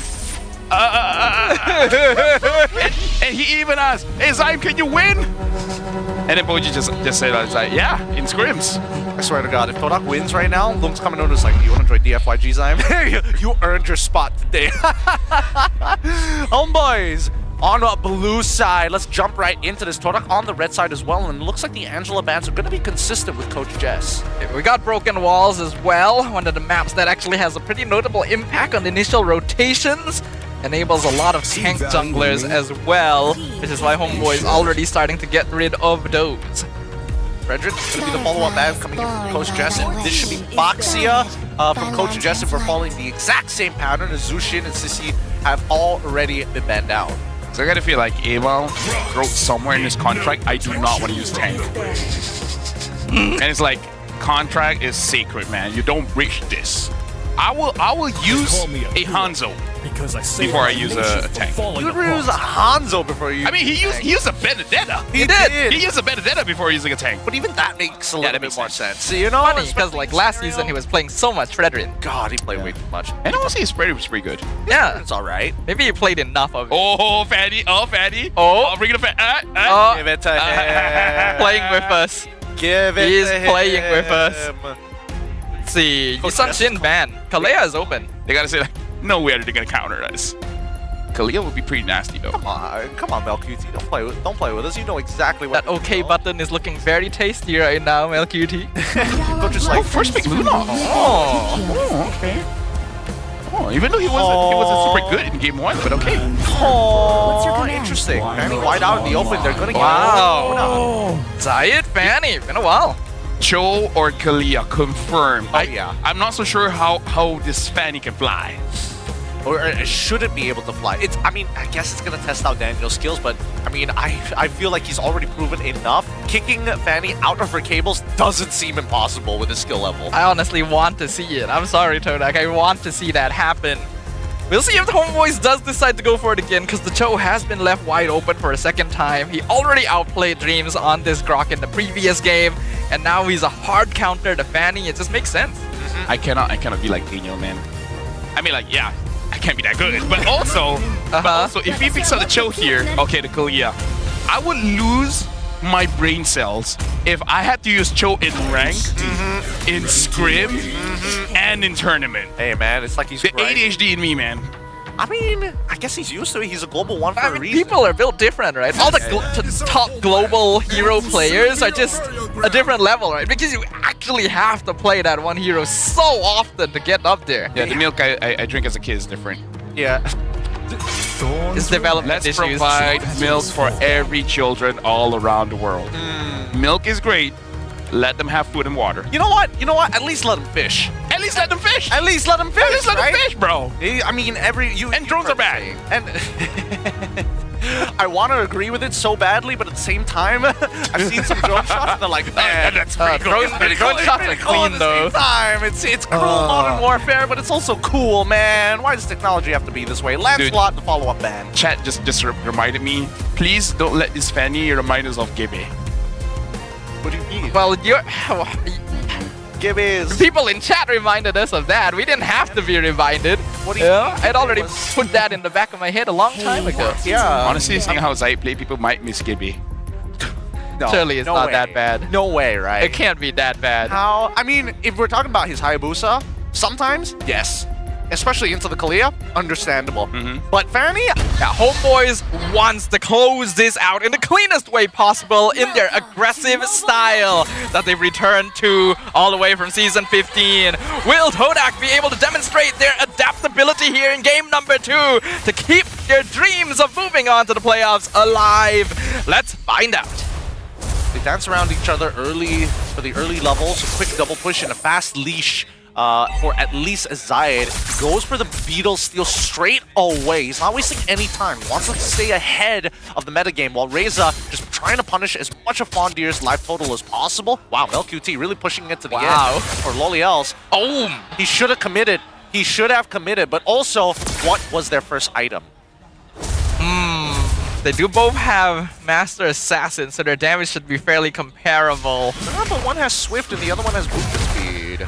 Yeah, that probably does make a bit of a difference. Also, we already mentioned this, but there's not a lot of marksmen that lose in lane to Obsidia. And Todak kind of picked the one that can. No, technically it's very winnable. I want to see what the first item was. Oh, so they went Boots first item, Lolios didn't bother, just straight away pick up a dagger or something, like literally just to give him some extra stats. He would have easily won that. Yeah. But either ways, it does show as well Mel's understanding of the hero, both Claude as well as Obsidia. Again, we know MelQT as the guy that he will die because he's over-aggressive in lane. So I do want to see how he continues this matchup, because maybe at level 4, maybe Lolio's a little bit better. Especially because he just wants to trade. He doesn't want to go straight up kill, right? Yeah, he would like to trade, but I don't think it's that. Oh, MelQT, he got caught. First blood to Zayed. Blink and you miss it. Zayed, really good opportunity, and also a very good call by Todak to say, we don't actually want this first turtle. We need to start escalating the scenario, considering that our mid-trio Zion Senpai is the one who doesn't hit level 4. Dreams actually hits level 4 before him. They prioritize the Grok. I think that makes a lot of sense. Good calls in general. Homeboys just rushing the turtle once they see the jungle up top. And now they're looking for a little bit of vengeance on Lolil. He's able to BMI out. Izanami flickers under the tower with the darkening and finishes him off. All teammates, man. They want to make sure when they go for the kill, they get that kill. Now Amal goes in. Zion Senpai is able to escape. But again, I like that both teams are showing the same thing, decisiveness. When you want to go for that kill, use whatever you need, get that kill. Got to dance around it, right? 1-1 with the current kill score. Homeboys with a very minor lead, as we already see that Amal getting attacked so fast and actually forced out of his jungle. Yeah. Honestly, Todak's looking much better when Zayed is using something like that here. And maybe that's all they needed. Oh, Zayed gets stunned under the tower! Okay, he got just enough healing to get out. If he died, the netizens will never shut up. Oh yeah, they would have hounded him for days. The social media would just blow up. They would have 100% called him the second coming of Geve. Well, now Daniel going in for the Tsunami Slam. Lolil, why are you here, sir? No Purify, he gets picked off. Zayed comes in, executes Daniel real quick. MelQT now in trouble! One hit away, Zayed! I swear. With the double kill! Oh, he's playing on the edge. Now Zion Senpai is all by himself. Amal, he's getting in there. Dreams is able to bail him out, and Amal calls it off. He's like, okay, what are we doing here? Let's calm down. We can't give him any more than this. Oh, I gotta say, I feel like Todak fans and haters are looking at Zayed and they've already prepared different script.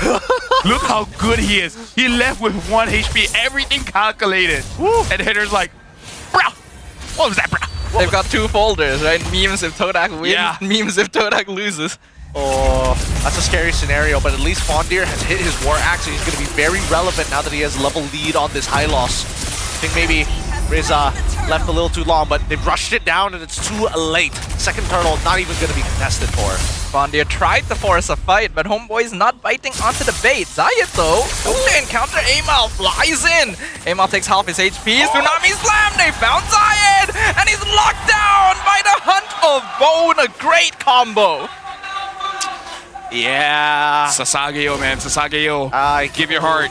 Oh, that Hunt of Bone. Really. I think that Zayed knew that he was eventually going to get caught there. I just don't think he was expecting to get locked down that hard by MelQT. Oh, it's a 1v3 situation from Fondir. Misses kind of everything, but the Raging Slash still does a lot of damage. Lapu will go down eventually. Zayed, a bit too late to join, so he'll go down. But Amal does get caught by 3 members on the opposite side of the map. All right, so good trade. But yeah, this is showing that Homeboys, honestly, Daniel gets any kind of catch kind of hero is going to be looking good, which could be a problem. Because again, use what Aero did to CG, and then I feel like that's the real test for him. Oh no, they got him again. The hunt of bone. You could say that Zayed is getting boned. Yep, he is getting absolutely shafted right now, especially with two hard ults that don't let him really play the game. He's got to look for different opportunities across the map, right? More importantly, I think Todak are the ones who need to keep their eyes on...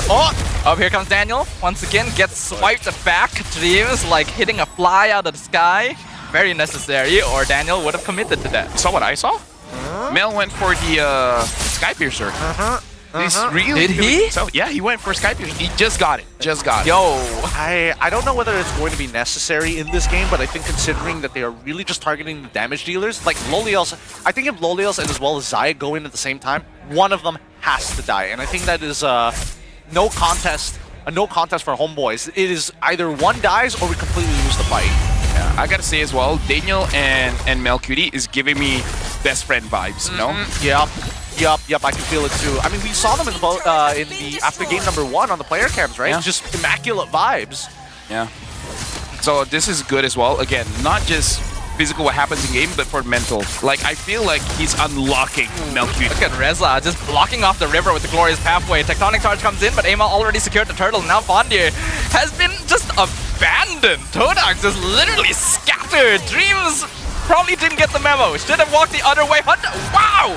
That is a max range Hunt of Bone double kill for Mel QT. Yep, he's putting a good show on the Subsidia. At the very least. Oh man, this is getting kind of tough. Really, really tough indeed.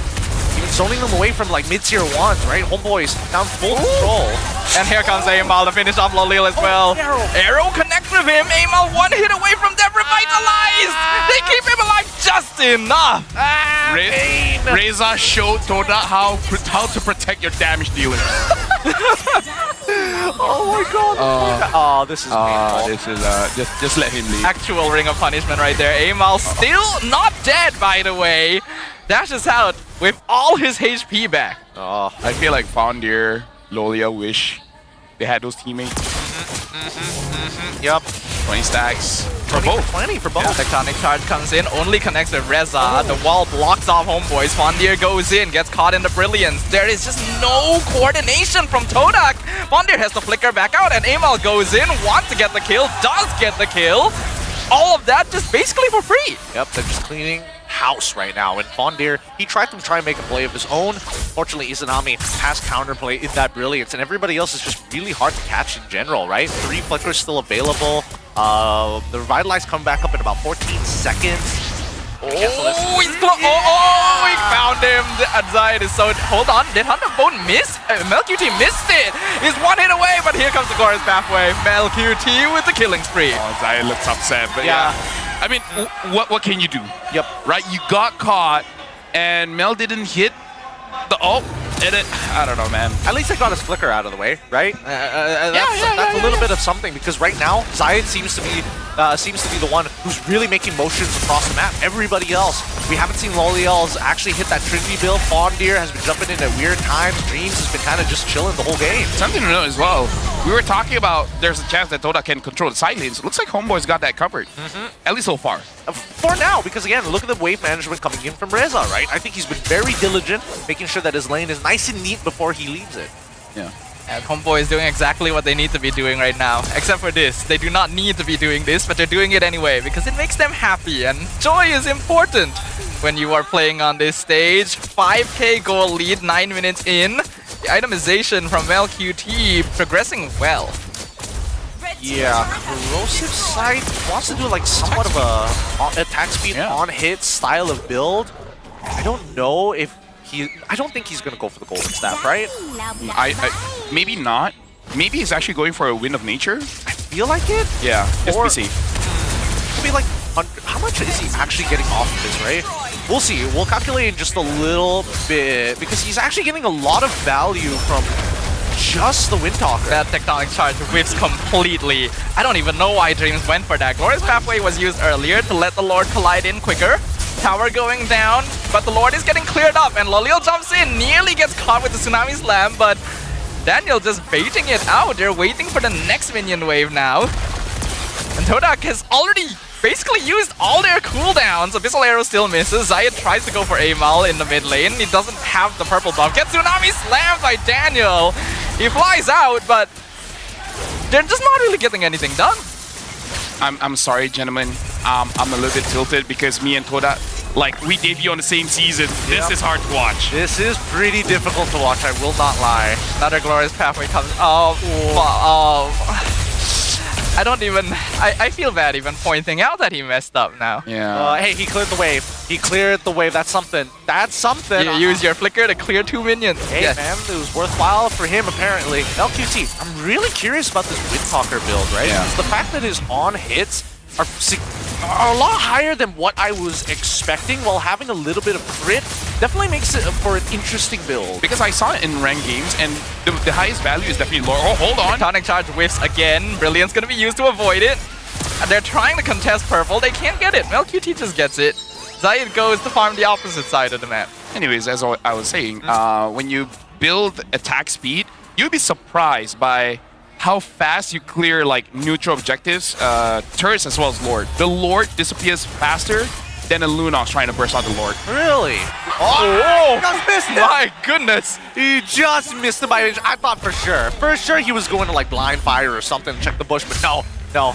Casually missed them, and the homeboys, now they're really having fun with it. They know they've got this game in the bag, and Todak, they're just too far behind. It's about to be a 7k lead off this next objective, and I'm pretty sure the end game scenario will come through. Man, I don't even think it's an issue of being far behind in gold anymore. Todak are not in MPL ready state, if you ask me. They're just not playing like a team at all. I feel like that's just the biggest problem. Like, everyone has individual skills, but when you're at this level, you need to work as a team. And there's multiple clips that you can take. Not just from this match, all the previous matches before, where you can say that they're not playing as a team. Like, it's almost like they're actively sabotaging each other. Oh, once again, Lord gonna be contested. Homeboys taking control of the riverside. Dreams does provide vision, but do they really have the damage yet? They're depending heavily on Lolil. Glorious Pathway comes out to split the back line, keep Todak away. Lord dropping low. MelQT gonna be jumped on by Fondir, flickers out of the way. Zayed comes in, not able to find a target. Lord goes to the homeboys. And then now they're just diving. Okay, Lolil tried to run. Ended up running back into Amal. He loses his life. Izanami does get traded over, but they also find Dreams at the same time, and MelQT is melting everyone. They're just getting cut down, and as expected, they've already jumped into that 8k gold lead as Fanny is trying to invade on the opposite end, but the end game scenario is now. Fondir trying to go in, tries to be the hero, gets the Landshaker, but he's 1v4. Zayed not going to be able to help out much there. MelQT unstoppable. Zayed gonna just recall back, but there's too many minions here, and the Tsunami Slam still available, so MelQT is just getting fed, and he is being fed so well. Triple kill for the Ordinary Marksman. A wipeout for Homeboys, and that's gonna be all zeroed. And the Homeboys, vibes is always immaculate, making this a quick 2-0 sweep against Todak. That's gonna be an extra 3 points in the bank for them as they shoot up in the leaderboards, and that's what we were looking for, right? Let's keep this season competitive. Let's see how many teams are gonna be making it into the playoffs eventually. Yeah, but it's gonna be sad for Todak fans because at this point, numerically, sure, you can say that there's still a possibility for Todak to go to the playoffs, but at this point, like realistically, looking at the matches coming up, I don't think they can make it. Like, I don't know if they can fix this in a week. Yeah, no, I agree with you in terms of the problems that they have. It's going to be difficult to fix. In terms of their odds, considering the next couple of matchups, it's... Ooh, Sapa Pride. Oh, hey, shout outs! Shout outs to our East Malaysians out there and everybody who's flying out just to see ya boys. Again, great job to the Homeboys. Once again, the Humble Boys are out there. I really need to talk to them. I can't just be saying Humble Boys even though they're called Flame Boys. Yep. Just like a good name, honestly. They should consider it.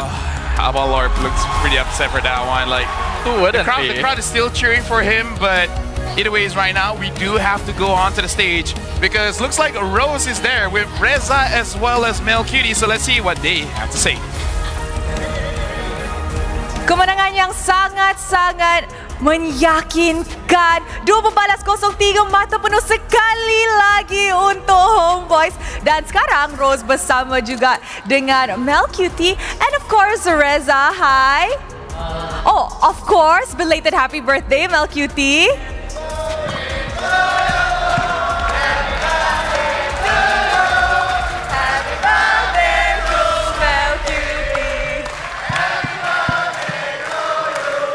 Tapi sebenarnya kemarin. Yelah belated.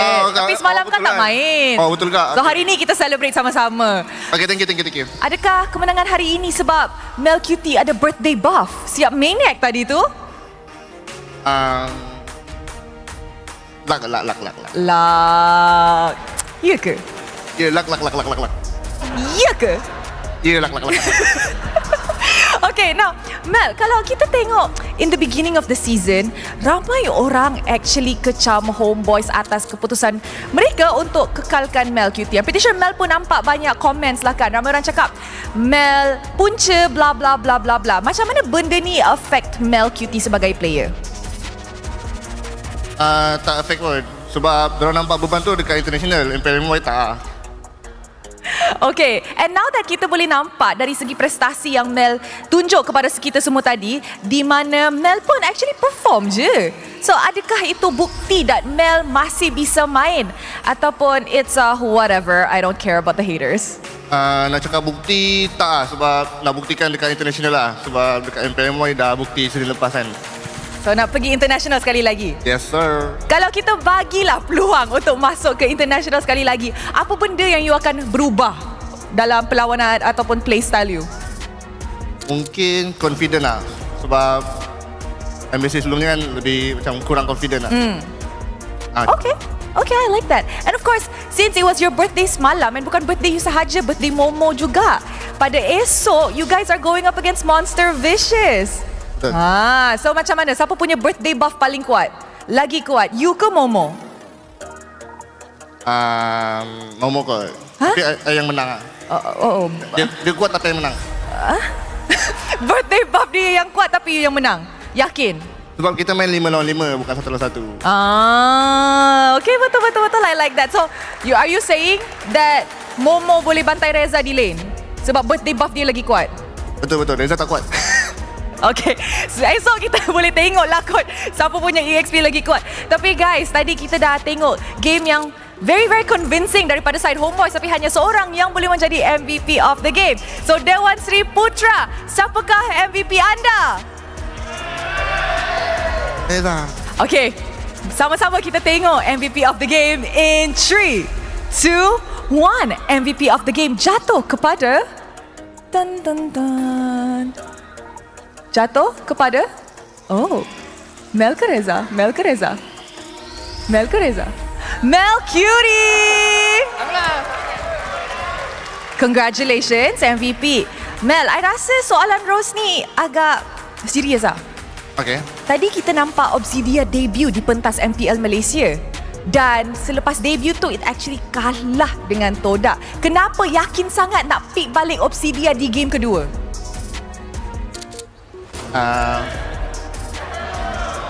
Spicy boleh tak? Silakan. Sebab dia tak reti Obsidia, so nak tutor lah yang Golden Sea Game kot. Tak. Chill. So itu cara yang sebenar untuk main Obsidia? Betul. Sangat-sangat yakin. Mel, maybe just one last question lah kan untuk Mel Cutie. You rasa Obsidian ni actually sesuai dengan patch ke memang kena ikut pilot dia? Tak sesuai dengan patch sebab dorang pakai, aku nak pakai lah macam tu. Okey lah, kita nampak hasilnya tadi. Yeah. Good job. Second game tadi nak pakai sebenarnya. First game tadi. First game. Tapi dorang pick. Marah pick Granger lah. Marah. Tu yang kita nak. Marah. Now, Reza, kita boleh nampak permainan hari ini sangat-sangat bersih. What changed in Homeboys? Sebab dengar cerita, Daniel ni bawa new vibe dalam Homeboys. Tapi vibe apa yang dia bawa sebenarnya? Sebenarnya Daniel ni dia player yang agresif sangat. So kita orang semua kena agresif juga lah. Kalau kita orang tak agresif, gameplay kita orang cacat lah. tu. Tapi dia pandai, dia macam mana bila korang tengah dengar comms kan? Dia tengah go ataupun dia santai. Macam mana? Dari minit 1 go macam tu lah dia menyamai. Aku macam mampu ya dia ni. Go je. Tak ada sabar, tak ada apa-apa. Tak ada sabar, tak ada apa-apa. Okay, tapi kita boleh nampak dia punya difference in playstyle sejak Daniel masuk. Tapi I rasa the true test selepas Daniel masuk adalah performance Homeboys esok bila menentang Monster Vicious. Sebab kalau kita tengok dari carta liga, Monster Vicious is one of the top contenders right now. So betapa yakinnya korang boleh menang Monster Vicious esok? Kalau kita orang dapat keluarkan gameplay kita orang yakin. And diorang pun opponent yang kuat juga. So apa-apa, may the best win lah. May the best team win. Is there anything yang you nak cakap kepada Monster Vicious? Sebab tadi dia cakap Momo boleh bantai Reza. Tahu Mel ni. Macam mana season lepas ada orang ada spicy sikit kan. Tapi season ni boleh lah. Kita orang boleh spicy juga dekat mic. Oh, nantilah. Sebab ada orang spicy dekat mic check. So esok kita kena dengar mic check. Sure ah? Boleh lah sikit lah. Terus tarik balik. Reza, is there anything yang nak cakap kepada Flame Boys? Semua orang yang datang ke Dewan Sri Putra? Untuk fan Homeboy, fans Toda, thank you datang hari ni untuk support kita orang. Continue untuk support kita orang untuk journey kita. Thank you very much. Congratulations. And I will see you both esok menentang Monster Vicious. Tanpa membuang masa, mari let's show it back to the casters to analyse apa yang jadi dalam perlawanan ini. Casters, back to you guys. Thanks, Rolls. That was a new one, but new transition. But our MVP of the game goes over to ya boy Mel QT. Yes, sir. Man's the regular marksman for a reason, but he came here to make some statements. He wanted Obsidia. It got stolen away from him, so he had to put him back in his place. And during interviews, he was so angry. Yeah, he was so angry. He's like, how dare you take my Obsidia? You make me mad. You mean angry? Angry. It's like they're trying to be spicy, but they gotta keep humble. That's the thing. So that's the thing. The QT comes from somewhere. You know? Yeah, that's the thing, right? Mel QT, he's just. I feel. Oh, Obsidia. Oh, that killed me. Oh, that one hurt. Oh, that one hurt so. Oh, that hurt so bad. That hurt so bad. Oh.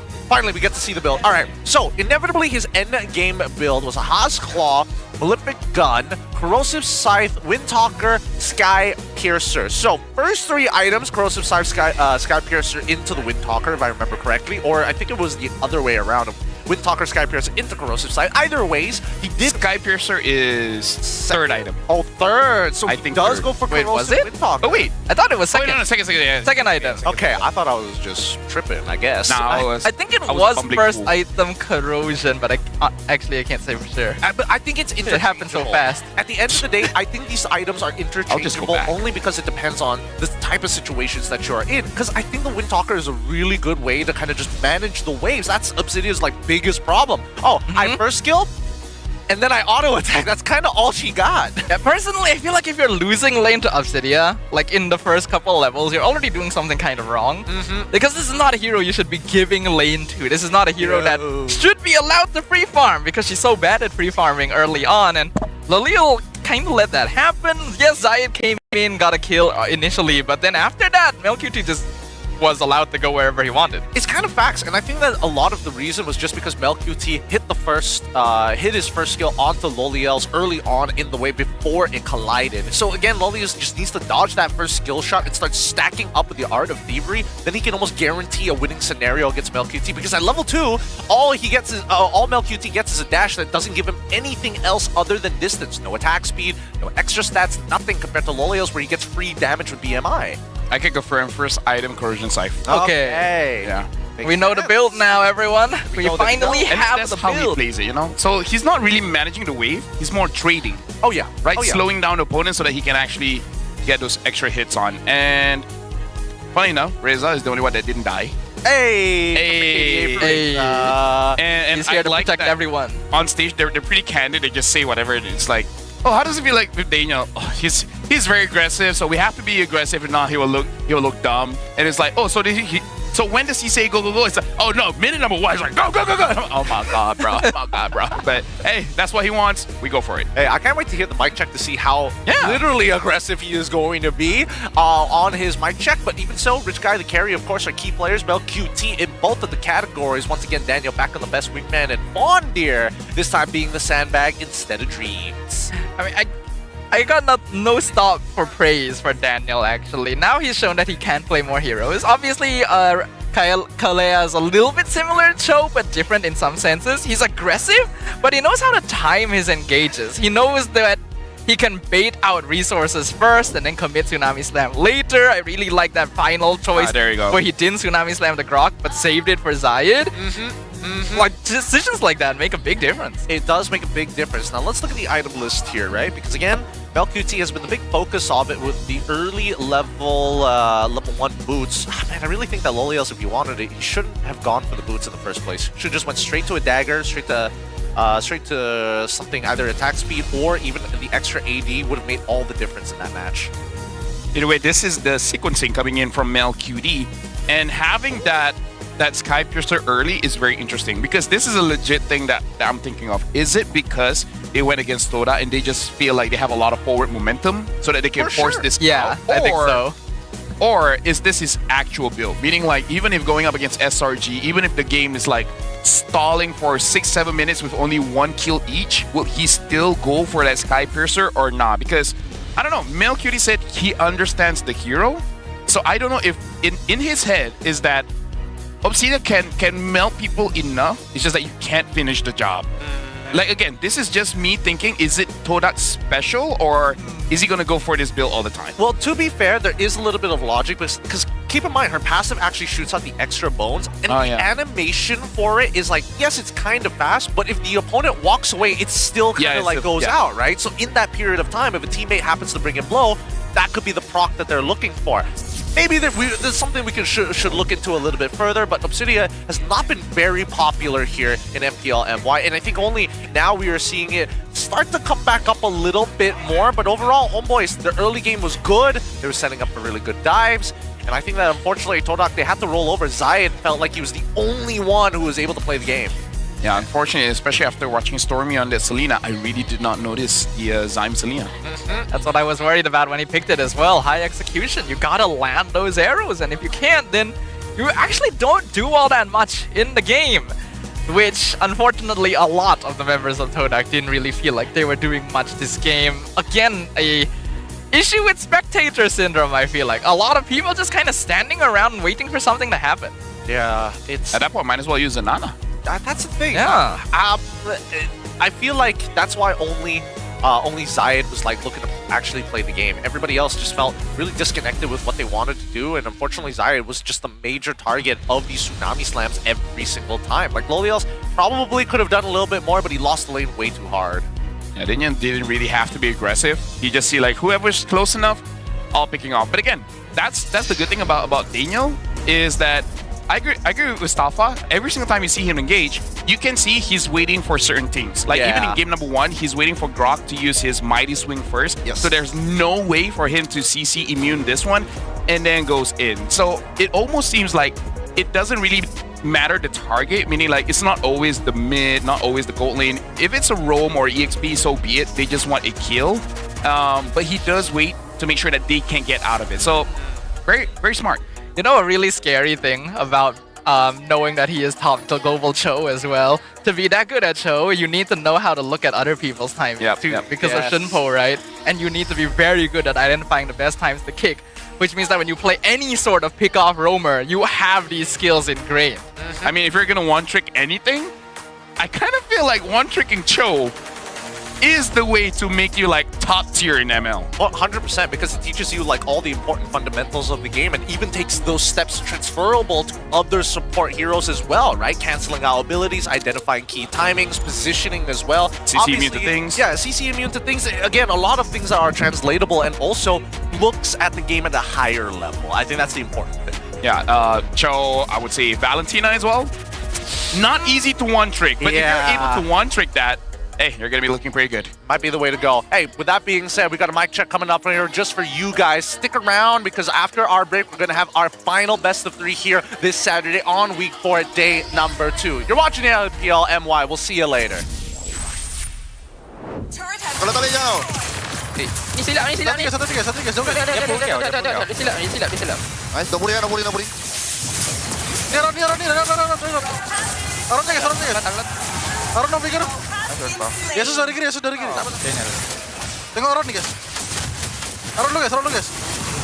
No pikir dia. Aron dulu. Oh, tidak tak boleh masuk guys. Tidak tak boleh masuk. Bisa Aron. Mati. Nice one. Awas Kadita. Nice one. Ada lot guys. Bantu. Yesus kamera. Kadita tadi terti main dok. Ambil bawah guys, belum pasif tau. Ini guys, makan guys. Respect unlock guys, Aman. Ulti buat kabur je. Headshot. Dia jago guru ni. Aron. Salah dia. Silap guys. Pelan. Hati semua. Ada gua lagi. Nice boy. Nice. Fail. Jet dream. Sorry cok. Endable harusnya. Game gampang boy, aman boy. Spicy sikit Daniel, cepat Daniel. Jangan. Chill. Wah, ente guys. Banyak tengok. Grok dah. Alti grok. Santai. Careful Dia pernah lawan ni. Aman. Paning aman. Lampu dulu guys. Mati lampunya. Sabar. Cover go. Ada apa nih? Penny kat blue kita. Biar bagi kalau nak. Objektif aja. Aku tu. Boleh try now. Ada 2 wave ni. Slow. Orang dulu. Aman. Orang dulu. Aman. Ayam. Halo ayam. Sorry. Aku stun. Aku tak ada stun Ini ya. Aku ada. Ada gua. Orang lu. Orang dulu guys. Ayamin dulu guys. Minimal. Tak ada minion ni. Dah minion ni. Nice boy.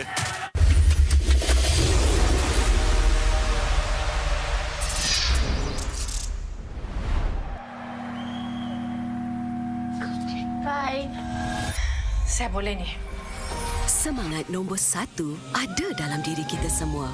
Bukan atas usaha sendiri saja, tapi sokongan dan harapan yang dikongsi bersama. Sebab nombor 1 lebih daripada jadi yang terbaik. Ianya memikul impian mereka. Inilah semangat nombor 1. Inilah prepaid nombor 1.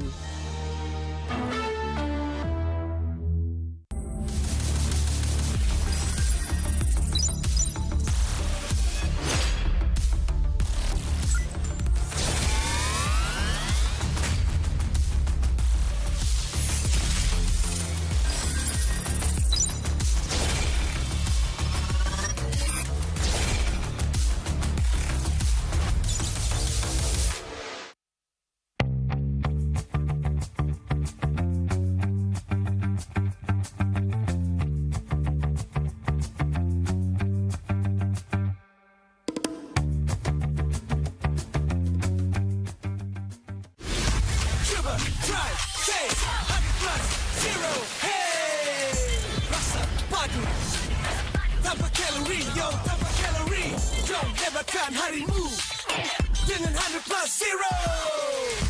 Cuba, try, taste 100+0. Hey!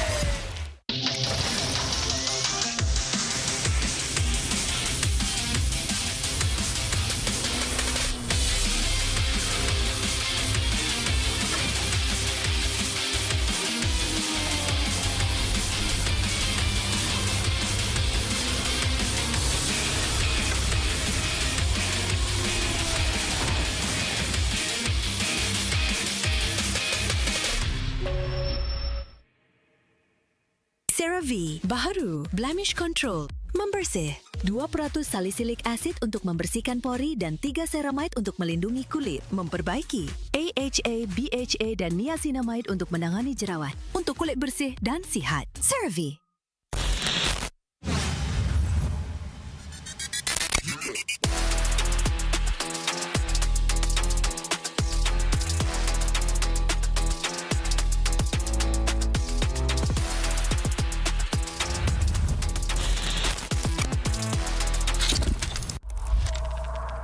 7 tahun, 16 musim, perjalanan yang dianggap sekadar permainan di telefon kini menjadi isukan paling berpengaruh. Inilah MPL Malaysia. Era permulaan segalanya, titik mula sejarah apabila Malaysia dan Singapura menjadi tuan rumah MPL pertama di dunia. Di musim pertama, kita melahirkan legenda, Solos, Penjahat dan Fredo. Dari musim ke musim, MPL MY S16 menjadi pentas lahirnya pemain tersohor. Musim kedua mengukir cerita untuk pasukan yang tak disangka. Sayan Rebound, Noon bangkit dari kedudukan tercorot di tangga liga, mengharungi satu demi satu halangan hingga akhirnya menjulang piala pertama buat Malaysia. Musim ini menyaksikan kebangkitan luar biasa pasukan Todak. Ciku Guys dan Moon menggoncang pentas M1 World Championship, menamatkan saingan di tempat ketiga, mengharumkan nama negara. Momentum itu memuncak di musim ke-6, detik bersejarah apabila Todak menjulang trofi pertama mereka. Dari detik itu, bermulalah era kompetitif. Dari musim 7 hingga musim ke-12, setiap musim nama baharu diukir di trofi. Tiada pasukan yang kekal di takhta. Di sinilah Todak membina legasinya. Bersama Ciku Guys menjulang trofi sebanyak 3 kali. Puncak kegemilangan mereka hadir di SEA Games ke-32. Gabungan superstar team Ripo, Chibi, Zod, Ciku Guys, Izarami, Momo dan Gary menakluk pentas Asia Tenggara dan membawa pulang pingat perak. Satu detik bersejarah yang mengangkat nama Malaysia ke mercu isukan tertinggi di era ini akhirnya mencapai noktahnya apabila musim 12 Homeboy, pasukan yang sebelum ini tidak pernah menjulang trofi, mengangkat piala buat pertama kalinya dan membuka jalan untuk babak seterusnya. Sorakan peminat bergema bukan hanya kerana nama, namun kerana SRG menjadi pasukan Malaysia pertama menjulang MSC 2024 dan mara ke Grand Final 2 tahun berturut-turut. Sekaligus menyemarakkan api harapan baharu untuk MPL MY. Era ini diterajui oleh Cram, Stormy, Yums, Skies dan Innocent. Bukan sekadar juara, SRG menulis sejarah daripada dominasi di peringkat liga sehingga ke detik terakhir mereka mempertahankannya dengan penuh megah. Musim ke-14 mereka terus membuktikan kekuatan, memecahkan lagi sumpahan menjadi juara bertahan. Musim ke-15 repeat bersejarah yang menebatkan SRG sebagai pasukan paling dominan dalam sejarah MPL MY dengan barisan pemain yang sama memperoleh kemenangan demi kemenangan.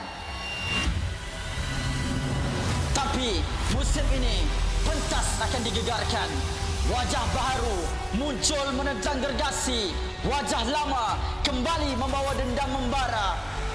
Medan tempur terakhir sebelum segalanya berubah. Pantang mengalah. Menuju perjalanan ke era baharu MPL MY musim ke-16. Hanya yang gagah kekal juara.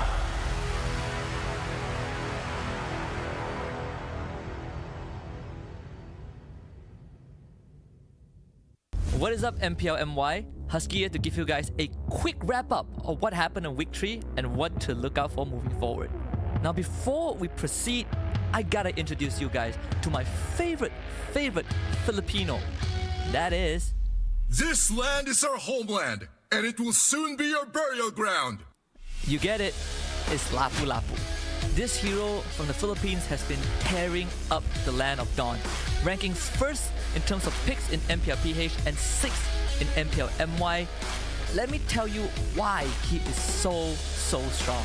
The recent patches have given Lapu-Lapu some pretty insane buffs, but the most impactful buff is actually his second skill in the Bravest Fighter form. Storm's Sword now grants him 10% damage reduction for every single hero hit. 10%! I want you guys to quickly pay attention to this clip.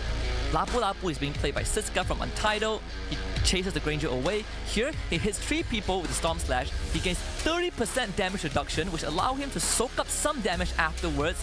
And CG, they were doing their very best to take him down. Prox's passive 1, heals up with War Axe, comes back, hit by Spread, doesn't go down, goes into lane, heals off the minions from War Axe, and Prox's passive back up to get a second ultimate. He still goes down, but the earlier damage reduction kept him alive for long enough for the rest of the event to happen. And that is just Lapu Lapu right now. Sometimes teams even would consider picking him in the gold lane to replace a marksman. But it does open up options and conversations, considering the fact that double fighters meta right now, at least in MPL MY, has been quite popular. Bottom line is, if you want a hero that is tanky, deals a ton of damage, can go mid to late game, and is extremely cool, Lapu Lapu just might be the one for you. And now, for my favorite Lapu Lapu clip.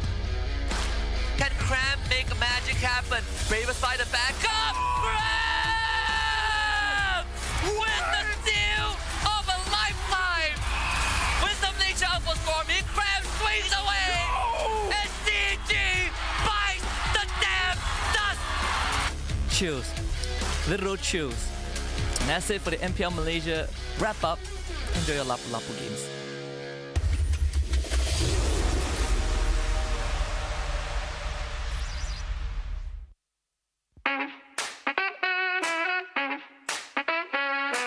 Guys, we are back for some more gameplay from the Futures Pros Tournament Phase 2.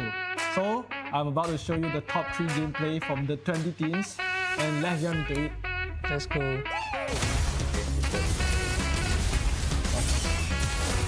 Wow, there's a very coordinated diving actually. This play I like it. It's very aggressive.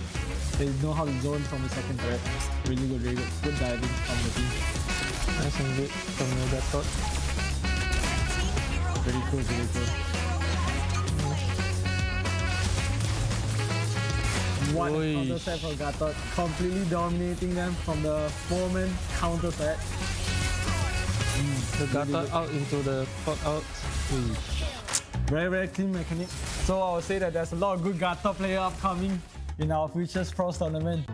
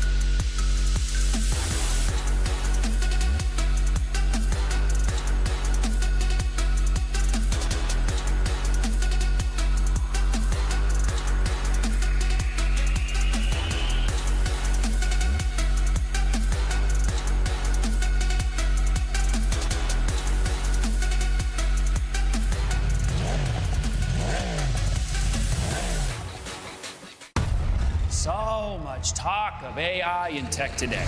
Virtual worlds, what are they going to look like when we get there?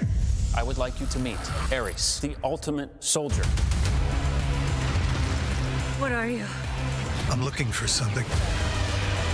Something I do not understand. A malfunctioning program who wants to live. Fascinating.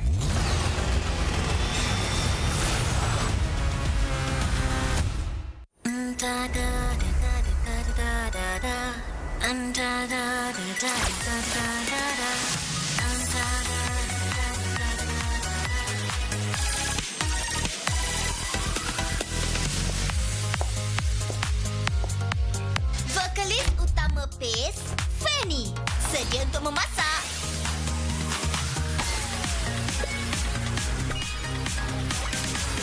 Bagus! Percubaan pertama yang berjaya. Saya ni hebatlah. Fanny baru upload post baru ke? Peminat nombor 1 PACE dah teruja ni. Jomlah, lambai gloss itu tinggi-tinggi. Tunjukkan semangat kita.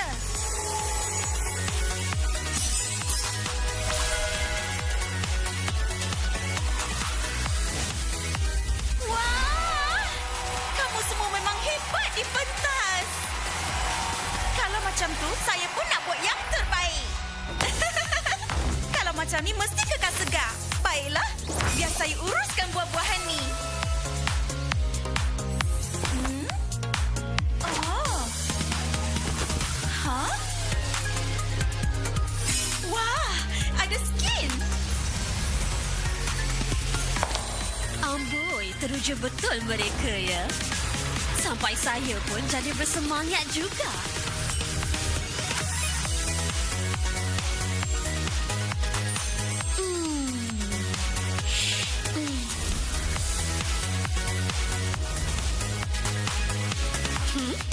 Acara?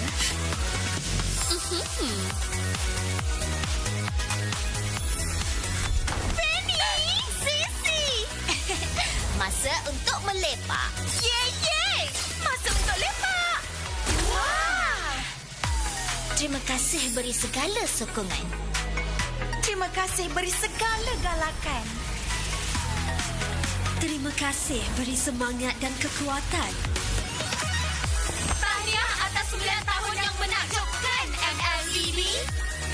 Selamat Hari Jadi.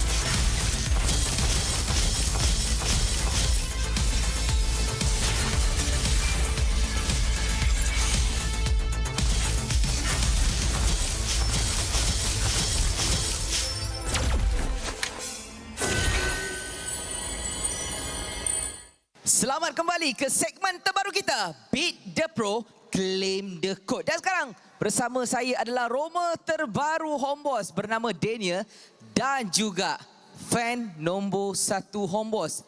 Dia akan bermain untuk hook siapa instingnya lagi tinggi. Mekaniknya mudah. Abang adalah Franco, ini juga adalah Franco. Salah seorang kena menyuruk dekat dalam bush dulu. Jadi, abang menyuruk dulu dekat dalam bush. Daniel akan cuba predict, 3 kali predict. Cuba untuk hook Franco. Jadi kalau dapat lebih daripada 3 kali, 3 kali, Daniel menang. Tapi kalau kurang daripada 3, kita tengok dia pula. Kalau dia dapat hook lebih daripada 3, dia menang. Hadiahnya mudah. Kalau Daniel yang menang, kita bagi semua penonton dekat rumah kod hadiah istimewa. Tapi kalau kata abang ni je yang menang, kita bagi yang dekat sini sahaja hadiah dan abang akan dapat hadiah tambahan istimewa. Abang seorang aja. Mudah kan? Mudah kan? Jadi kita akan main, itulah. Mungkin boleh kita tengok untuk game ni, siapa insting lebih tinggi untuk menjadi seorang Franco. Okey, kita clear. Saya tengok dekat belakang. Korang jangan tengok belakang. Okey, menyorok.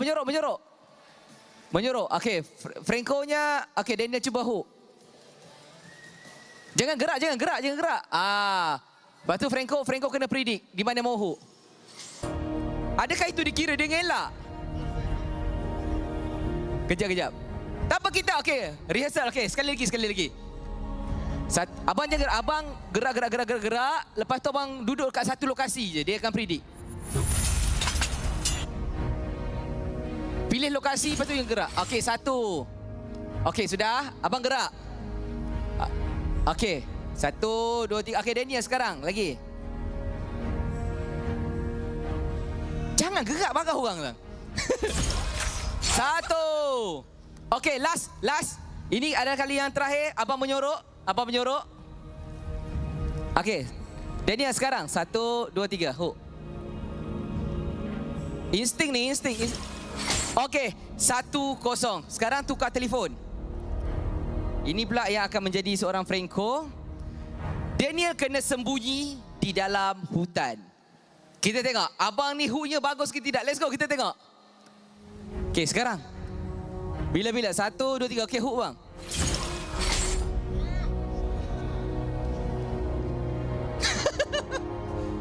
Okey. Kali kedua. Okey. Hook kedua. 1. Okey, Daniel mau ubah posisi? Tak. Okey. 1, 2, 3. Hook. Abang.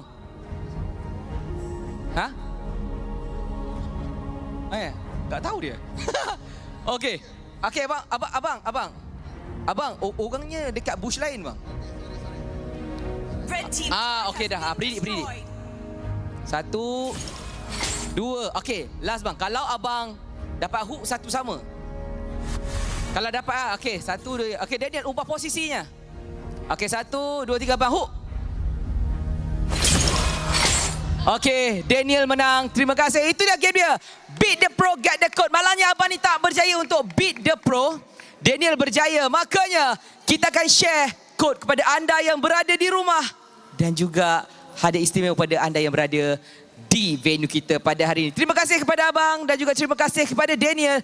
Inilah hadiah kita untuk anda semua. Dan hopefully untuk game selepas ini kita bakal tengok dan juga saksikan sendiri. Adakah Homeboss boleh untuk mengalahkan Todak ataupun Todak yang bakal bangkit daripada kekalahan berminggu-minggu. Let's go back into the game.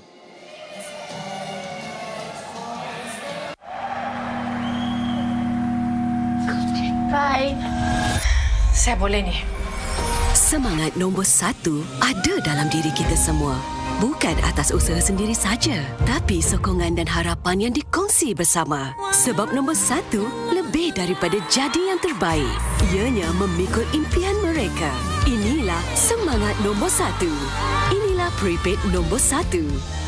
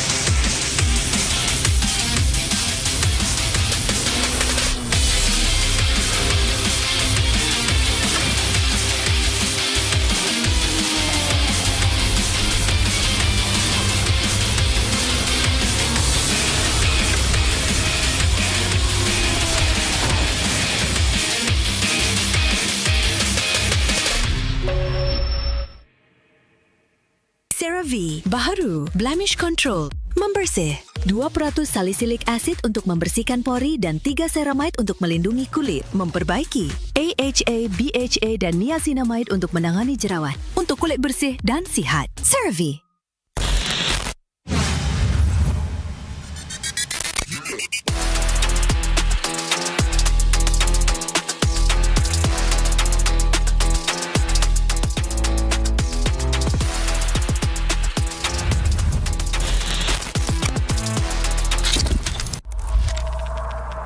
Tahun, 16 musim, perjalanan yang dianggap sekadar permainan di telefon kini menjadi isukan paling berpengaruh. Inilah MPL Malaysia. Era permulaan segalanya, titik mula sejarah apabila Malaysia dan Singapura menjadi tuan rumah MPL pertama di dunia. Di musim pertama, kita melahirkan legenda, Solos, penjahat dan Fredo. Dari musim ke musim, MPL MY S16 menjadi pentas lahirnya pemain tersohor. Musim kedua mengukir cerita untuk pasukan yang tak disangka. Sayan Rimau, Nun bangkit dari kedudukan tercorot di tangga liga, mengharungi satu demi satu halangan hingga akhirnya menjulang piala pertama buat Malaysia. Musim ini menyaksikan kebangkitan luar biasa pasukan Todak. Ciku Guys dan Moon menggoncang pentas M1 World Championship, menamatkan saingan di tempat ketiga, mengharumkan nama negara. Momentum itu memuncak di musim ke-6, detik bersejarah apabila Todak menjulang trofi pertama mereka. Dari detik itu, bermulalah era kompetitif.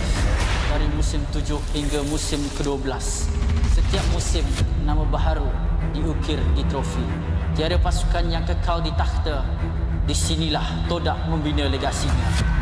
Bersama Ciku Guys menjulang trofi sebanyak 3 kali. Puncak kegemilangan mereka hadir di SEA Games ke-32. Gabungan superstar team Ripo, Chibi, Zod, Ciku Guys, Izarami, Momo dan Gary menakluk pentas Asia Tenggara dan membawa pulang pingat perak. Satu detik bersejarah yang mengangkat nama Malaysia ke mercu isukan tertinggi di era ini akhirnya mencapai noktahnya apabila musim 12 Homeboy, pasukan yang sebelum ini tidak pernah menjulang trofi, mengangkat piala buat pertama kalinya dan membuka jalan untuk babak seterusnya. Sorakan peminat bergema bukan hanya kerana nama, namun kerana SRG menjadi pasukan Malaysia pertama menjulang MSC 2024 dan mara ke Grand Final 2 tahun berturut-turut. Sekaligus menyemarakkan api harapan baharu untuk MPL MY. Era ini diterajui oleh Cram, Stormy, Yums, Skies dan Innocent. Bukan sekadar juara, SRG menulis sejarah daripada dominasi di peringkat liga sehingga ke detik terakhir mereka mempertahankannya dengan penuh megah.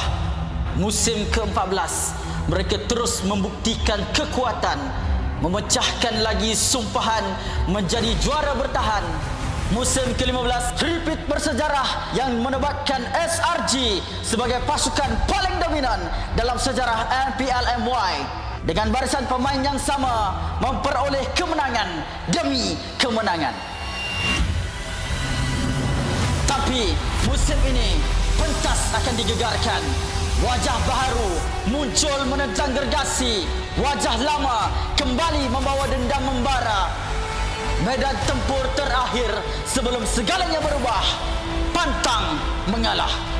Menuju perjalanan ke era baharu MPL MY musim ke-16. Hanya yang gagah kekal juara.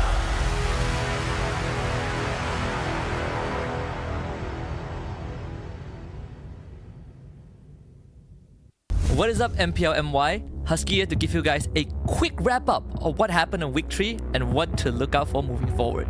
Now, before we proceed, I gotta introduce you guys to my favorite Filipino. That is... This land is our homeland, and it will soon be your burial ground. You get it, it's Lapu-Lapu. This hero from the Philippines has been tearing up the land of Dawn, ranking first in terms of picks in MPL PH and 6th in MPL MY. Let me tell you why he is so strong. The recent patches have given Lapu Lapu some pretty insane buffs, but the most impactful buff is actually his second skill in the Braver Spider form. Storm Sword now grants him 10% damage reduction for every single hero hit. 10%! I want you guys to quickly pay attention to this clip. Lapu Lapu is being played by Siska from Untitled. He chases the Granger away. Here, he hits 3 people with the Storm Slash. He gains 30% damage reduction, which allow him to soak up some damage afterwards. And CG, they were doing their very best to take him down. Procs his passive 1, heals up with War Axe, comes back, hit by Spread, doesn't go down, goes into lane, heals off the minions from War Axe, and procs his passive back up to get a second ultimate. He still goes down, but the earlier damage reduction kept him alive for long enough for the rest of the event to happen. And that is just Lapu Lapu right now. Sometimes teams even would consider picking him in the gold lane to replace a marksman, but it does open up options and conversations, considering the fact that double fighters meta right now, at least in MPL MY, has been quite popular. Bottom line is, if you want a hero that is tanky, deals a ton of damage, can go mid to late game, and is extremely cool, Lapu Lapu just might be the one for you. And now, for my favorite Lapu Lapu clip. Can Cram make magic happen? Braver Spider back up! Cram! With the steal of a lifetime! Wisdom Nature Outpost forming, Cram swings away! No! And CG bites the damn dust! Chills. Literal chills. And that's it for the MPL Malaysia wrap up. Enjoy your Lapu Lapu games.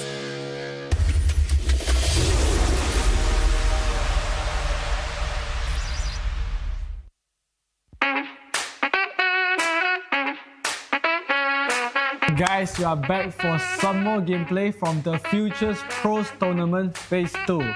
So, I'm about to show you the top 3 gameplay from the 20 teams, and let's jump into it. Let's go.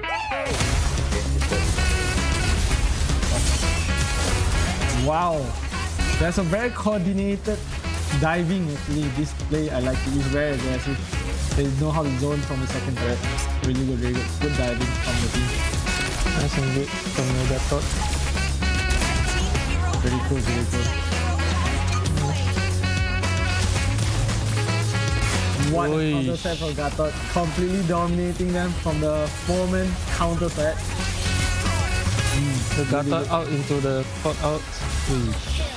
Very, very clean mechanic. So I would say that there's a lot of good Gatot player upcoming in our Futures Pros tournament.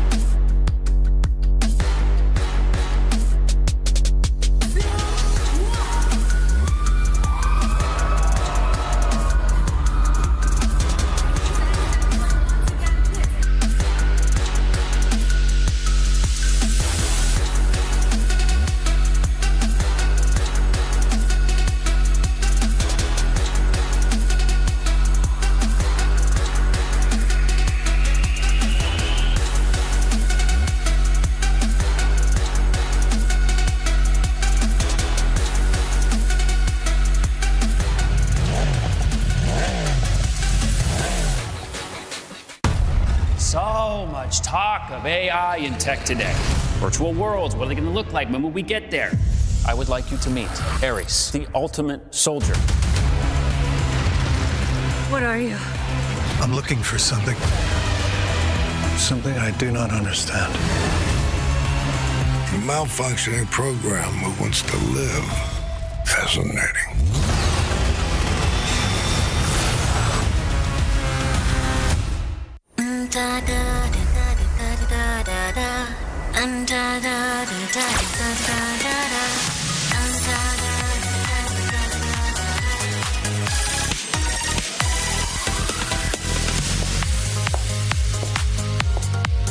Vokalis utama PACE, Fanny, sedia untuk memasak.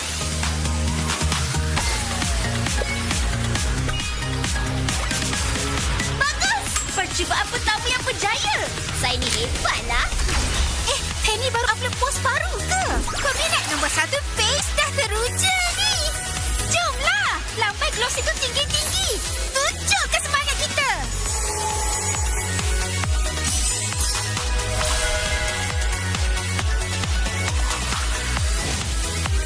Wah, kamu semua memang hebat di pentas.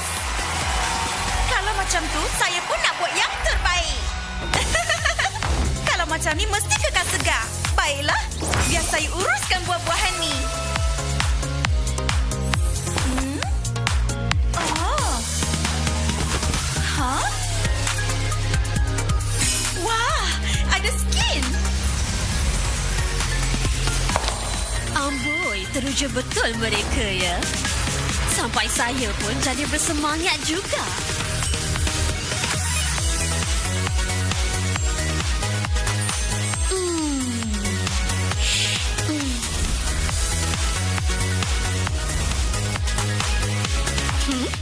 Acara?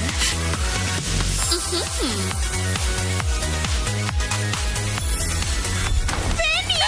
Sisi! Masa untuk melepak. Yeay! Masa untuk lepak! Wah! Terima kasih beri segala sokongan. Terima kasih beri segala galakan. Terima kasih beri semangat dan kekuatan. Tahniah atas 9 tahun yang menakjubkan MLBB. Selamat Hari Jadi!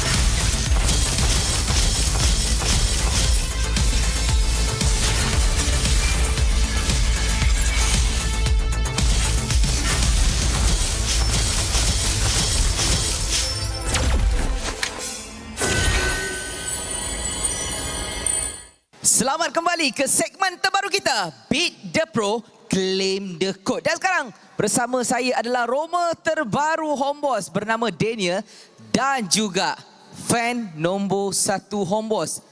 Dia akan bermain untuk hook siapa instingnya lagi tinggi. Mekaniknya mudah.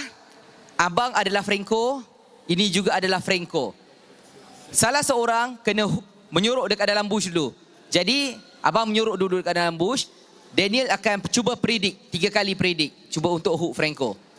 Jadi kalau dapat lebih daripada 3 kali, 3 kali, Daniel menang.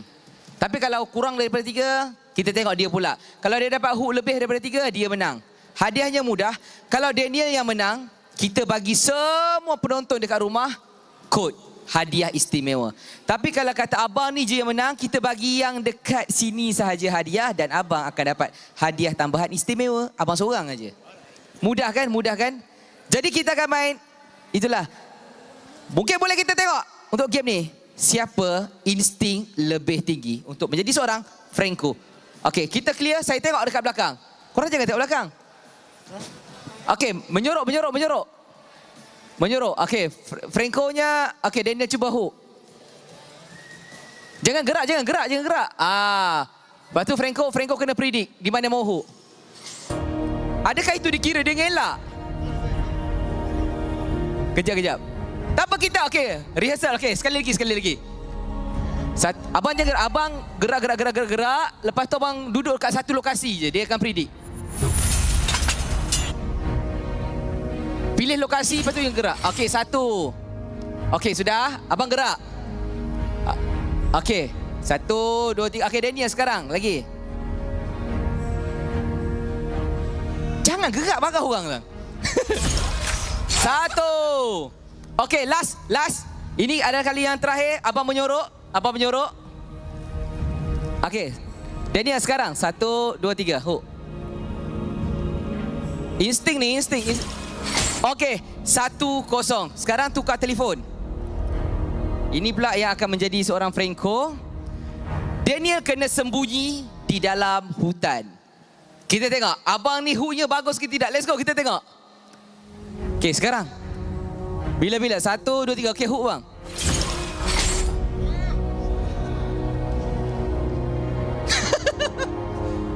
Okey.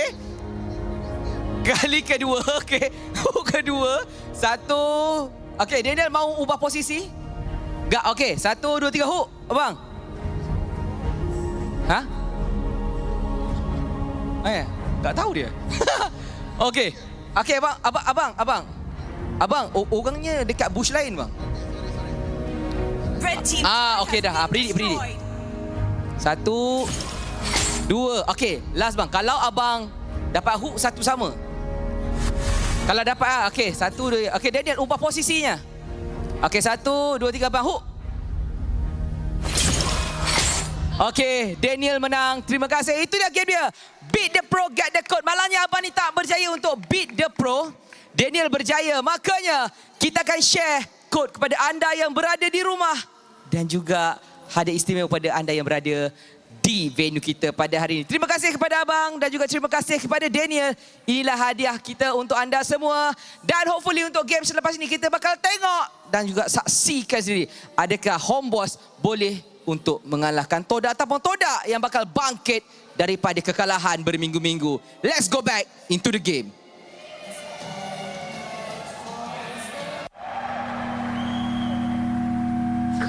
Bye. Saya boleh ni. Semangat nombor 1 ada dalam diri kita semua. Bukan atas usaha sendiri saja, tapi sokongan dan harapan yang dikongsi bersama. Sebab nombor 1 lebih daripada jadi yang terbaik. Ianya memikul impian mereka. Inilah semangat nombor 1. Inilah prepaid nombor 1.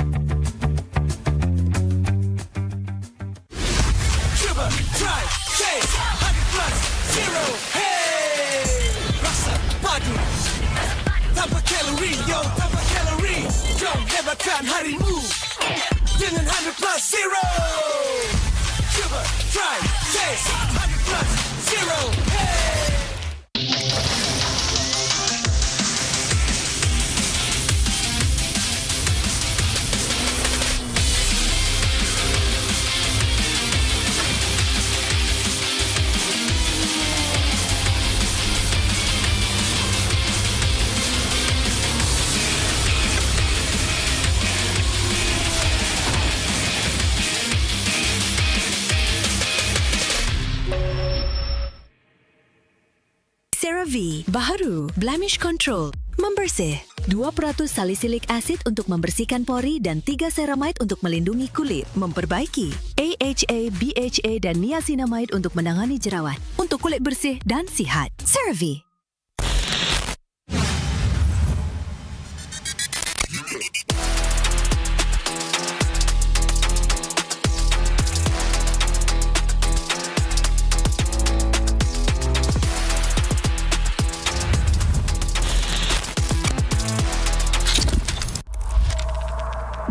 Tahun 16 musim, perjalanan yang dianggap sekadar permainan di telefon kini menjadi isukan paling berpengaruh. Inilah MPL Malaysia. Era permulaan segalanya, titik mula sejarah apabila Malaysia dan Singapura menjadi tuan rumah MPL pertama di dunia. Di musim pertama, kita melahirkan legenda Solos, Penjahat dan Fredo. Dari musim ke musim, MPL MY S16 menjadi pentas lahirnya pemain tersohor. Musim kedua mengukir cerita untuk pasukan yang tak disangka. Sayan Rebound, Noon bangkit dari kedudukan tercorot di tangga liga, mengharungi satu demi satu halangan hingga akhirnya menjulang piala pertama buat Malaysia. Musim ini menyaksikan kebangkitan luar biasa pasukan Todak. Ciku Guys dan Moon menggoncang pentas M1 World Championship, menamatkan saingan di tempat ketiga, mengharumkan nama negara. Momentum itu memuncak di musim ke-6.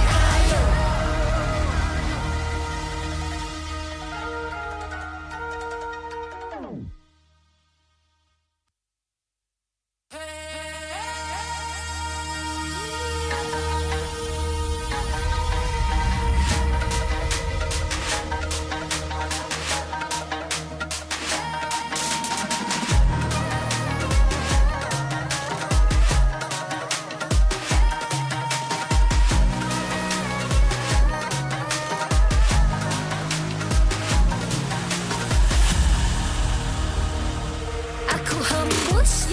Kata si Mas, bila terjatuh aku beringat. Jalan dah jauh, cari titik bermula. Krak, krak, krak, krak. Jangan patah semangat. Semarak api bukan calon cadang. Biar apa menghalang, aku sambut datang. 1000 daya, 1000 alasan. Harungi semua sampai di akhir garisan. Eo, eo. Kami tak senang mengalah. Kami luar biasa. Semangat membara. Harungi bersama. Lakukanlah sama-sama lakukan. Bergema di kiri dan kanan. Tak berhenti marah ke hadapan. Tak mengalah berdepan cabaran.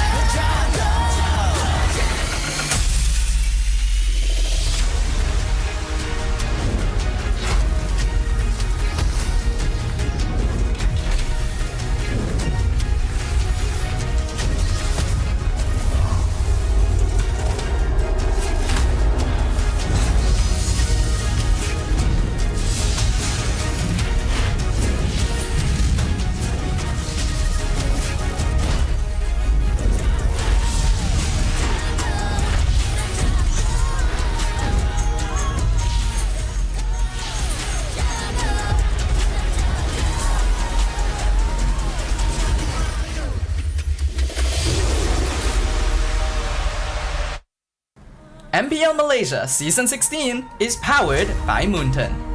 Presented by Celcom DG. Stream, game, vibe on social media, and more to your heart's content without missing even a single moment. Power up with lightning-fast 5G speeds. Stream all day long with Celcom DG Prepaid 5G. Our official sponsors. Official gaming smartphone Infinix GT30 just launched. Comes with a free magnetic cooler, even more affordable than the GT30 Pro. The only phone in its class with GT trigger, 1.5K display, and 144Hz refresh rate. Supports steady performance with 120 FPS in MLBB. Available in 2 exclusive colors for the GT30, green and blue. Perfect meals for gamers, Grab. Grab food for one. When eating alone, enjoy meals from 10 ringgit. With just 1 ringgit delivery fee and no minimum spend. And group order. Get 15% off when eating in a group. Bigger gang, bigger savings. Our eSports partners, 100 Plus, Ferry, and Yamaha. And thank you to all our strategic partners, CeraVe and Playas.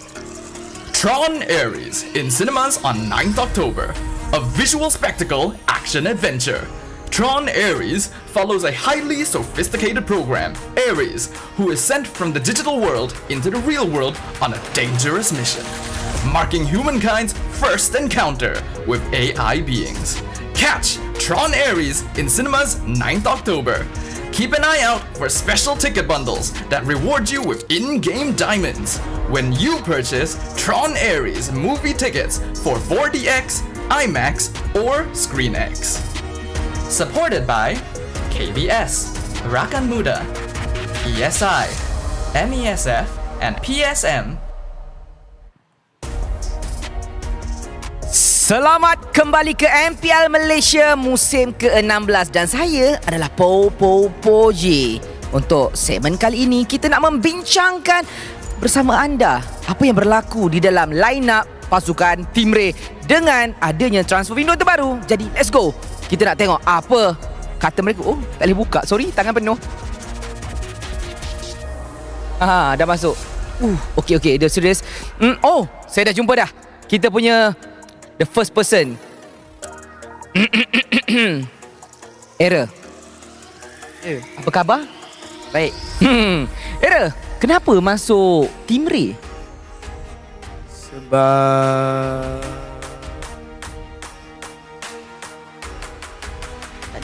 Ada sebab. Jadi sekarang semua orang tahu Team Ray ni gaming house dia dekat Melaka. So awak pindah balik Melaka ke? Saya homesick.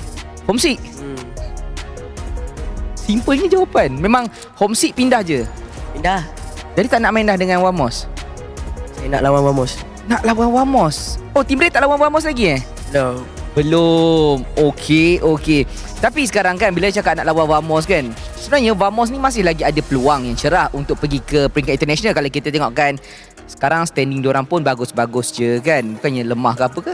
So mungkin boleh pergi playoff dan boleh pergi M7. Tapi awak dah pindah tim. Kenapa? Tak nak bersama-sama dengan diorang berusaha? Ya, nak main. Oh, nak main. Oh, itulah rahsia sebenarnya. Perlukan playtime lah ni.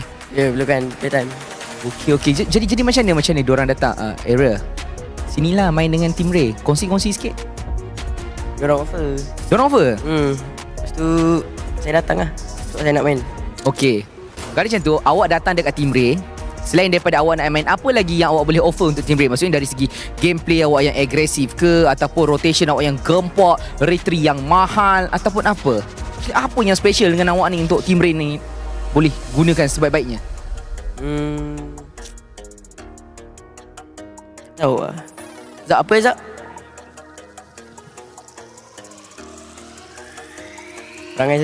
Perangai. Tapi saya faham sebenarnya dia tak nak cakap sekarang sebab dia nak let the game do the talking lah, orang kata kan. Dia cakap sekarang tak guna. Tengok nanti apa yang luka dengan kau. Tunggu. Lawan siapa? Untitled. Siapa Untitled? Untitled lah. Okay, tapi mana Das? Oh, Das kat sini. Okay, saya nak tanya Das. Okay, here Das. Kita punya ex-jungler. Das. How are you? Good. Feeling good lah, good So, Das, untuk minggu ni, era dah masuk kan untuk dia jadi replace you kan? So, kita nak confirm lah sama ada dia main ke dia tak main, tak tahu lagi. Tapi, ramai dekat komen cakap, you are not macam very good enough untuk bermain sebagai jungler utility. Betul ke? Sorry again? I'm not... You're not good enough to play jungler utility. I think no, because I think my specialty is utility. So you don't know how to play assassin? Maybe. So that's why they hire. Yeah. So no more answer, that's all. Yeah. It's okay. Because we don't know yet siapa yang akan main. It's either you or him kan. But if Era akan main hari ni kan, is there anything you want to say to him? For Era， 不要压力啊，把这个 match 当成 scrim 来打。不快，jangan risau. All good. Kita tengok kat sini. Dengar tu Era. Jangan nervous, jangan panik. Fikir ke depan untuk tim. Faham Ada jawapan nak balas balik? Di sini, 我明白了。我明白, saya faham. Itu saya dapat cakap, saya faham. It's okay because saya pun faham sikit-sikit. Good luck in English. Itu sahaja daripada kita bersama dengan pemain-pemain Team Ray. Kita tak nak ganggu mereka lebih sangat. Mereka nak fokus pada game seterusnya. Jadi, kita nak pergi terus kepada caster supaya mereka boleh cakap lebih banyak lagi untuk game yang akan berlaku sebentar lagi. Let's go. Thank you very much, Poji. So, Gideon, what did he say? Hey, he was just talking about, hey, don't be pressuring yourself. Make sure you're doing your best. Make sure that you're still standing up and taking on these big players, like all the good stuff. Hey, welcome everybody to MPL MY Season 16. Gideon Q alongside with LaFell as well as Sadapak here for the final game of day number 2 to close things out. And let me tell you, it's a bit of Mandarin guy, man. Hey, yeah, man. So we've been calling him behind the streets. That's totally accurate. Very, very accurate. Definitely not the guy from Shang-Chi. Now that's true. I was going along with it. I got fully. But welcome back, everybody. Yes, this one is a little bit of a doozy because right now it's Untitled facing off against Team Ray. Now keep in mind, Untitled pretty close to the bottom. Oh yeah. Team Ray really need to get these couple of wins to set themselves up to maybe put themselves in the upper standings, ideally. I mean, in terms of storyline, like Untitled previously got number 3 in MPL MY. So higher how you fall. And for Team Ray, never made it to playoffs. Never made it. Both teams really want this. Yeah, no, they are trying to scrape their way through. But we do have a little bit of a shout out here, guys. Playoff tickets are coming soon. 3 p.m., 10th October. Quickly scan that QR code and get it while you still can. Because again, it's going to be a very hot early. playoff. Today is... Please don't tell me. 4th October. Thank God. Oh my. So we got a week. Yeah, we got about a week. No, 6 days. Close enough, man. More or less. We don't. Up, yeah. Sorry, math is not my biggest bummer, you know? No, technically you were being more accurate with the math than anything.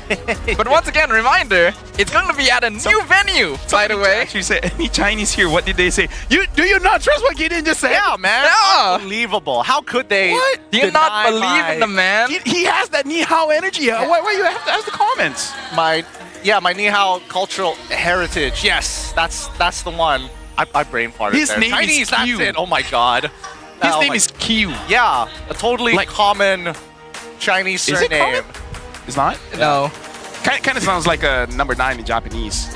Yes, actually. It's not spelled. It's not spelled the same way, but that is correct. The phonetics is there. The phonetics is there. Untitled, right? Team Ray, right? Am I right? Yeah, these guys, and especially for like Team Ray, they're going up against Untitled and they're like saying, hey, you know what? They were decent last season. Yep. They have a chance. We will try and stop them. But at the same time, they're also adding one more element to the mix. They're going to be running Arrow 404 instead of Dusk. And we saw Arrow 404's performance in Vamos last season. Yeah, we know him to be a very aggressive player, very skilled at those assassins, but because he only got so many few... So many few. I don't know how I don't know how that happened. Because he had so few games on the stage, we didn't really get the chance to see his full hero pool or his more consistent capabilities. So it's going to be a question mark. How well will he do? Well, his competitors on the opposite end are looking to try and ruin those stats. It's Skyzed, Rasi, Storm, Kimin, and Siska not taking advantage this time of the open transfer window. They're staying with the same 5. Here's the thing, all eyes is on Kimin. Because even in last season, his regular season was quite bad. Come playoffs looks amazing. And this looks like what happened last season where yesterday he missed the turtle boat that cost them the game. Yes. And I would argue there's many other situations where he failed to do something that could have won them the game. So something that I can say about Kimin is that he knows how to play, he's a consistent player, but he doesn't have that clutch gene just yet. It's difficult to polish because you always got to put yourself in those like dangerous situations where it's where it's either a team win or a team loss almost, to have that level of like, oh, I can clutch this out, trust me. Yeah, there's definitely a factor of being crushed under the pressure of expectation here, because Untitled are not coming in as dark horses. Every single game they're playing with the intention to win, but they're expected to do so, and it makes it that much more difficult, especially in those clutch moments. Speaking of clutch moments, Team Ray with Joam, Nova X4, Zach QT, Arrow 404, and as well as Derv. We're talking about clutch factor genes. Nova has showed just a little bit of it in his time in other lone squads, but Joam, my God, does this guy just keep on pumping the clips. The only problem is he alone is not enough. Someone else has to deal the damage as well. And so we're hoping that Arrow 404 will be the missing piece that Team Ray is looking for right here. How much time have they had to practice together? How much preparation have they had in preparation of this match right now, right? Is this the best time to test out a new addition? Especially since before this, we were actually having a lot of praise for Dusk. Yeah, honestly, like looking at Team Ray, talking with Soundfrost that has some dinners with some players, right? I would say whether they realize it or not, Team Ray, when they constructed this team, really is like a full funneling strat for Joam, in the sense that Zakuti as a mid laner, he plays more like a roamer than a mid laner. He really likes using mid lanes that set up a team fight instead of being the finisher, right? So they're all about support. Even though Dusk, he's more of an assassin player, but the coach is like, no, you gotta play tank, all right? So personally for me, Team Ray, their strategy hasn't worked out just yet, where they're really putting all their eggs in the Joam basket. maybe they're changing. This time it's like, okay, let's put 2 damage dealers. In case Jome fails, we got error 4-4. Personally, I'd be a bit upset if I was Dust, you know. They don't let me play Assassin, and then they bring someone new in and let them play Assassin, right? That would be really rough. I think the real question is this really the change that Team Ray needed, right? And I think that's a big question mark in everybody's mind. We don't know their scrim results. We don't know whether or not Dusk, as much as he claims to be like, I love playing Assassins, does he get the same performance on those Assassins alongside with his tanks? Is there maybe inconsistencies in the 20, hundreds of games of scrims that they played together? Just because you love it doesn't mean you're good at it. That's unfortunately. Yeah. I mean, if you put that's what me and my wife tell each other, you know. That's also. Shout out to Niwa Hika. I said, don't forget to vote Gideon and LaFell for a Legend Award. Thank you very much. Yeah, Thanks. make sure to vote for him. I can't wait to deny Smooth another one. This is why. Like, that phrase came to me when every guy I meet, they say they're amazing at driving. And I'm like, are you though? But are you though? Yeah, that's a subjective perspective. Yeah. For sure. I've heard tons. I've heard it way too many times before they scratch their car, or worse, lose a bumper or something. Either way, lose a tire. Either way, tires. Oh, now that I think about it, I had a lot of bad memory when it comes to college. Yeah, man, a lot of near misses. All the nostalgia. Nope, not near misses. That went dark, but hey, moving on. Hey, luckily it wasn't your car, right? At the end of the day, I don't know whether this is going to be the right change for Team Ray. I think, but let's make the parallel, right? If as much as we believe that maybe Dusk needed an opportunity to try, I think the same can be almost said about Untitled, because so far the only thing that has been really the big hiccup is either A, mentality. I think that one is the most obvious one, right?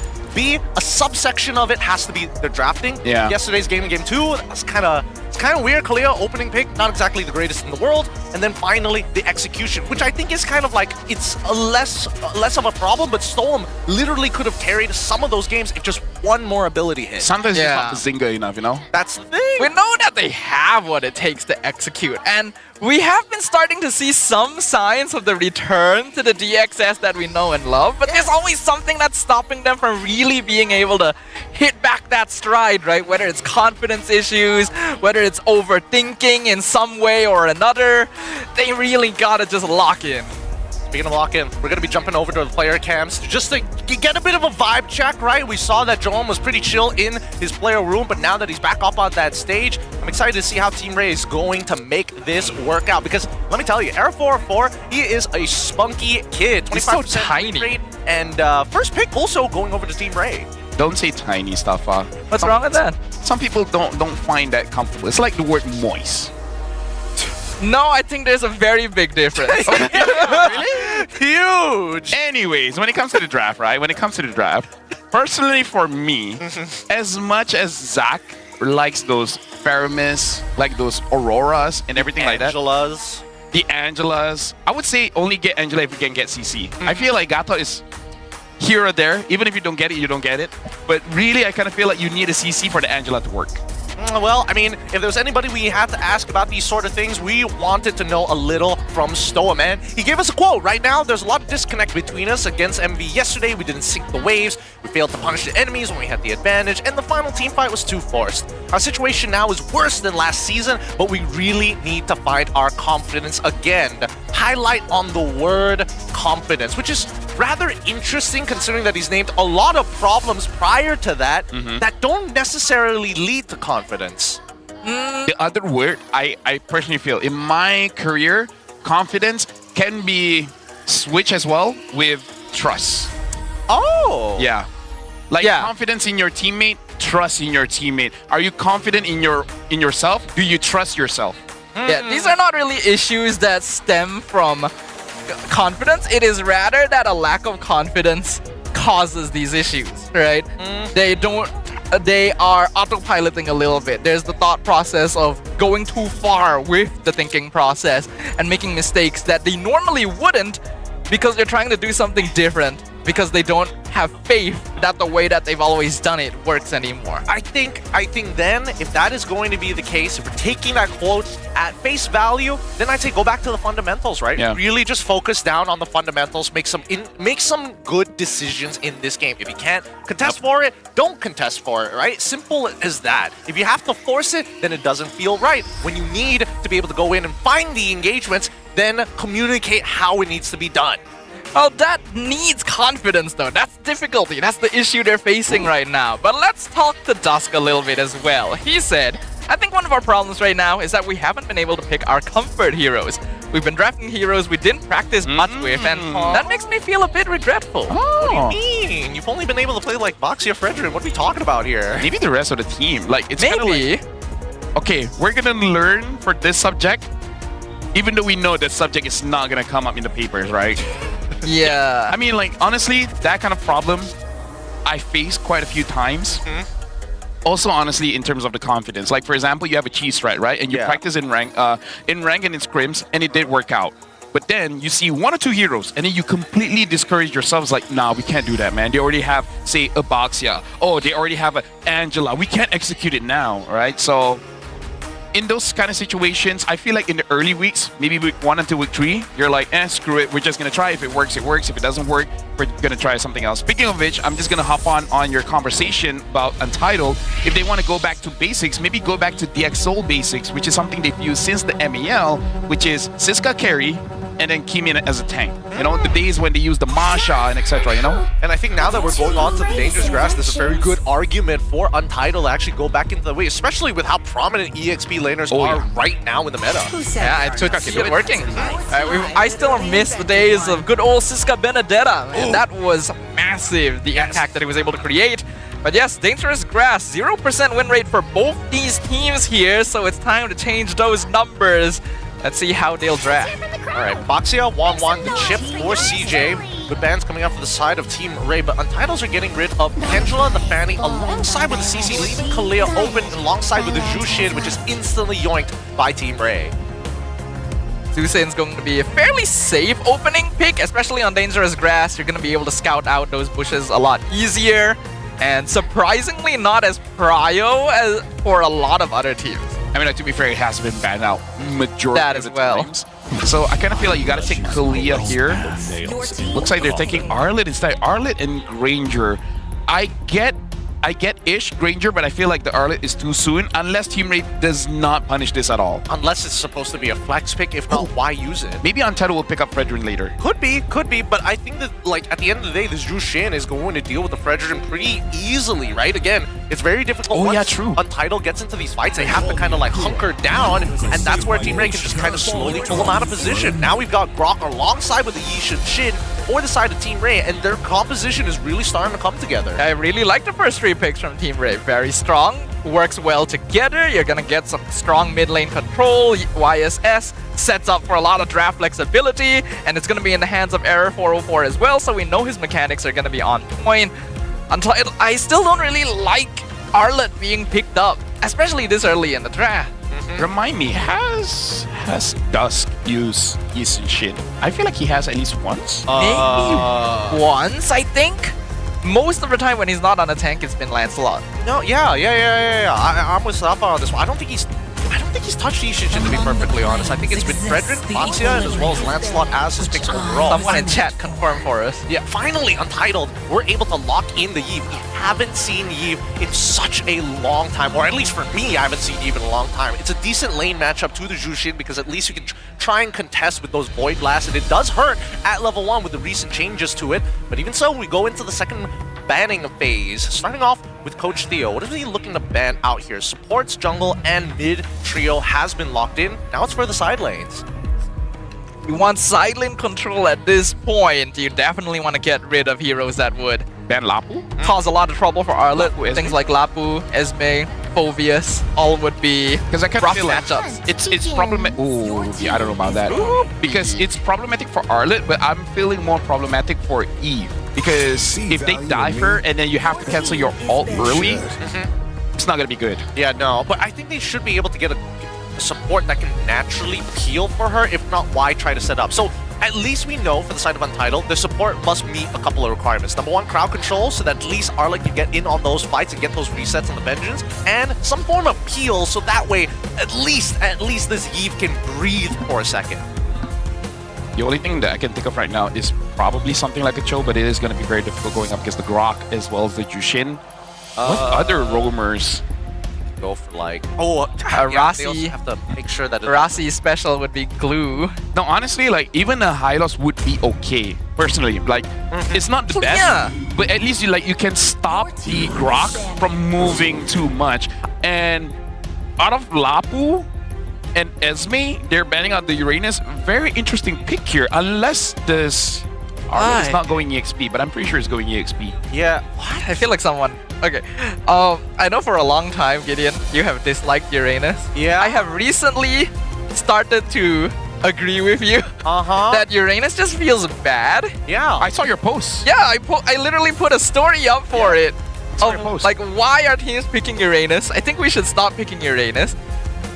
Yes. In rank, super, like, pressuring lane kind of thing, but in pro play, you know? Even in ranked, I get wrecked as Uranus. No, look, I think that in professional play, the only time that I'm okay to see Uranus is if there's a good setup for a Uranus jungle, right? And you can almost guarantee that he maintains his lead over his opponents. That's the only time when Uranus feels like, wow, I'm an absolute beast, I'm never gonna die, so on and so forth. But then we look now at Team Ray, getting rid of the big tanks. Fredrin alongside with the Akai, denying catalysts and opportunities, and as you mentioned, you brought it up, Lafel, now that they're gone, the choke comes into play. But again, it is difficult to play with. Daniel has shown that you can deal with like the Grok. Just make sure he uses Mighty Swing early, then you can get a kick on him. Because something that I've noticed, personal play and looking at professional play, a team composition that has a Grok kind of feels the same as a team that has an Angela, which is kind of like one of the corner pieces of the draft. So if the Grok dies early, the majority of the strength of the draft really crumbles. So I kind of feel like if you do want to pick up the Grok, good idea. But again, I'm looking at draft coming in from Untitled and they're talking about confidence. I kind of feel like all the heroes that they use require a lot of confidence. Yeah, it really does. I mean, they got to believe that they can get in on it. Oh! Team Ray with the double fighter composition. Right. This time with the Phoveus. It makes a lot of sense. Plenty of dashes on the side of Untitled. The Esme specifically to try and deal with the shielding that you get from the RWM. And even Snow block the shots from Granger doesn't seem like a bad idea. Maybe this is the hard read, right? If it wasn't Esme, it was going to be like Uranus. So they're going to play around the Jushin. So Team Ray still wants to go funneling, just not Joe. Just not Joe. Yeah, it's strange. Tells the best We're- stories. I'm down for it. Gonna be a jungle. Okay. I'm actually down for it. Okay. It's a good way to find these big resets. It's for at least Arlet. But now, I think that this entire composition really begs to ask, hey, I think Storm's going to be okay, but can Sizka find the big final slashes? That's the hard one. Can they get the setups here? They are doing a bit of funneling. I think Team Ray is quite comfortable with this. For Untitled, I feel like the execution is going to be a little bit higher. They have to get really good catches. Their team fight is strong, but they have to force Team Ray to team fight into them.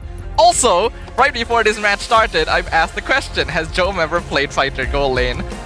And we were wondering if he would suddenly pull it out of his pocket for this match. Yep. And Caster Curse works again. Personally for me, if anyone from Untitled is going to be the hyper carry, I actually trust SkyZ. I feel like he's proven himself previous seasons, and then this season, I feel like he can do it. He's got a really good opportunity to do so, because as long as people don't stick on top of him like the Phoveus and he gets that space, he might be able to gun down the entire team of Ray. And hopefully he's able to do so, because Untitled currently on a downward trend in MPL Malaysia Season 16, eager to reclaim the glory of their past season's achievements. But will Team Ray be able to upset them with the arrival of a young upstart? Let's jump into game number 1 among Dangerous Grass. Now, every single time we get into this game, I love these Grok techs to pull the waves closer towards you, because it gives you such a huge advantage. Like, look at this. ZachQT now doesn't really have to worry about the laning phase as hard. With a little bit of life tax, he's able to not only control the lane, but almost guarantee an easy rotation to the Wanderer. I don't have the numbers to prove it, but I feel like Rasi always takes the most damage in the first 1 minute of the game. It does happen a lot. I will agree with you there. I don't have the numbers to prove it, but but it happens more often than we would like to admit. It's one of those things that you can prove with feeling. Yeah. The vibe, it doesn't pass the vibe check. Yeah. Either way, we do see Wilderness Blessing as well as extra mobility for both Nova Escobar and ZachQT. So these guys, they come in a pair, but I'm most worried for Siska because this is a tough lane matchup for him and they need to bail him out of there as soon as they hit level 4. Something about today's coaching staff, they really don't like the EXP. No, they don't. They're like, who do you want to face up against? Lunox. Well, we'll let them have it. Who do you do not want to face up against? Probably Phobius. Well, guess who's gonna get Phobius? You got to get your reps in early before the playoffs, am I right? And now they banned Uranus. And now that level 4 is about to happen here, he gets blocked off by the wall. I don't think he's going to participate. It does end up accidentally resetting the beetle, which is going to slow down his farm, but he's fine. But look at Arrow 404. I think they're trying to set up for a lane gank. Would not be surprised here. First turtle going to spawn. You see a lot of attention in the EXP lane. Siska going to hit level 4 just a little earlier than Der, but not a big issue. Keemin also going to be scouted out in the bush by ZachQT. I don't know about this one. I think they got to chill for a second, right? They need Untitled to make that first move unless they can guarantee a Tectonic Charge, which Nova Escobar doesn't have access to yet. So they can delay this. That would be ideal. Error going for the level 5 actually. Siska dives in. Doesn't really have the angle for Final Slash. The kick comes in onto Der. The cancel on the spatial migration by the Grok. Error secures the turtle and Untitled just denied from any place. Good stuff. I just don't like that because Rasi kicked Phobius, but who has the damage? This is not a Lunox, this is an Eve. Yep. Like, it's basically dot damage, right? It's not really burst. Exactly. Dot and poke, you know? I don't think they needed to force that out, right? Because if you're going to kick anybody, it's Arrow 404, or maybe even ZachQT to get his Purify. One or the other. Rasi going very deep once again. Team Ray not too interested in punishing for it. They'll give up on the purple buff. My personal opinion is that this Cho does not have to be super proactive when it comes to the kicks. Like, play a bit more defensively. Maybe much more defensively. Rasi's in trouble now. Gonna need to dash out. Got picked up twice there. So he needs to recall. This might give Team Ray a chance to play the map. So Rasi should zone. Don't zone too far away that his team can't help him out. Just zone enough to create a space where Untitled can farm and poke with the Eve. So Rasi can make a crucial mistake by diving too deep, getting a kick, and then they just don't have the damage profile to actually get that kill. Because I don't think Kimin's gonna build damage. No, right? I don't think he's gonna. Well, actually, the last time it was a concentrated energy, and then everything else is defense. Is all tank, right? Yeah. I was thinking whether or not he got the Genius one as well. I don't remember it entirely, but so far, based on what we're seeing, double waves being picked up by SkyZ. He's just trying not to interact with Jom until he's got the right items, and then he's probably going to start moving. At this point, I agree with you. I think that Rasi should be looking to zone, but more importantly, bait a reaction out of Team Ray. I think he has that power within him, but now with 16 seconds left on the clock before the next turtle actually spawns, you can see that Team Ray, they're setting up positions all over the map.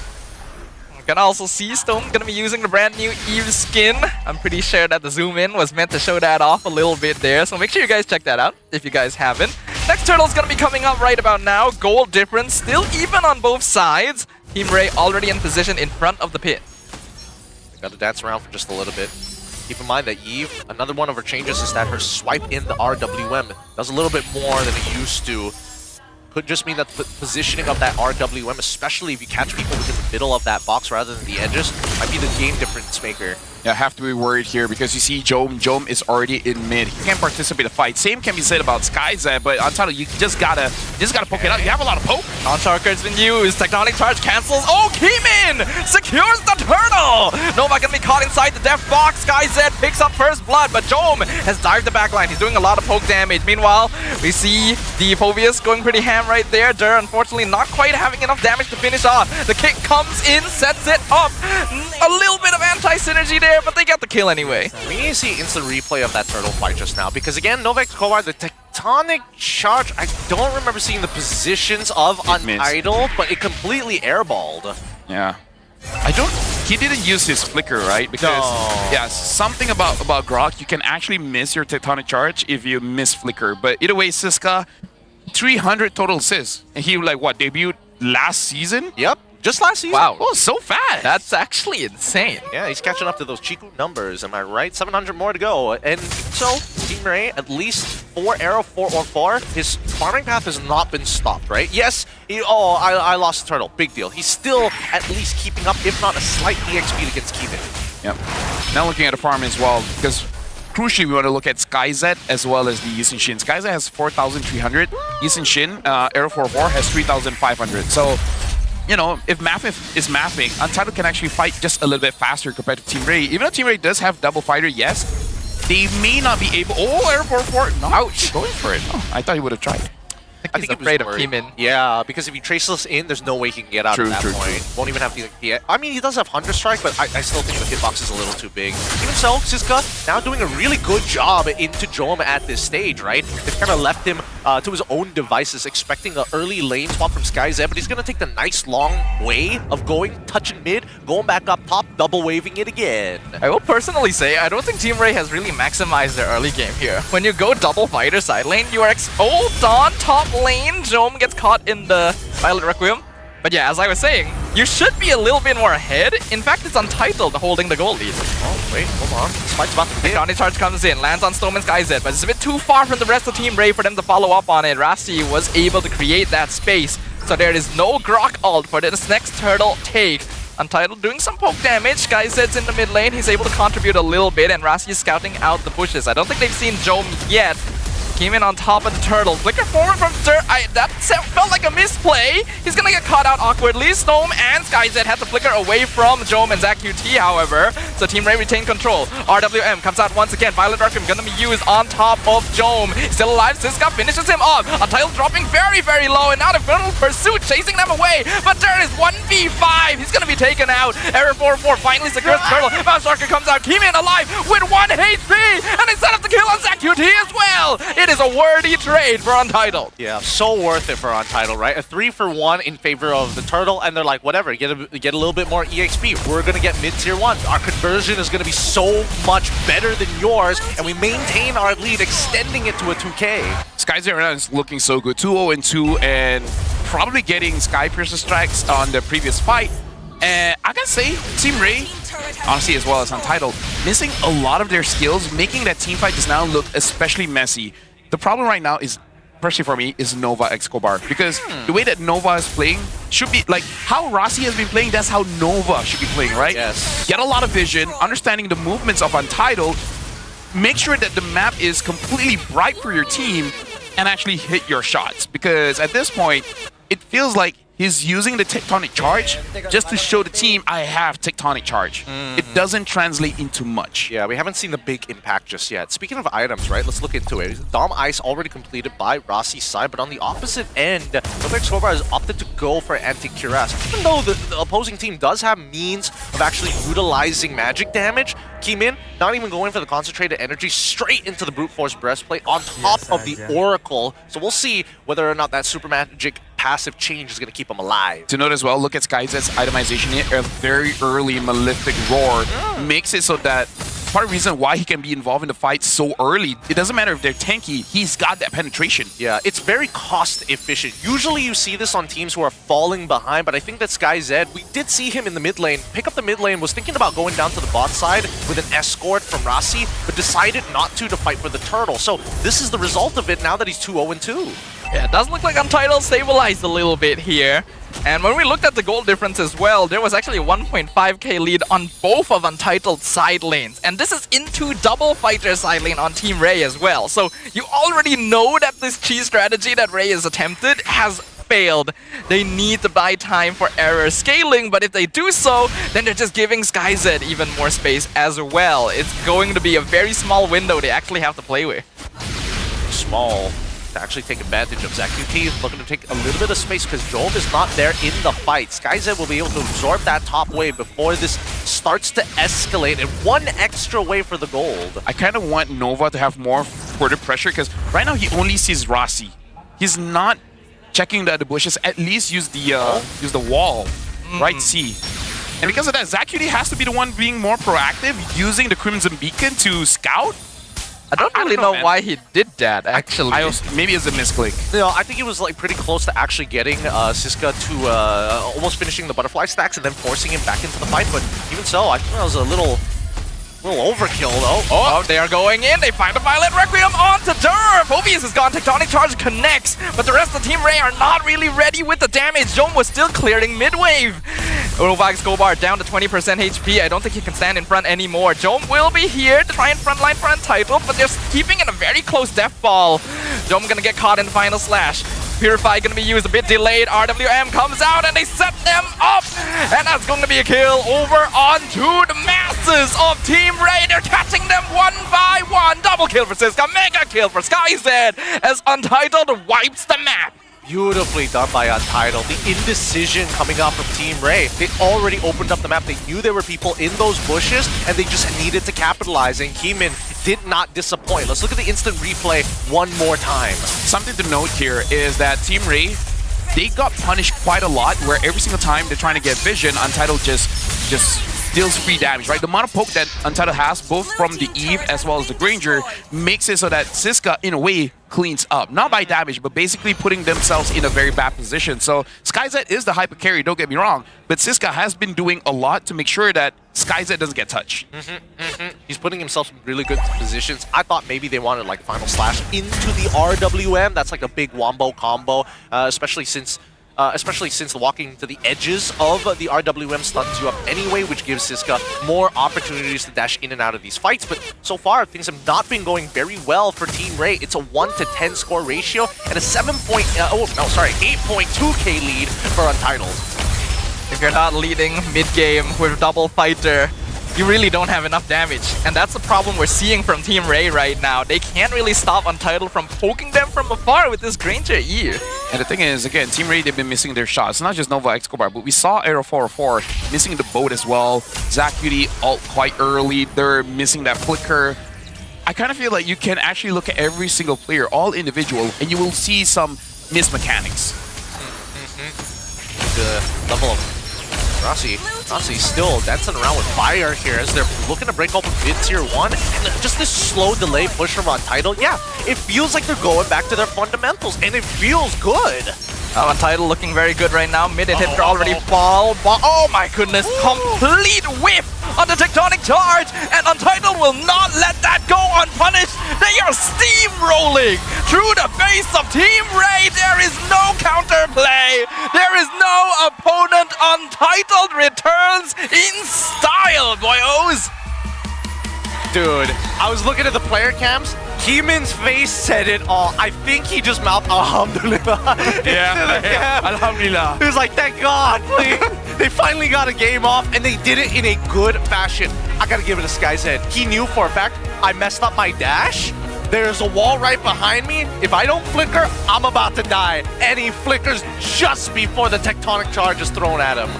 I gotta say, Team Ray, they had a pretty solid draft, but the execution, like, top to bottom, everyone really missed their timings.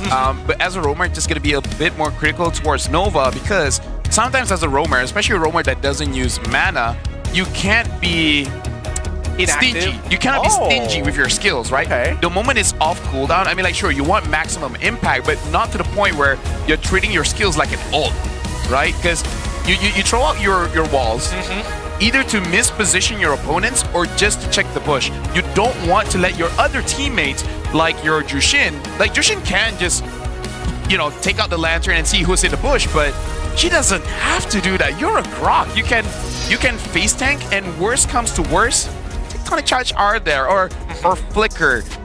I really feel like he didn't optimize the use of this Grok. The way that he played Grok kind of feels like a Franco. Kind of, just a, yeah, okay, I can see where you're coming from, but I also have to, I'm trying to look from his perspective, right? Fit into his shoes, and I'm thinking that he's worried he get kicked? Not that he's worried that he's going to get kicked. I think as long as you hold on to either your powered auto attack or mighty swing, you're less scared of the kick. But the cooldowns for not only the wall, like it's 14 seconds for the wall, and I think it's like, what, 8 seconds for the mighty swing? Personally for me, I play Grok and I say screw it. I just see anyone, I'm just gonna attack. Something goes wrong, stick close to a wall. Early game, they will not have enough damage to punish you. Heck, I have a Jushin. You know what Jushin is good at? Counterplay. Pretty much. And then put them in position so that the Grot has a free ult. Yeah. Just block people with the wall and let Zeusin stack up Lantern as well, right? There's a lot of ways you could have played around it. And I think personally, Nova has been showing issues with this for a while, but we'll talk about that in a moment. Yes, let's look at our MVP of this particular game. You gotta give it up for the man, the myth, the legend, Siska! MVP of the match, cleaning things up, but also ensuring that punishment will be given to Team Ray. Siska so far can use Arlet against a counter matchup. It's like, I'm fine. It's okay. Yep. The whole room's on fire. We're like, I'm okay. I'll just have 100+ and we're good. Dude, Siska gives off that vibe, right? We were wondering. Guy. We were wondering, like, Arlet, so early in the draft, is that safe? And then we saw the Phobia's counter pick and we thought, oh no, Siska's not gonna be able to play the game, but he was winning lane very hard actually against the counter matchup and setting up plays left and right. I think a lot of it just comes down to the fact that every time they left the lane, Siska would just come back with a bigger and bigger lead. And then as Phobias are like, wait, I'm kind of doing nothing to this guy. He just sustains off of the wave, right? What am I supposed to do? Yeah, and honestly, the way that he plays, he didn't die, which is pretty impressive considering that there's a lot of ways that you can punish him when he goes in. You know, the Grok Phobias, Esme not so much, but even the Jushin, you're not pulling him away. So the way that Siska played, really perfect execution, 92% kill participation as well. So he's there most of the time, but he doesn't get punished. Yeah, he doesn't get punished as hard as we would have liked to see it, especially with the composition that we saw from Team Ray. And I think, I don't know, is it anti-synergy from the side or lack of chemistry from the side of Team Ray? What exactly was the problem? Like, Arrow 4-4 was farming. They don't have confidence. No confidence to make the play in the first place. I think so. There's a lack of comfort from Team Ray. Just the way that they were playing, you can tell, like, maybe they didn't practice they're trying something different. Because again, this is the first time Jom has actually played a fighter in the goal lane this season. We were wondering how well that would do. And Esme is actually fairly 50-50 with the Granger as long as SkyZ positions himself correctly, but I don't think Jom was pushing those leads. And at the same time, it didn't really feel like Dur was trying super hard to push Siska out of lane. In fact, it felt like he was being outplayed by Siska in lane a lot. So with the side lanes missing, this entire composition idea no longer works. I honestly am very critical with the execution of Team Ray because Gideon, you play EXP yourself. Oh yeah. And Phobias, there are times where you will miss your timing for the Dark Wave and Flicker, but it's not that often, is it? Yeah, it's pretty difficult to miss, I'm not gonna lie, but I have to admit, a couple of times Untitled were able to kind of like preemptively recognize like, oh, this is a tectonic charge angle, I'm gonna preemptively flicker, and that's why we got that final play. I love the fact that Prod was like, Dur, he was basically another tank support. Yeah. It's just another tank support. What do you? I mean, like, here's the thing. If it were me, okay, let me just say this. What if it's Stormy and Yumes on Jushin and Grok? Do you think they will play the lane that way?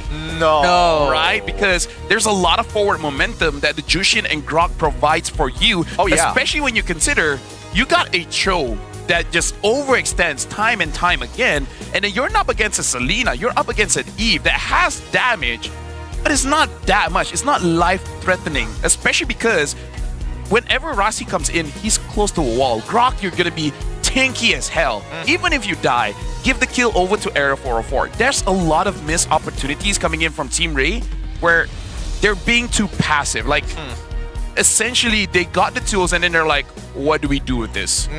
Right? It's like giving a fisherman, what does fisherman doesn't know what to do? A tractor. Give me a tractor, I wouldn't know what to do with it. That's fair. I Which think that's fair. buttons turn on? I press this and then suddenly oil comes out. Yeah, pretty much. I mean, this has been an issue for a while. I do feel like Team Ray is one of those teams that wasn't known to be particularly aggressive early on, but it was fine because they had a really, really solid mid to late game spike. Yeah. But here, they are trying to play an early game comp. So you can't afford to lose out on that segment. And you have Zeus and Grok, which is such a powerful duo, and it felt like you had no impact on the map. I mean, we could be hypercritical about this, but I definitely feel like, at least for Jom, he still had the mindset of, I'm still playing like a gold laner. Yeah. We didn't see as many proxies that should have happened. That's why he's the sandbag. That's why he's the sandbag. Again, didn't early proxy. We didn't see as many jungle invades as we would have liked to, especially with two side laners who can clearly not only clear up the waves fast, but do it at very minimal cost as well. Not looking good for Error 404's debut here. All right, because they're trying for, again, I kind of feel like for Team Ray, don't do hyper carry. Just have multiple damage threats and then whoever can pop off, just pop off. Or at least they've got to communicate how they're going to make him work out, right? Yeah. Because as much as Era 404 wants to find these ganks, just look at him. He's just purely focusing on neutral objectives. He's looking for opportunities to get in to find these initial kills, but they unable to get them. Flickers come out at the right times. Just nicely played overall from Untitled to minimize the damage being given back, because this technically is a losing scenario, and even this one a pretty hard losing scenario until the catch happened. Yeah, there's a lot of things that could have changed here. I think Team Ray just felt uncomfortable overall, and I don't even think this is 100% meant to be a hyper carry comp in the first place, right? We've already seen Yi Sun-shin with double fighter side lane. If an Esme gets really farmed in the goal lane, she becomes a huge issue as well. It's just that they couldn't do that. Untitled is actually being more active. I think Rassi provided a lot of vision on this show, and that gave him a lot of information to work with. Something I just noticed after watching the highlight, it looks like watching a Tora game again, in the sense of they're basically trading who's gonna frontline. No, I thought it was that bad. I don't think it was that bad. No, meaning to say, if you rewatch the replay, you will see Jom solo tanking, and then once he dies, and then Dur solo tanks. Yep. And then he dies, and then they go in one by one. Yeah. So basically, it's kind of like that. Like, there's more support coming in from Team Ray for sure, but you can definitely see. It's kind of like they're trying to juggle who takes the damage and then swap, but they're not doing it cleanly. I feel like it's just easier. Throw as many problems as you can and let them figure it out. It's like, okay, Untitled, you got a Grog, you got a Phobias, you got an SB. All three of them are here. Deal with it, you know? Instead of, okay, your first opponent, Joe goes in this battle. Yeah, it's a lack of coordination, basically. And now we're bringing in Dur. It's just a lack of coordination overall, right? And it speaks to what we were thinking, right? Are they uncomfortable doing this? Because that's what happens when you're uncomfortable. Either they were intentionally trying to juggle aggro and not doing a good job of it, or they didn't even have the intention of juggling aggro, and they were just focusing on playing their own hero, which is what happens when you're not, used to that position. Yeah. And they just kind of autopilot the way they think this hero is supposed to be played. There's a way to do it. Grog goes in, baits out, pulls everyone in, and then Jom jumps in, and then Darkwave. And then that's how you can get multiple lines in a situation. Have one guy that's willing to be the sacrificial lamb just to pull everyone outside of the bushes that they're hiding from. Once you have vision, hey, it should be easy for either the Esme or the Phobias to get an engage in. And then after that, hey, Bob's your uncle, everyone goes in. Okay, I think that's fair. I definitely think that's fair. If I can do that in solo queue rank, if my public gold lane, mid lane, jungle know what I'm doing, is this the hot take now? Whoa. I was ready to say, what's going on here? We're getting spicy over here. We are getting spicy, but again, this lack of coordination is very surprising, especially on week 4. We're already so deep within the league, and as much as I want to believe that these teams have a chance to go into the playoff, they need to start showing at least some playoff polish at the end of the day. I think it's also a little bit of adjustment woes, right? Because they shifted the target of the funneling from Jom to Error 404. And I'm wondering if it's possible that Nova was just given this directive of you just protect the Yi Sun-shin, right? Because ZachQT was the one opening map and getting vision. And then they had Jom and Dur diving the backline, right? Nova never started fights. He was usually hanging around Error to make sure he wasn't getting scouted out, which can work, definitely. I can see that, yeah. But if you fall behind, then you gotta adjust. Yeah. No, I can see that. It's just that I kind of feel like they're just not utilizing the strengths of the draft, And that's a fair point. I think that coming into this next game, if they go back into something a little more traditional, right? Go back into playing like, hey, if we can escalate the scenario, maybe we can do some stuff. Because right now, Dur, the only hero that we've seen him actually perform on is the Arlet. Unfortunately, everything else has not been able to get him like a very confident win for an EXP laner. So is that why they just pick up the Arlet early? Because they're like, he only knows Arlet. He doesn't even know how to use the lap. Imagine. I mean, his Lapu was okay. His Lapu was all right. And I think his CC was good as well, but CC just gets banned every game now. Oh yeah, for sure. Like, understandably so. Unless it's flying clouds, then you've got a little bit of wiggle room to play with. But other than that, I think that like the draft is looking a little more interesting, at least for Team Ray, but I do hope that they go back to what they're comfortable with.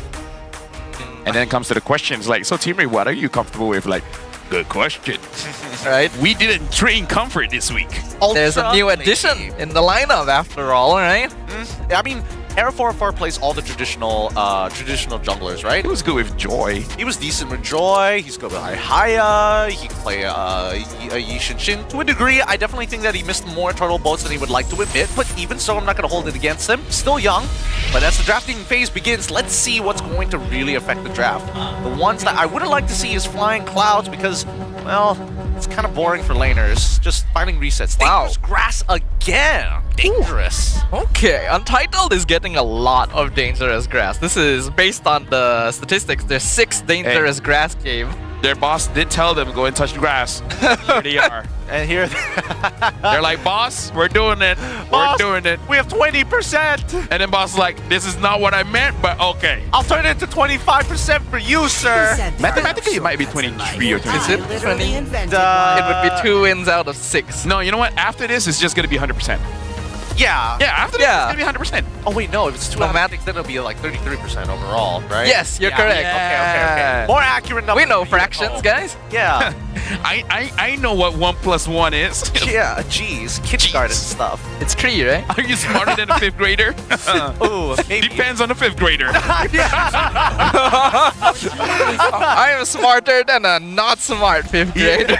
Take that. Arlen for Spain. Now this we have. Wow. They're hurting Dur. Come on. Dur, you can do this. You can do this. It's so winnable. It's so winnable. Uranus.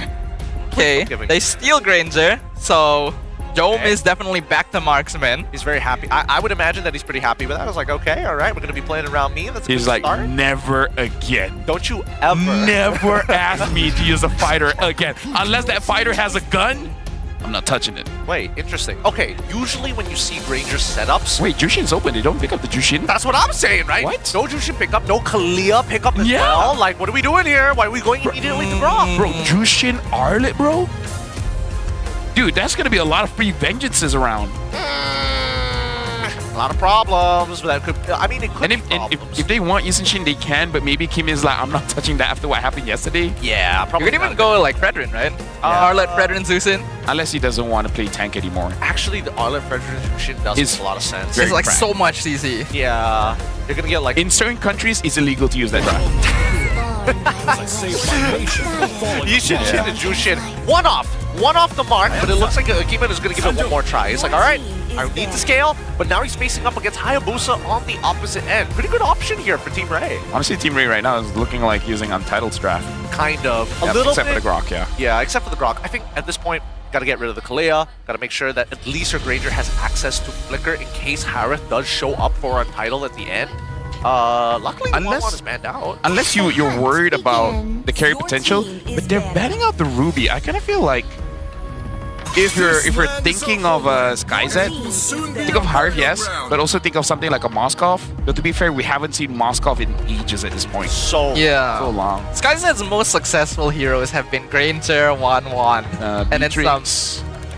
I mean, like, that was a while ago. Like, he didn't win, but he looks good on the Beatrix. Yeah, he looks okay on the Beatrix when Jome isn't there. But I think that at least now that both sides have kind of defaulted to agree, like, hey, we got to get rid of certain EXP laners. It's a little dangerous, and I think the onus is kind of a little more on Team Ray at this point. Untitled probably going to change it up for that final ban. Not necessarily. I feel like Untitled might still ban Uranus, actually. I guess, sure, why not, right? Why not? Why not? What's banning up the okay, either or. Yeah, they got a Grok. Among the planes exists. Okay. They banned the ENG. All right, smart. Because can outrange, kind of forcing Team Ray to pick up a Farsa if you really want to win that range. Yeah. Or if they want to get spicy with it, they can pick Chang. Or Selena. Or Selena, for sure. I think the Selena makes a little bit more sense. I just don't know if that's a Zac hero. I know he can use it, but... Worst comes to worst, he plays Sicilian, right? I think that's something that he has shown before on paper. Or Valentina. Something that he does default to. I don't agree with Valentina, just to let you guys know. I don't think so. I feel like... I need a juicier ult. I need to see a juicier ult before I can predetermine Valentina. But they still get the Farsa anyways. This does mean that it's going to be a little bit more responsibility on Siska's side to try and cancel that out. We don't know what Rossi is going to get just yet, but I feel like another Grok wouldn't be too bad. Grok already picked up. Another Cho, you mean? Cho, yeah. Would be too bad. Yeah, I agree. I think Cho would be great here. Once again, outmaneuver the Grok, potentially dive the Farsa. Then you have the Arlet as well. So Untitled definitely have ways of splitting the fight. Just whether or not they actually do intend to go for Marksman Gold once again, since they already have that Yisun Shin. Actually, can they go for a high loss support here? I was thinking of the Claw to deal with the Farsa, so they become a God Taught, which makes sense as well. Yeah, traditional answers, yeah. right? I was thinking whether or not they want to make it a little bit spicier so that Storm can like really start catching people, but at the same time, when you do have that high loss, the only people you're really affecting is maybe the Farsa, maybe the Granger. You don't really deal with Hayabusa on the head. Honestly, it is a good high loss game. Honestly, it makes sense. It makes sense. There is some logic, but again, it's picking and choosing what you think is the problem. And I think this time, Coach Theo is like, that Farsa might be an issue. Let's take it out of the equation. We are running 2 marksmen anyways. And I'm just thinking maybe they're just hyper loading on Siska because a lot of crowd control coming in. Everyone except for the Claude, because technically there is a stun with the Yisun Shin kit, so they have ways to prolong the team fight, making it so that Siska can really pop off. So maybe that's the idea with the Gato instead of something like a high loss. I suppose, but I was also thinking, like, again, like you mentioned, Moskov, another way to add another dimension to the draft. And I think Moskov would have done well knowing now that Turizla was going to get locked in. Now, Turizla into the Arlet matchup kind of sucks for Arlet only because Turizla just clears waves and just deals way more damage in the early stages of the game. Yeah, I've been hit by a hammer, it hurts. It's not fun. You're bringing piercing damage to blunt damage fight, so it's a little tricky to handle here. But Siska's already proven that he's so skilled with his Arlet, he can actually beat out losing lanes. I imagine Dur is going to have increased vigilance now that he lost the previous game to him. A little bit more respect will go a long way. Something that I will say, if I see a miss flicker penalty zone, I'm gonna ban someone in chat. Wow. That's how I will cope with disappointment. Just casually ruining innocent bystanders. Who will you choose? Who will you choose? Random, man. Random, okay. Because, hey, that makes it fair. That makes banning people fair. Let's jump right into this. Land of Dawn is calling for game number 2 here with Untitled. Finally looking to maybe turn not only the losing streak over around to a win streak, but breaking the curse and stopping the series losses in the first place. Let's jump into it. Untitled on blue side facing off against Team Ray on the red. And hopefully everyone in chat going to be rooting for Dur to get some good setups here. Otherwise, one of you is going to get Thanos snapped by LaFell. Mid lane trade already taking a lot of damage on the mages. Just do that early. You see you do a lot of damage as a Grok. Okay, calm down. Calm down. Especially at level 1. Not to forget, he also is running Concussive Blast. Same setup here. ZQT also making sure that he has the lethal ignition. Outstanding. Oh, a lot of tenacities actually from the side of Untitled. No Wilderness Blessing coming in from Stola. Yeah. Guessing. I think it's still fine. I think it's still fine. Looking at Team Ray right now, I want to see how Aero 4-4 can really execute on this Hayabusa. In terms of squishy targets, I guess this is the more squishier kind of target. The only real tanky one is going to be that God Thought. Eventually Siska. But in the early game, I kind of feel like they should be able to get a kill. Should be. Especially with Farsa and Grok. But where are they going to find it, right? I think Turtle Fight. I feel like they can go for like a late gang onto like maybe Stoem when they're trying to hit level 4. Yeah. But I don't know because Stoem has shown it before that he can like flicker out of the Hoki Shadow Kill specifically, right? That's the main mechanic when you're dealing with Hayabusas. Now he sees Nova Excobar. Zach not hitting level 4 just yet. After level 4, I do want to see if they can get a setup because look at Dur's positioning there.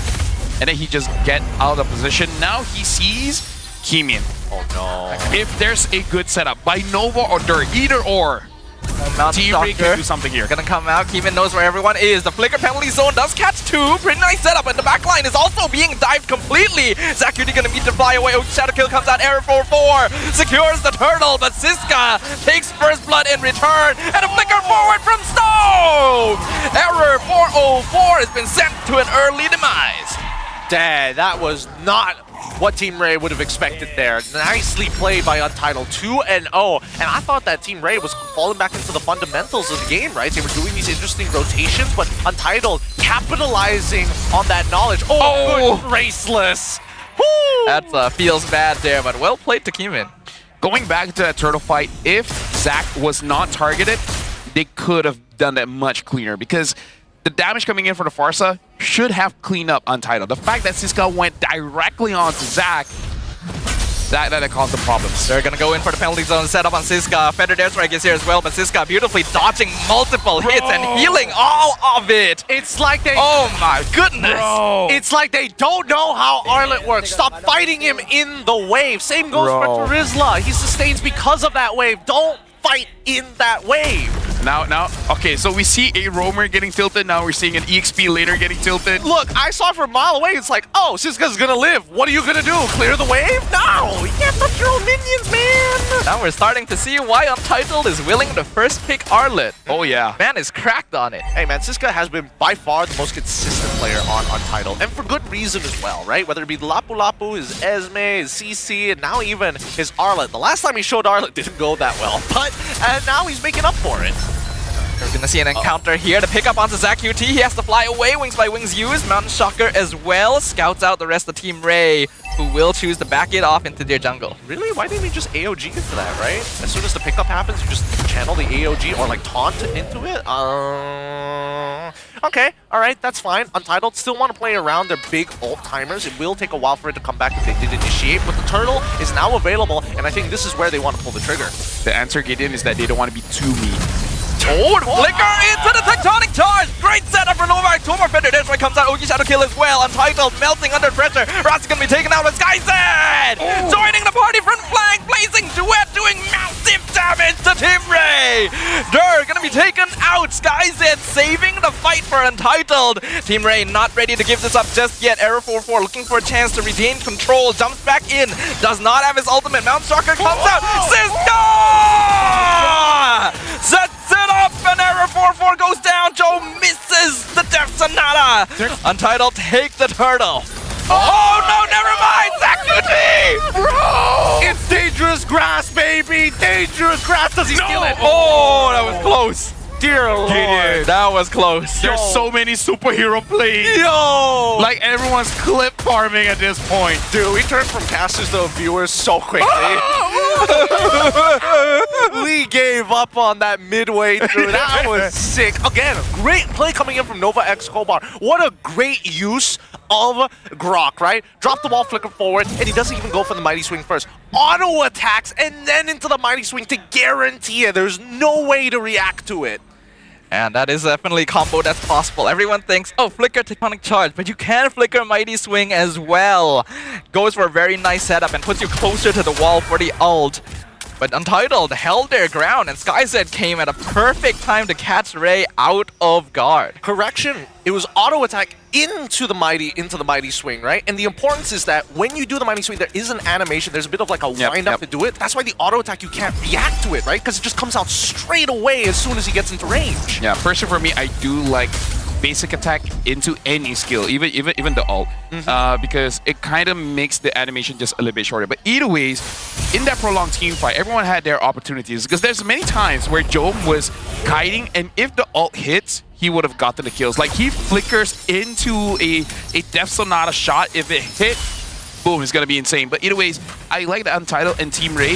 In this game, they definitely look more confident. Oh, yeah. If there's a trade, we're going to go for a trade. If there's an engage, we're going for an engage. Whatever happens, happens. Do first, apologize later. This feels like a real game right now. And so far, the dangerous grass has been being utilized. Wait. No, they were going to fight. It's a 1v1 between the junglers. But guess what? Siska's here to join the party. Error going to back it off. So I'm guessing Kimin misses both. Probably. Good chance that Error 404 was able to like OP Shadow Kill to initially make the dodge. Even so, still going to be looking good so far for Untitled with 2k lead with 7 minutes in. Oh, he doesn't have all, right? Kimin in trouble. Better airstrike! ZachQT finishes off the Yisun Shin, but Error 404 be jumped on by SkyZ with the blazing duet melts him down. Both junglers down for the count. Novak Kobar gonna be jumped on once again. Meanwhile, in the front line, Dur trying to buy some time, but he gets picked up, and he's gonna be taken out. SkyZ racking up the kills on this Claude. This is looking so much better than Game 1. What a difference in quality. It's just like trying out some regular old rump steak and having some. Oh, is this guy still going? He's Final dead. blast! He got him! dive ZachQT, but now he's way far out. Tectonic Charge is going to be committed. Dome gets the kill. Worth it. So worth it. You get everything out of them. You got ZachQT's flicker. Joe, you know that Dome already flickered. You got the Tectonic Charge. This turtle is free. Now that's like a wreck mindset. It's like, I'm gonna die, but I'm gonna look good doing it. I'm gonna get so much off of this. This is like kind of off topic, but that skin on Claude makes the damage look bigger than it is. Mountain Stalker comes out, scouts out the rest of Team Ray. They should be able to get this turtle, and Error does secure it. Mid lane dive on SkyZ, going to miss, but Novak's Kobar kind of abandoned here. AOG comes in, gets the two-man connect. Novak Kobar gets crushed under the iron fist of Gatot, and Keeman gets himself a bird dinner. I'm so happy that Untitled is playing in this manner now because it feels like they're making good decisions. They're like, oh, we're not going to contest, but let's look for picks. And you can see that Keeman, he's not even trying. He's just focusing on that farm. Let the rest of the team look for those picks. I just like a good Gatot game, right? I like we have a lot of AoE setup heroes, and they're hitting their abilities. Oh, it feels good. It feels great. I mean, both sides trying to make sure that they hit. Here we Here's go. the conceal. Rasi goes in, gets the taunt on Dirt. Feather Dare's going to be used as well. SkyZ finishes off the mid-tier 1. Ball comes out. Tectonic Charge lands on 2 into the penalty zone.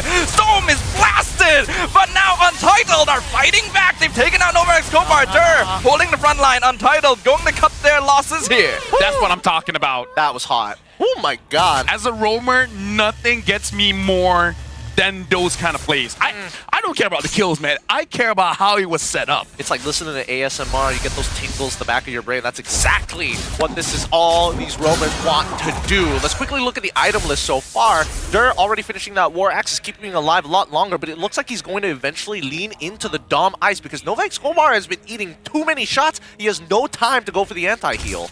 I feel like Dur right now having that War X does make sense and it can look very, very good. It's just that they have to make sure that the team fight, I guess, is prolonged long enough. And for that to happen, Zach does have to bring out damage to the front line so that they don't deal free damage onto Dur. But here's the thing, right? I feel like Dur, if you are going to opt for the War Axe, you have to pair it with the Queen's Wings because getting those shorter cooldowns to eventually proc Queen's Wings, you get low enough and then you are able to get your cooldowns up faster. You sustain even harder. And I think that's something that Team Ray might want to consider for the later stages. It just means that they won't get their power spike now. I feel like the reason why he's going for this build, going to Dom Ice, is really more on SkyZ. Maybe the team's idea is that you just stick on SkyZ as much as here comes AOG. Rasi trying to force the commit. Gets the taunt onto the Grok, into the lift. And there, the penalty zone comes in. But the rest of Team Ray is too far away. Feather Destroy comes out. Siska gonna be executed by Jome in the backline. 1-for-1 trade.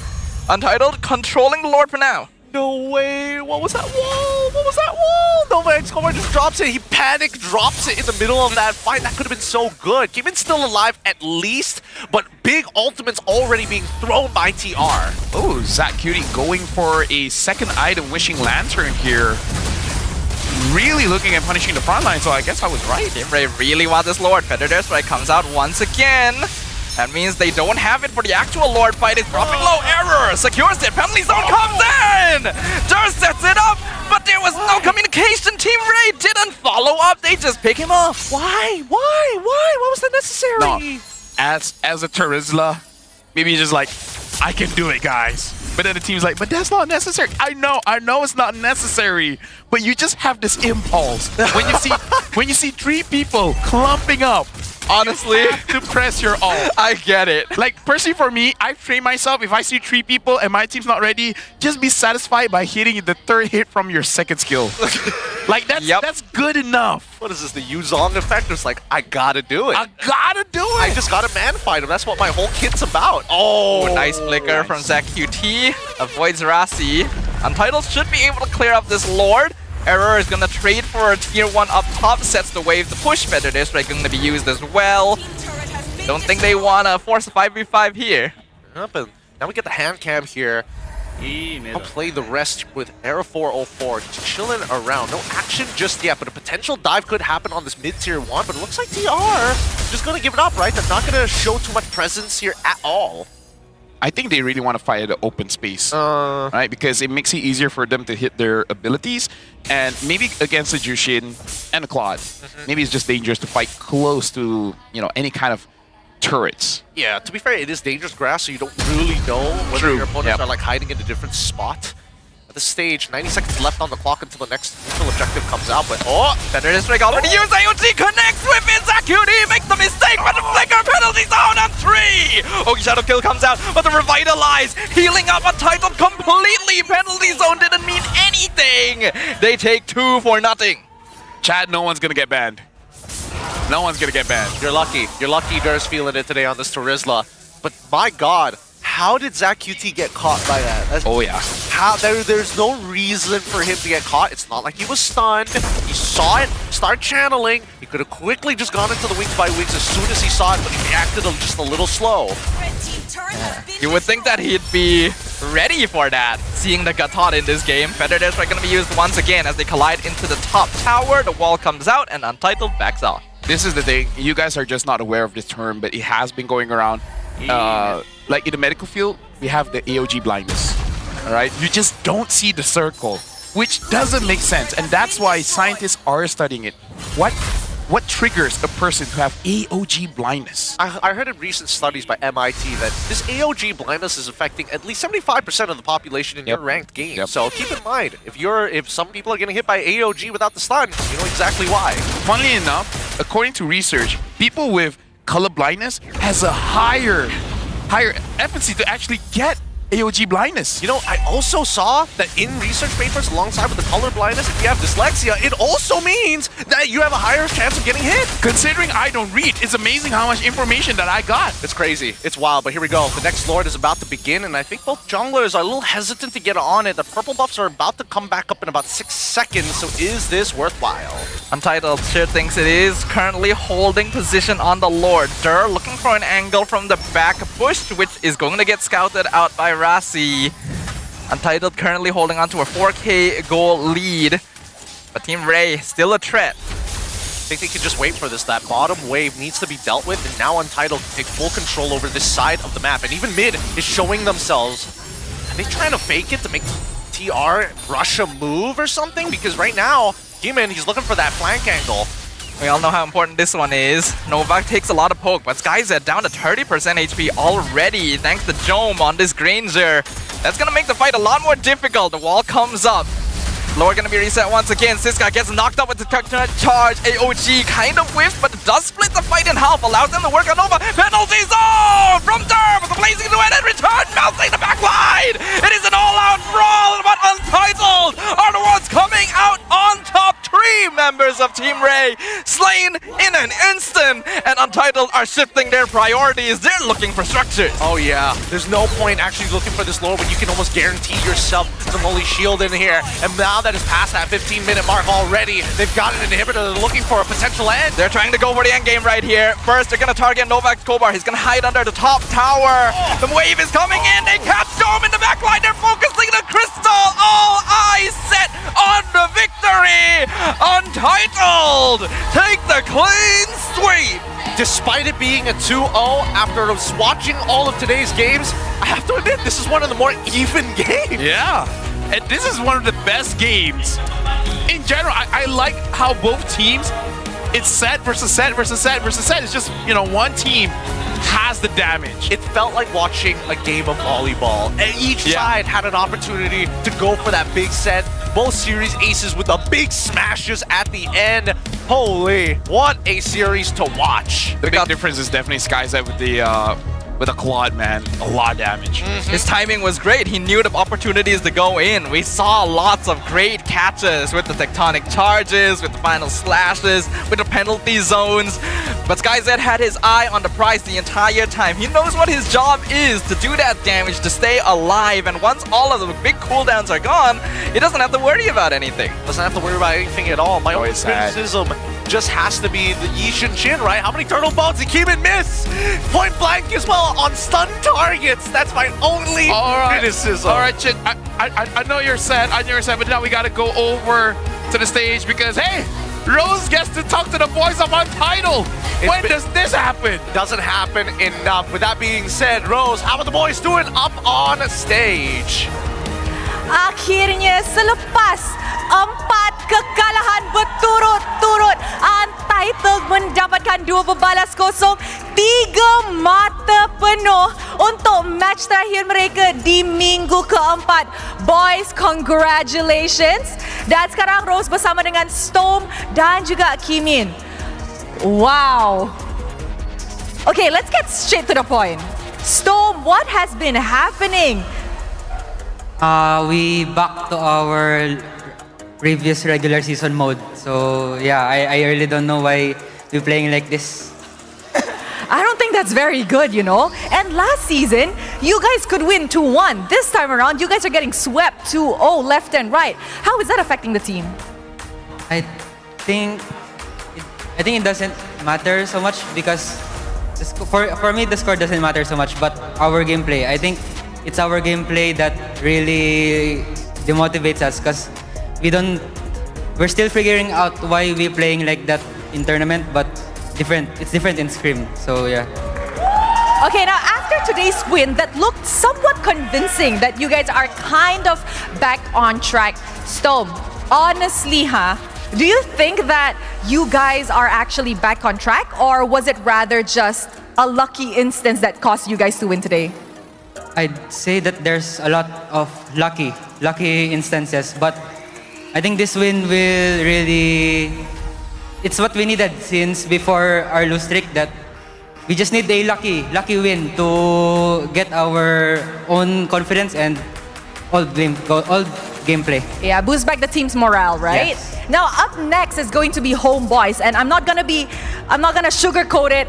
Homeboys is looking pretty damn solid. Storm with a very shaky Untitled. How is that going to play like? How do you think the matchup against Homeboys is gonna be? I think this match will be... Our win against Team Ray will really boost all of us because we still can reach the playoffs. So, you know, as always, if we have our backs against the wall, then we'll always bring our best. I rasa pasukan ni kan, dorang kena macam die-die situation baru dorang boleh perform. Macam season lepas. But that aside, kita sudah nampak dan kita sudah saksi perlawanan yang sangat-sangat meyakinkan daripada side Untitled, tapi hanya seorang yang boleh menjadi MVP of the game. Dewan Sri Putra, siapakah MVP anda? Ada beberapa nama. So with that, mari kita tengok MVP of the game in 3, 2, 1. MVP jatuh kepada... Tan. Siapa? Aik? SkyZ! Alright, SkyZ. Mari naik ke atas pentas. Okay guys, bagi tepukan. Itu dia. Hai SkyZ, kenapa tengah hide tu? Kenapa? Why were you hiding? Kenapa you hide tadi? Apa? Why were you hiding? Tak nak MVP lah. Tak nak MVP, kenapa tak nak? Kita bagi Siska ke, Kimin ke, Storm ke, Rasi ke. You rasa tak layak? Tak layak. Tak adalah, I rasa semua orang yang dapat MVP layak sebab bukan orang random yang pilih, orang yang ada knowledge pasal game yang pilih. Now, SkyZ, let's go back to the past few matches. Pada minggu lepas kita boleh nampak SkyZ di gold lane agak shaky. Why were you so shaky? Kenapa tu? Mungkin memang macam tu kot. Memang macam tu. Macam tu. Lepas tu macam mana nak menang? Macam mana yang menang hari ni? Kita orang semua hari ni, kita orang solat jemaah semua. Kita hari ni kita orang solat jemaah semua. Itulah. Itulah tips untuk import semua, diorang ada cari orang sendiri. Import pandai-pandai lah. Betul. Yang local trio tu, orang pergi pray a lot, doa. Ya, betul lah. Okay, tu yang buff yang sebenar. Ya, bagi kita orang lokal lah. Okay, also SkyZ, I perasan online you ada beberapa fangirl juga Saya tak tahu. Dia macam tadi pun dekat crowd, tengok ada 3 orang beli jersey semalam. Dia macam Tiba-tiba, apa perasaan dapat fangirl? Biasa je. Bagi saya, tujuan saya kat MPL ni nak kerja. Nak kerja, nak menang. Fangirl tu, tepilah. Bagus tapi tepi lah. Bagus tapi tepi. Thank you very much SkyZ. And sekarang, Rose nak borak dengan Kimin. Jangan campak mic. Potong gaji nanti. Alright. Kimin, come here. Tadi selepas menang game pertama, nampaknya Kimin sangat-sangat lega Betul. How are you right now? So happy lah. So happy. Akhirnya menang. Akhirnya menang. Kimin, let's talk about kita punya online punya netizen lah. Sebab selepas kekalahan yang 4 berturut-turut ni, Rose pernah nampak beberapa comments yang dorang cakap dorang kecewa dengan prestasi Kimin musim ini.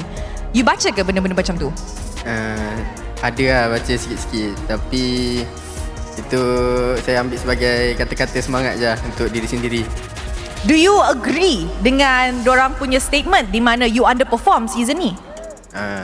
Agree je semua tu. Sebab saya pun perasan yang macam match semalam kan tak sepatutnya boleh menang, tapi kalah pun kita akui lah. Dan kita buat lebih baik lah hari ni. So apa yang Kimin kena perbaiki untuk mendapatkan kemenangan berturut-turut untuk hopefully layak ke playoffs? Mungkin saya punya confident diri sendiri lah untuk berada di stage MPL ni. Just confident je kena ada. Adakah confidence tu sudah kembali selepas menang hari ni?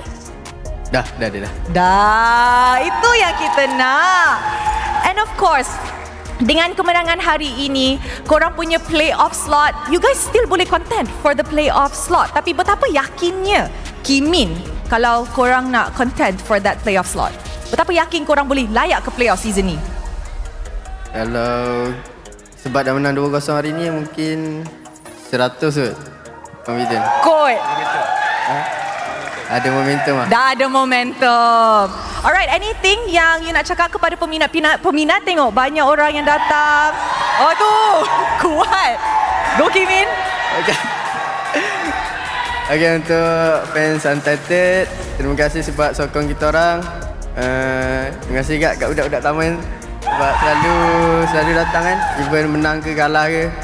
And terima kasih untuk fans Team Ray sebab datang juga pada hari ini. Terima kasih sangat.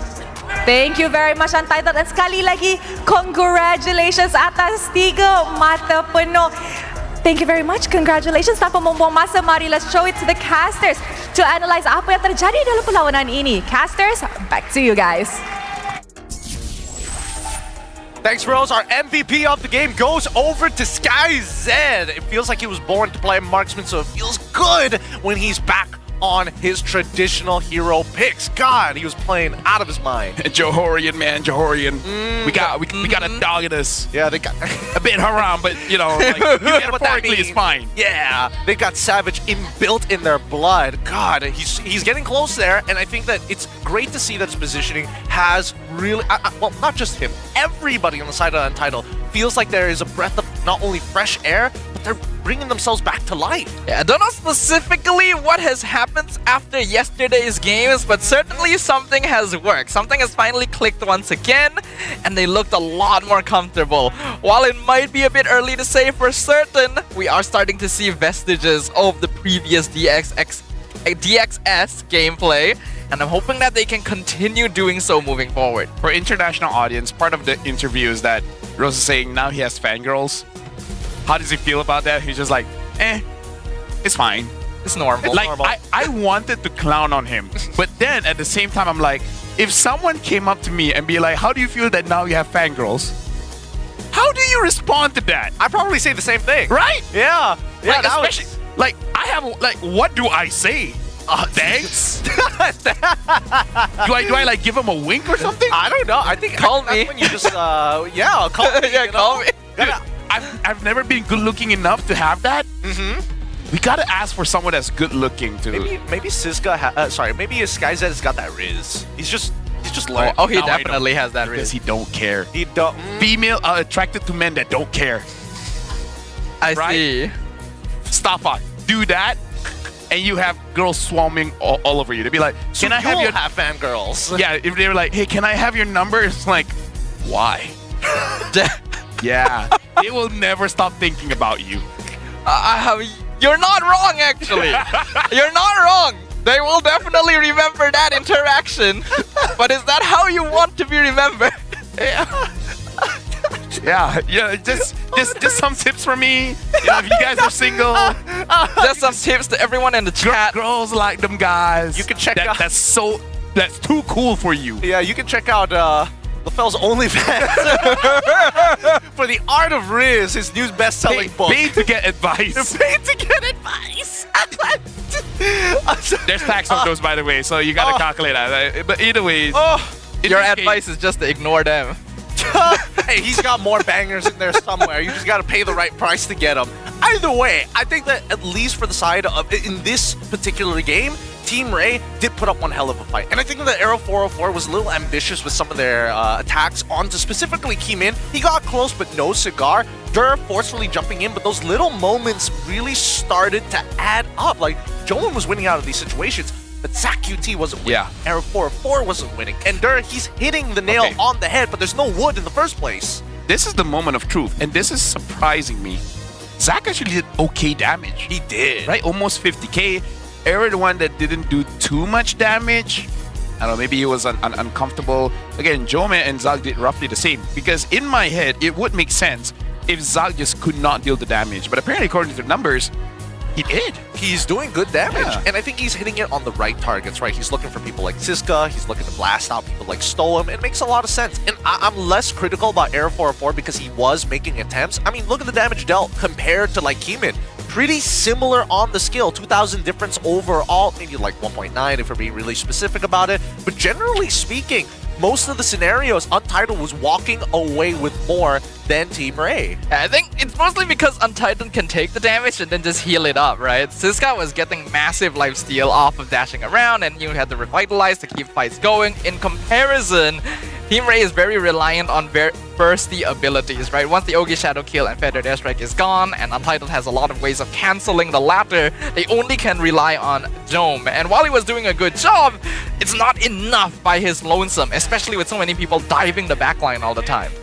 That's a fair point. And generally speaking, I was thinking whether or not the Dom Ice was necessary for Dur to build, because Nova Expobar eventually was going to get it anyways. But it just sucks to see, right? Because no matter what, you're up against that Jushin. No matter what you do, if your abilities get cancelled by getting hovered up into the air, you're just praying that you have enough damage reduction to survive. Yeah, and honestly in this game, I would say the best criticism is that it's much fun as we had watching that game. If you want to get a system, is that the engages are good, but you got to make sure that your damage dealers are able to follow up. Because we're going to be looking at a highlight here, and knowing players, when they play, it's almost autopiloty, where you hear a lot of conversation going around on all 5 people, but sometimes the things that you say and the things that you do don't really connect with each other. That, and honestly, Siska was a beast. Like, Siska denied most of the damage in the game. Look at this play right here. 2v1, survives all of it, comes out like he never took any damage at all. That's already really scary. There were much better setups from Nova Expobar this time around, but you can see that the healing and overall bulkiness of Untitled denied Team Ray from ending fights quickly, which is ideally what they want. Yeah, I mean, a lot of it just comes down to the draft, right? Again, the composition really was able to punish specifically Keymin, but everybody else took a little bit of work with the right conditions. And I think that Rossi this time was actually playing a pretty mean game compared to the times where he just kind of runs it down. Definitely one of the best Gato Kacha games we've seen. And honestly, one of the most flashiest Claude games we've seen as well, because Claude usually just farms up, but Skyzet actually joins the team fight, and either he does enough damage to get the kill, or just enough to deter them to stay there. And yeah, AOG blindness, man. We're seeing it here time and time again. We've already seen him get hit by it twice when he sees it. Just isn't able to react to it fast enough, and that's definitely on ZachQT for sure. But here, at least we saw that Dur was able to land all of his penalty zones, and they were good. Like, this fight was so down to the wire. Jom just didn't have enough resources to kind of plow through everybody else. As SkyZ, the moment that penalty zone came out, instantly jumped behind the Terizla with the blazing duet. They're like, you're not getting to my team. You may have gotten a good setup, but you're gonna have to get through me first. And I'm the marksman. Not usually something you would do, but perfectly positioned there. And Untitled looking a lot better. Gotta say, I want to play Terizla now. Hey, Terizla is a fun time. Let me tell you about that. I feel like EXP is in a really good spot overall. Rome, yeah. It's a little tough, but hey, LaFell, I'm pretty sure you have some stuff to say. Your minute is about to be put on that clock. Zoom in the cam. You know what it is. It's time for It's Hot Takes. My hot take is, what do you want? Really, what do you want? Because we see Team Ray here changing out their jungler Was that the problem though? Was that really the problem? And this is not just for Team Ray. Any team, not even in Malaysia by the way, like everywhere else, whenever you get someone, does it solve the problem? And I kind of feel like that's the biggest thing. Every single time people make a transfer, people have this question is like, why do you do that? And people ask that question because that's not the problem, bro, right? It's kind of like you changing your tire when your window is broken. Wrong solution for the problem. That was a good one, right? Yeah, hey, proud of myself. So, the lesson of the day is ignore women. That's how you attract them. The more you act like you don't care, it's when you hook them. And then when they really don't care, it's like, then you give something. So that they'll be like, okay, I'm into you again. Or, just be good looking. That's the easiest one. I think we have to get him off the camera. Oh, man. That was the longest 10 seconds of a hot take that I'm just like, oh boy, this is being broadcasted to the world. All right, let's throw it over to Poji. He's got an interview in the backstage. Let's jump over to him. What are you doing, Poji? Terima kasih, Caster. Menang dengan Todak. Tapi kena faham, belum tentu lagi boleh menang dengan pasukan yang kalah dengan Todak. Pelik kan matematik dia. Tapi macam itulah. Kita bersama dengan Zak. Apa khabar, Zak? Kau baik. Zak, soalan yang pertama. Game yang pertama kalah 12 berbalas 1. Saya tengok Zak confident. Buat Sky Piercer. Mana logiknya? Logiknya memang macam itulah. Memang Lucian kena Sky Piercer juga. Kena juga. Buat je. Kalah menang buat je. Kalah menang buat je. Buat je. Yang penting tu buat. Walaupun KDA masa tu 0-2-1. Ya, buat je tak apa. Mana tahu kan tiba-tiba dapat kill. Okey, maksudnya macam cuba nak hold lah. Ya. Tapi tak jadi. Tapi saya nak tanya sikit lah untuk first game tadi kan. Korang bawa masuk Esmeralda, masuk Povius, masuk Grok, which is sangat-sangat keras sebenarnya. Tapi kurang damage. Sebenarnya kalau nak comparekan dengan bahagian sebelah, ada Yisunshin, ada Granger, semua ada Yif kan. So macam mana korang punya plan ni tu macam mana sebenarnya? Fokuskan macam kita tak ada je badan, biar orang pukul ataupun macam mana? Tak juga. Sebenarnya kalau draft macam tu, kita akan kuat dekat early game sebenarnya. Tapi kita punya early game tu agak play safe, so yang tak nampak yang macam ada damage. Tu je lah. Macam tu je? Macam tu je. Kurang damage sebab kita orang tak snowball daripada early. Ya. Ataupun tak boleh nak salahkan draft, salahkan diri sendiri macam tu? Ya. Sebab kita orang dekat draft, dekat scrim dah bawa draft macam tu. So kita dah bawa kat scrim and okay, and bila kat MPL ni kita punya gameplay kita orang macam terlalu play safe ya. So yang tak dapat snowball tu. Minggu ni adalah minggu pertama Team Ray bermain dengan era 404. Ya. Adakah mungkin salah satu punca selain daripada adaptability korang dengan bermain tu, ataupun sebenarnya era tu yang masih lagi tak ada keserasian dengan korang? Saya rasa tak pun. Saya rasa kita orang dengan era 404 pun dekat scrim dah kira okey, walaupun kita training baru 3 hari je training. Saya dekat scrim semua okey, sangat okey. Tu segalanya okey, tapi tak tahu apa yang tak okey dekat atas stage. Bila tiba-tiba dekat atas stage jadi lain ya. Faham. Tapi ada juga, saya ingat Das pernah cakap sebenarnya korang scrim hero lain, training hero lain, tapi bila dekat atas coach suruh main hero lain, hero yang korang tak selesa pun sebenarnya. Adakah korang sebenarnya ada masalah komunikasi dengan coach, ataupun korang yang tak berterus terang dengan coach, ataupun macam mana sebenarnya? Mungkin boleh kongsi, ada orang nak tahu. Tak juga sebenarnya, sebab saya rasa apa yang coach bawa dekat scrim pun ada yang bawa kat MPL. Macam mana cakap, kadang-kadang kan bila kat stage ni kan, kita tak tahu apa yang dia nak ban, apa yang dia nak pick. So suddenly coach akan pick hero yang boleh counter hero tu. So yeah, that's why sometimes. So, maksudnya bukan masalah itulah. Kalau bukan itu masalah lah, Zak, apa masalah sebenar korang? Saya sendiri tak tahu. So ya, kita orang dah training. Saya rasa minggu ni yang paling positif lah yang kita dapat ni kat scrim minggu ni. But suddenly dekat MPL kita macam ni. So yeah, I also don't know what happened. I so stressed now. Yeah. Next match, Selangor Red Giant. Lepas Selangor Red Giant ada Vamos, ada Aero. Tiga-tiga ni tengah naik. Ada orang kata kekuatan tersendiri. Aero pun dah mula mendapatkan kemenangan. Anything ke yang korang plan nak buat? Sebab sekarang korang berada di dalam keadaan yang sangat-sangat kritikal. Macam mana tu? Perancangan apa? Korang nak menghadap dengan auto yang berada dekat bahagian atas yang lebih selamat? Bantai kot. Apa kan? Kita pun dekat bawah kan. Kita bantai lah sampai kat atas tu. Kita hadap je lah. Macam mana? Tak deh. tawakal. Sebab dekat dalam minggu satu kita faham bila korang menang dengan Kodak sebenarnya kan korang macam okey jom ni ada harapan. Maafkan saya kalau saya cakap terlalu kasar tapi ini adalah realiti. Tim Ray minggu pertama nampak ada harapan, nampak ada macam ini adalah tim Ray yang mengejutkan dengan Joe, main Moskov yang betul-betul ganas dan sebagainya, tapi minggu demi minggu tim Ray hilang konsistensi. Tim Ray hilang apa tu ideologi yang korang bawa. Main split, main tu, main team fight macam tiba-tiba hilang. Semua benda tak kena. ESP main macam okey hilang keberanian. Zak main mid tu macam tadi saya cakap Sky Piercer dengan confident-confidentnya macam mana? Kat mana lagi harapan yang kita letakkan? Ada fan-fan yang datang tapi kecewa juga. Saya sendiri pun tengah kecewa dengan diri sendiri and kita orang pun tak sure sebenarnya sebab apa yang kita orang saya cakap tadi apa yang dekat scrim tu dia tak jadi dekat MPL ni. So saya rasa sangat kecewa kalau cakap hilang strategi tu tak juga. Kita orang dah banyak plan, dah banyak cuba kat scrim and kita cuba buat kat MPL tapi fail. Always fail. I don't know why. Faham tapi saya pun tak nak marah Zak sangat. Bukan macam kita faham ini pertandingan, ada menang ada kalah. Betul. Tapi ini kalah sangat. Ni kalah saya. Tak apa, tenang Zak, tenang. Masih lagi ada harapan. InsyaAllah usaha tangga kejayaan.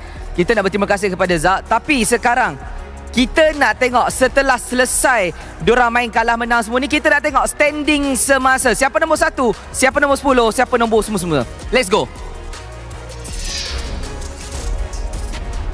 Thanks, Boji. That was Zach QT on the opposite end here as we look at the updated scores by the end of today. We start from 10th place where Todak's still unable to get out of that bottom 2 with GMX, but Team Ray falling further and further behind with 5 points. Arrow with 6 points. Untitled now overtake 2 to get into the top 6 right next to MV in 5th. 2 points away with a total of 9. Homeboys at 10. Moving up in spaces. SRG catching up to that CG scoreline with 1 point difference and still with plenty of games to go at 13. Vamos dropped down in 3rd. Looking at here, Untitled is barely number 6. So for them to go to the playoffs, we got to note they've played 6 games. Each team plays 9 times. So after this is going to be MV. I feel like even if they don't win, if they get at least 1 point, saves them a little bit because their competition right now is Untitled, Arrow, and above them is MV. But MV has only played 4 times. Yeah. So there's a lot more opportunities for them to get the point. So for Untitled here, it's a good thing they won today. So either they win more or hope Arrow never wins again. Either that or, I mean, like, they're the very similar scoreline to Team Ray as well. Only is the aggregate point differential, right? 2 point aggregate point differential. If Team Ray are able to, like, pull it out 2-0s in the next couple of games, maybe they have a chance. The same can be said about Untitled as well, but catching up to people like MV seems a little unlikely with with 5 games still remaining for MV's side. And then we look at who's the next closest one, which is Homeboys. Same situation as AMV, but instead of 5 games to play, they have 4 games as well. Yeah, so there's a lot on the line right here. And remember, we are changing up the entire system next season around. We're not looking at relegations for now, but you still want to hit top 6 to actually qualify into the playoffs, the final playoffs of this era of MPL Malaysia. We've got 3 more matches though tomorrow, so let's see what we've got. We've got SRG.OG eSports facing off against GMXK, Todak facing off CG, Homeboys facing off MV. So we got actually some pretty interesting matches here. I would like to see whether MV is going to be able to stand up against what we currently see from the Homeboys. We didn't get to see much today from them. I feel the final one is going to be interesting. If first one is interesting, I will be blown away. Yeah. GMXK second one after today, if it's close, I'm more disappointed in CG. Hey man, it's Todak. Todak against Todak 2.0. Yeah, it's not the old versus the new. Oh, look at that, new. Hey, Matthew's here. Hey, we got some people coming on. Shout out, Matthew. Some old legends here old looming people. around. He's not that old. We're all old. Just dox him. Just dox him. Here's where he lives. Do you guys know a married couple in Bosnia started cheating in online chat rooms, and then when they agreed to meet, it's just each other. So I feel like I've seen that plot before. Technically, yes, because the intention of it is what determines. Yeah, but then, isn't it like true love when you wanted to cheat, you find the same person again? Yeah, you think the same person is hotter than they initially were? You're like, yes. It's like, babe, you're more attractive online. You're hotter when you're trying to cheat on others. That's so bad. The internet, man, like dude, it's a wonderful place and a lot of content. A terrifying place at the same time. But that wraps up day number 2 here in week number 4, and things are really starting to move around in the MPL MY. Keep in mind, our total league length time is 6 weeks for the regular season before we go into playoffs. So we're already coming to a closure very, very soon by the next 2 weeks. Yeah, I think tomorrow's matches will really start solidifying the placements on that rating. It's going to become a lot more difficult to actually move up and down here. So you gotta make sure you are in the top 6 by then. Yo, speaking of legends here, we have a couple who just literally disappeared as soon as the cameras came on, but they're still looming around. It's time for you to vote for your Legend Awards. You are given the decision. Scan that QR code and choose who you believe is to be a true legend again. I don't know. You can vote for us, but if you don't want, it's alright. Yeah, they've got some good options there. Man, act like you don't care. Yeah. I mean, like, you can vote if you want. Wait, Baka. Isn't both of our audiences like 90% male dominated? For 10%. Yeah. But that's the way. That's the Sundari way. Sure. Yeah, guys like that, right? Yeah. It's not like I like you guys. Baka. I can't even deal with it. Oh my goodness. The Baka is what gets me. Yeah, the Baka always works. It's the delay. It's the delay and then the Baka. That kills me every time. This is what it's like to be on a table with 2 legends right here, guys. It's always a good time. Hey, one more thing. Tell us what you think of the MPL MY Season 16. We would like to hear your feedback. Yep. Quickly scan that QR code after you voted for the Legenda, like as if we care. Like, you could say things like, oh, maybe the English decks should have 3 people all the time. Yeah, like maybe the league should be 8 weeks long, like other MPL regions across the world. Or maybe like double round robin or something crazy like that. Or doubling our pay and prize pool. Think about that. Yeah, maybe. Hey, maybe bonuses as well. Bonus. Hey.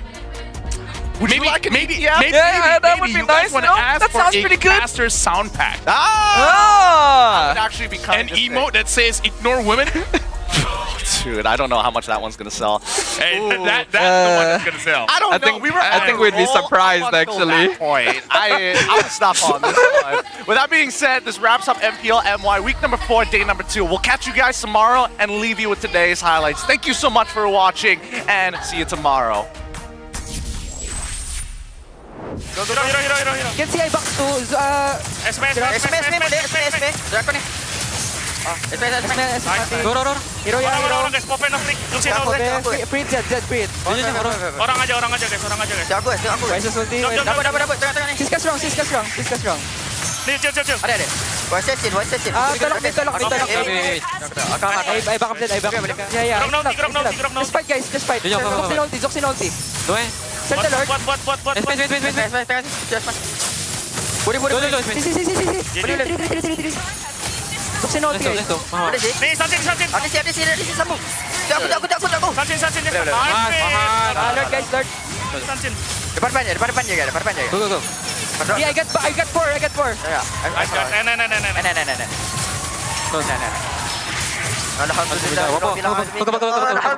Pakai guys. Abu satu game. You good guys? Yeah, good.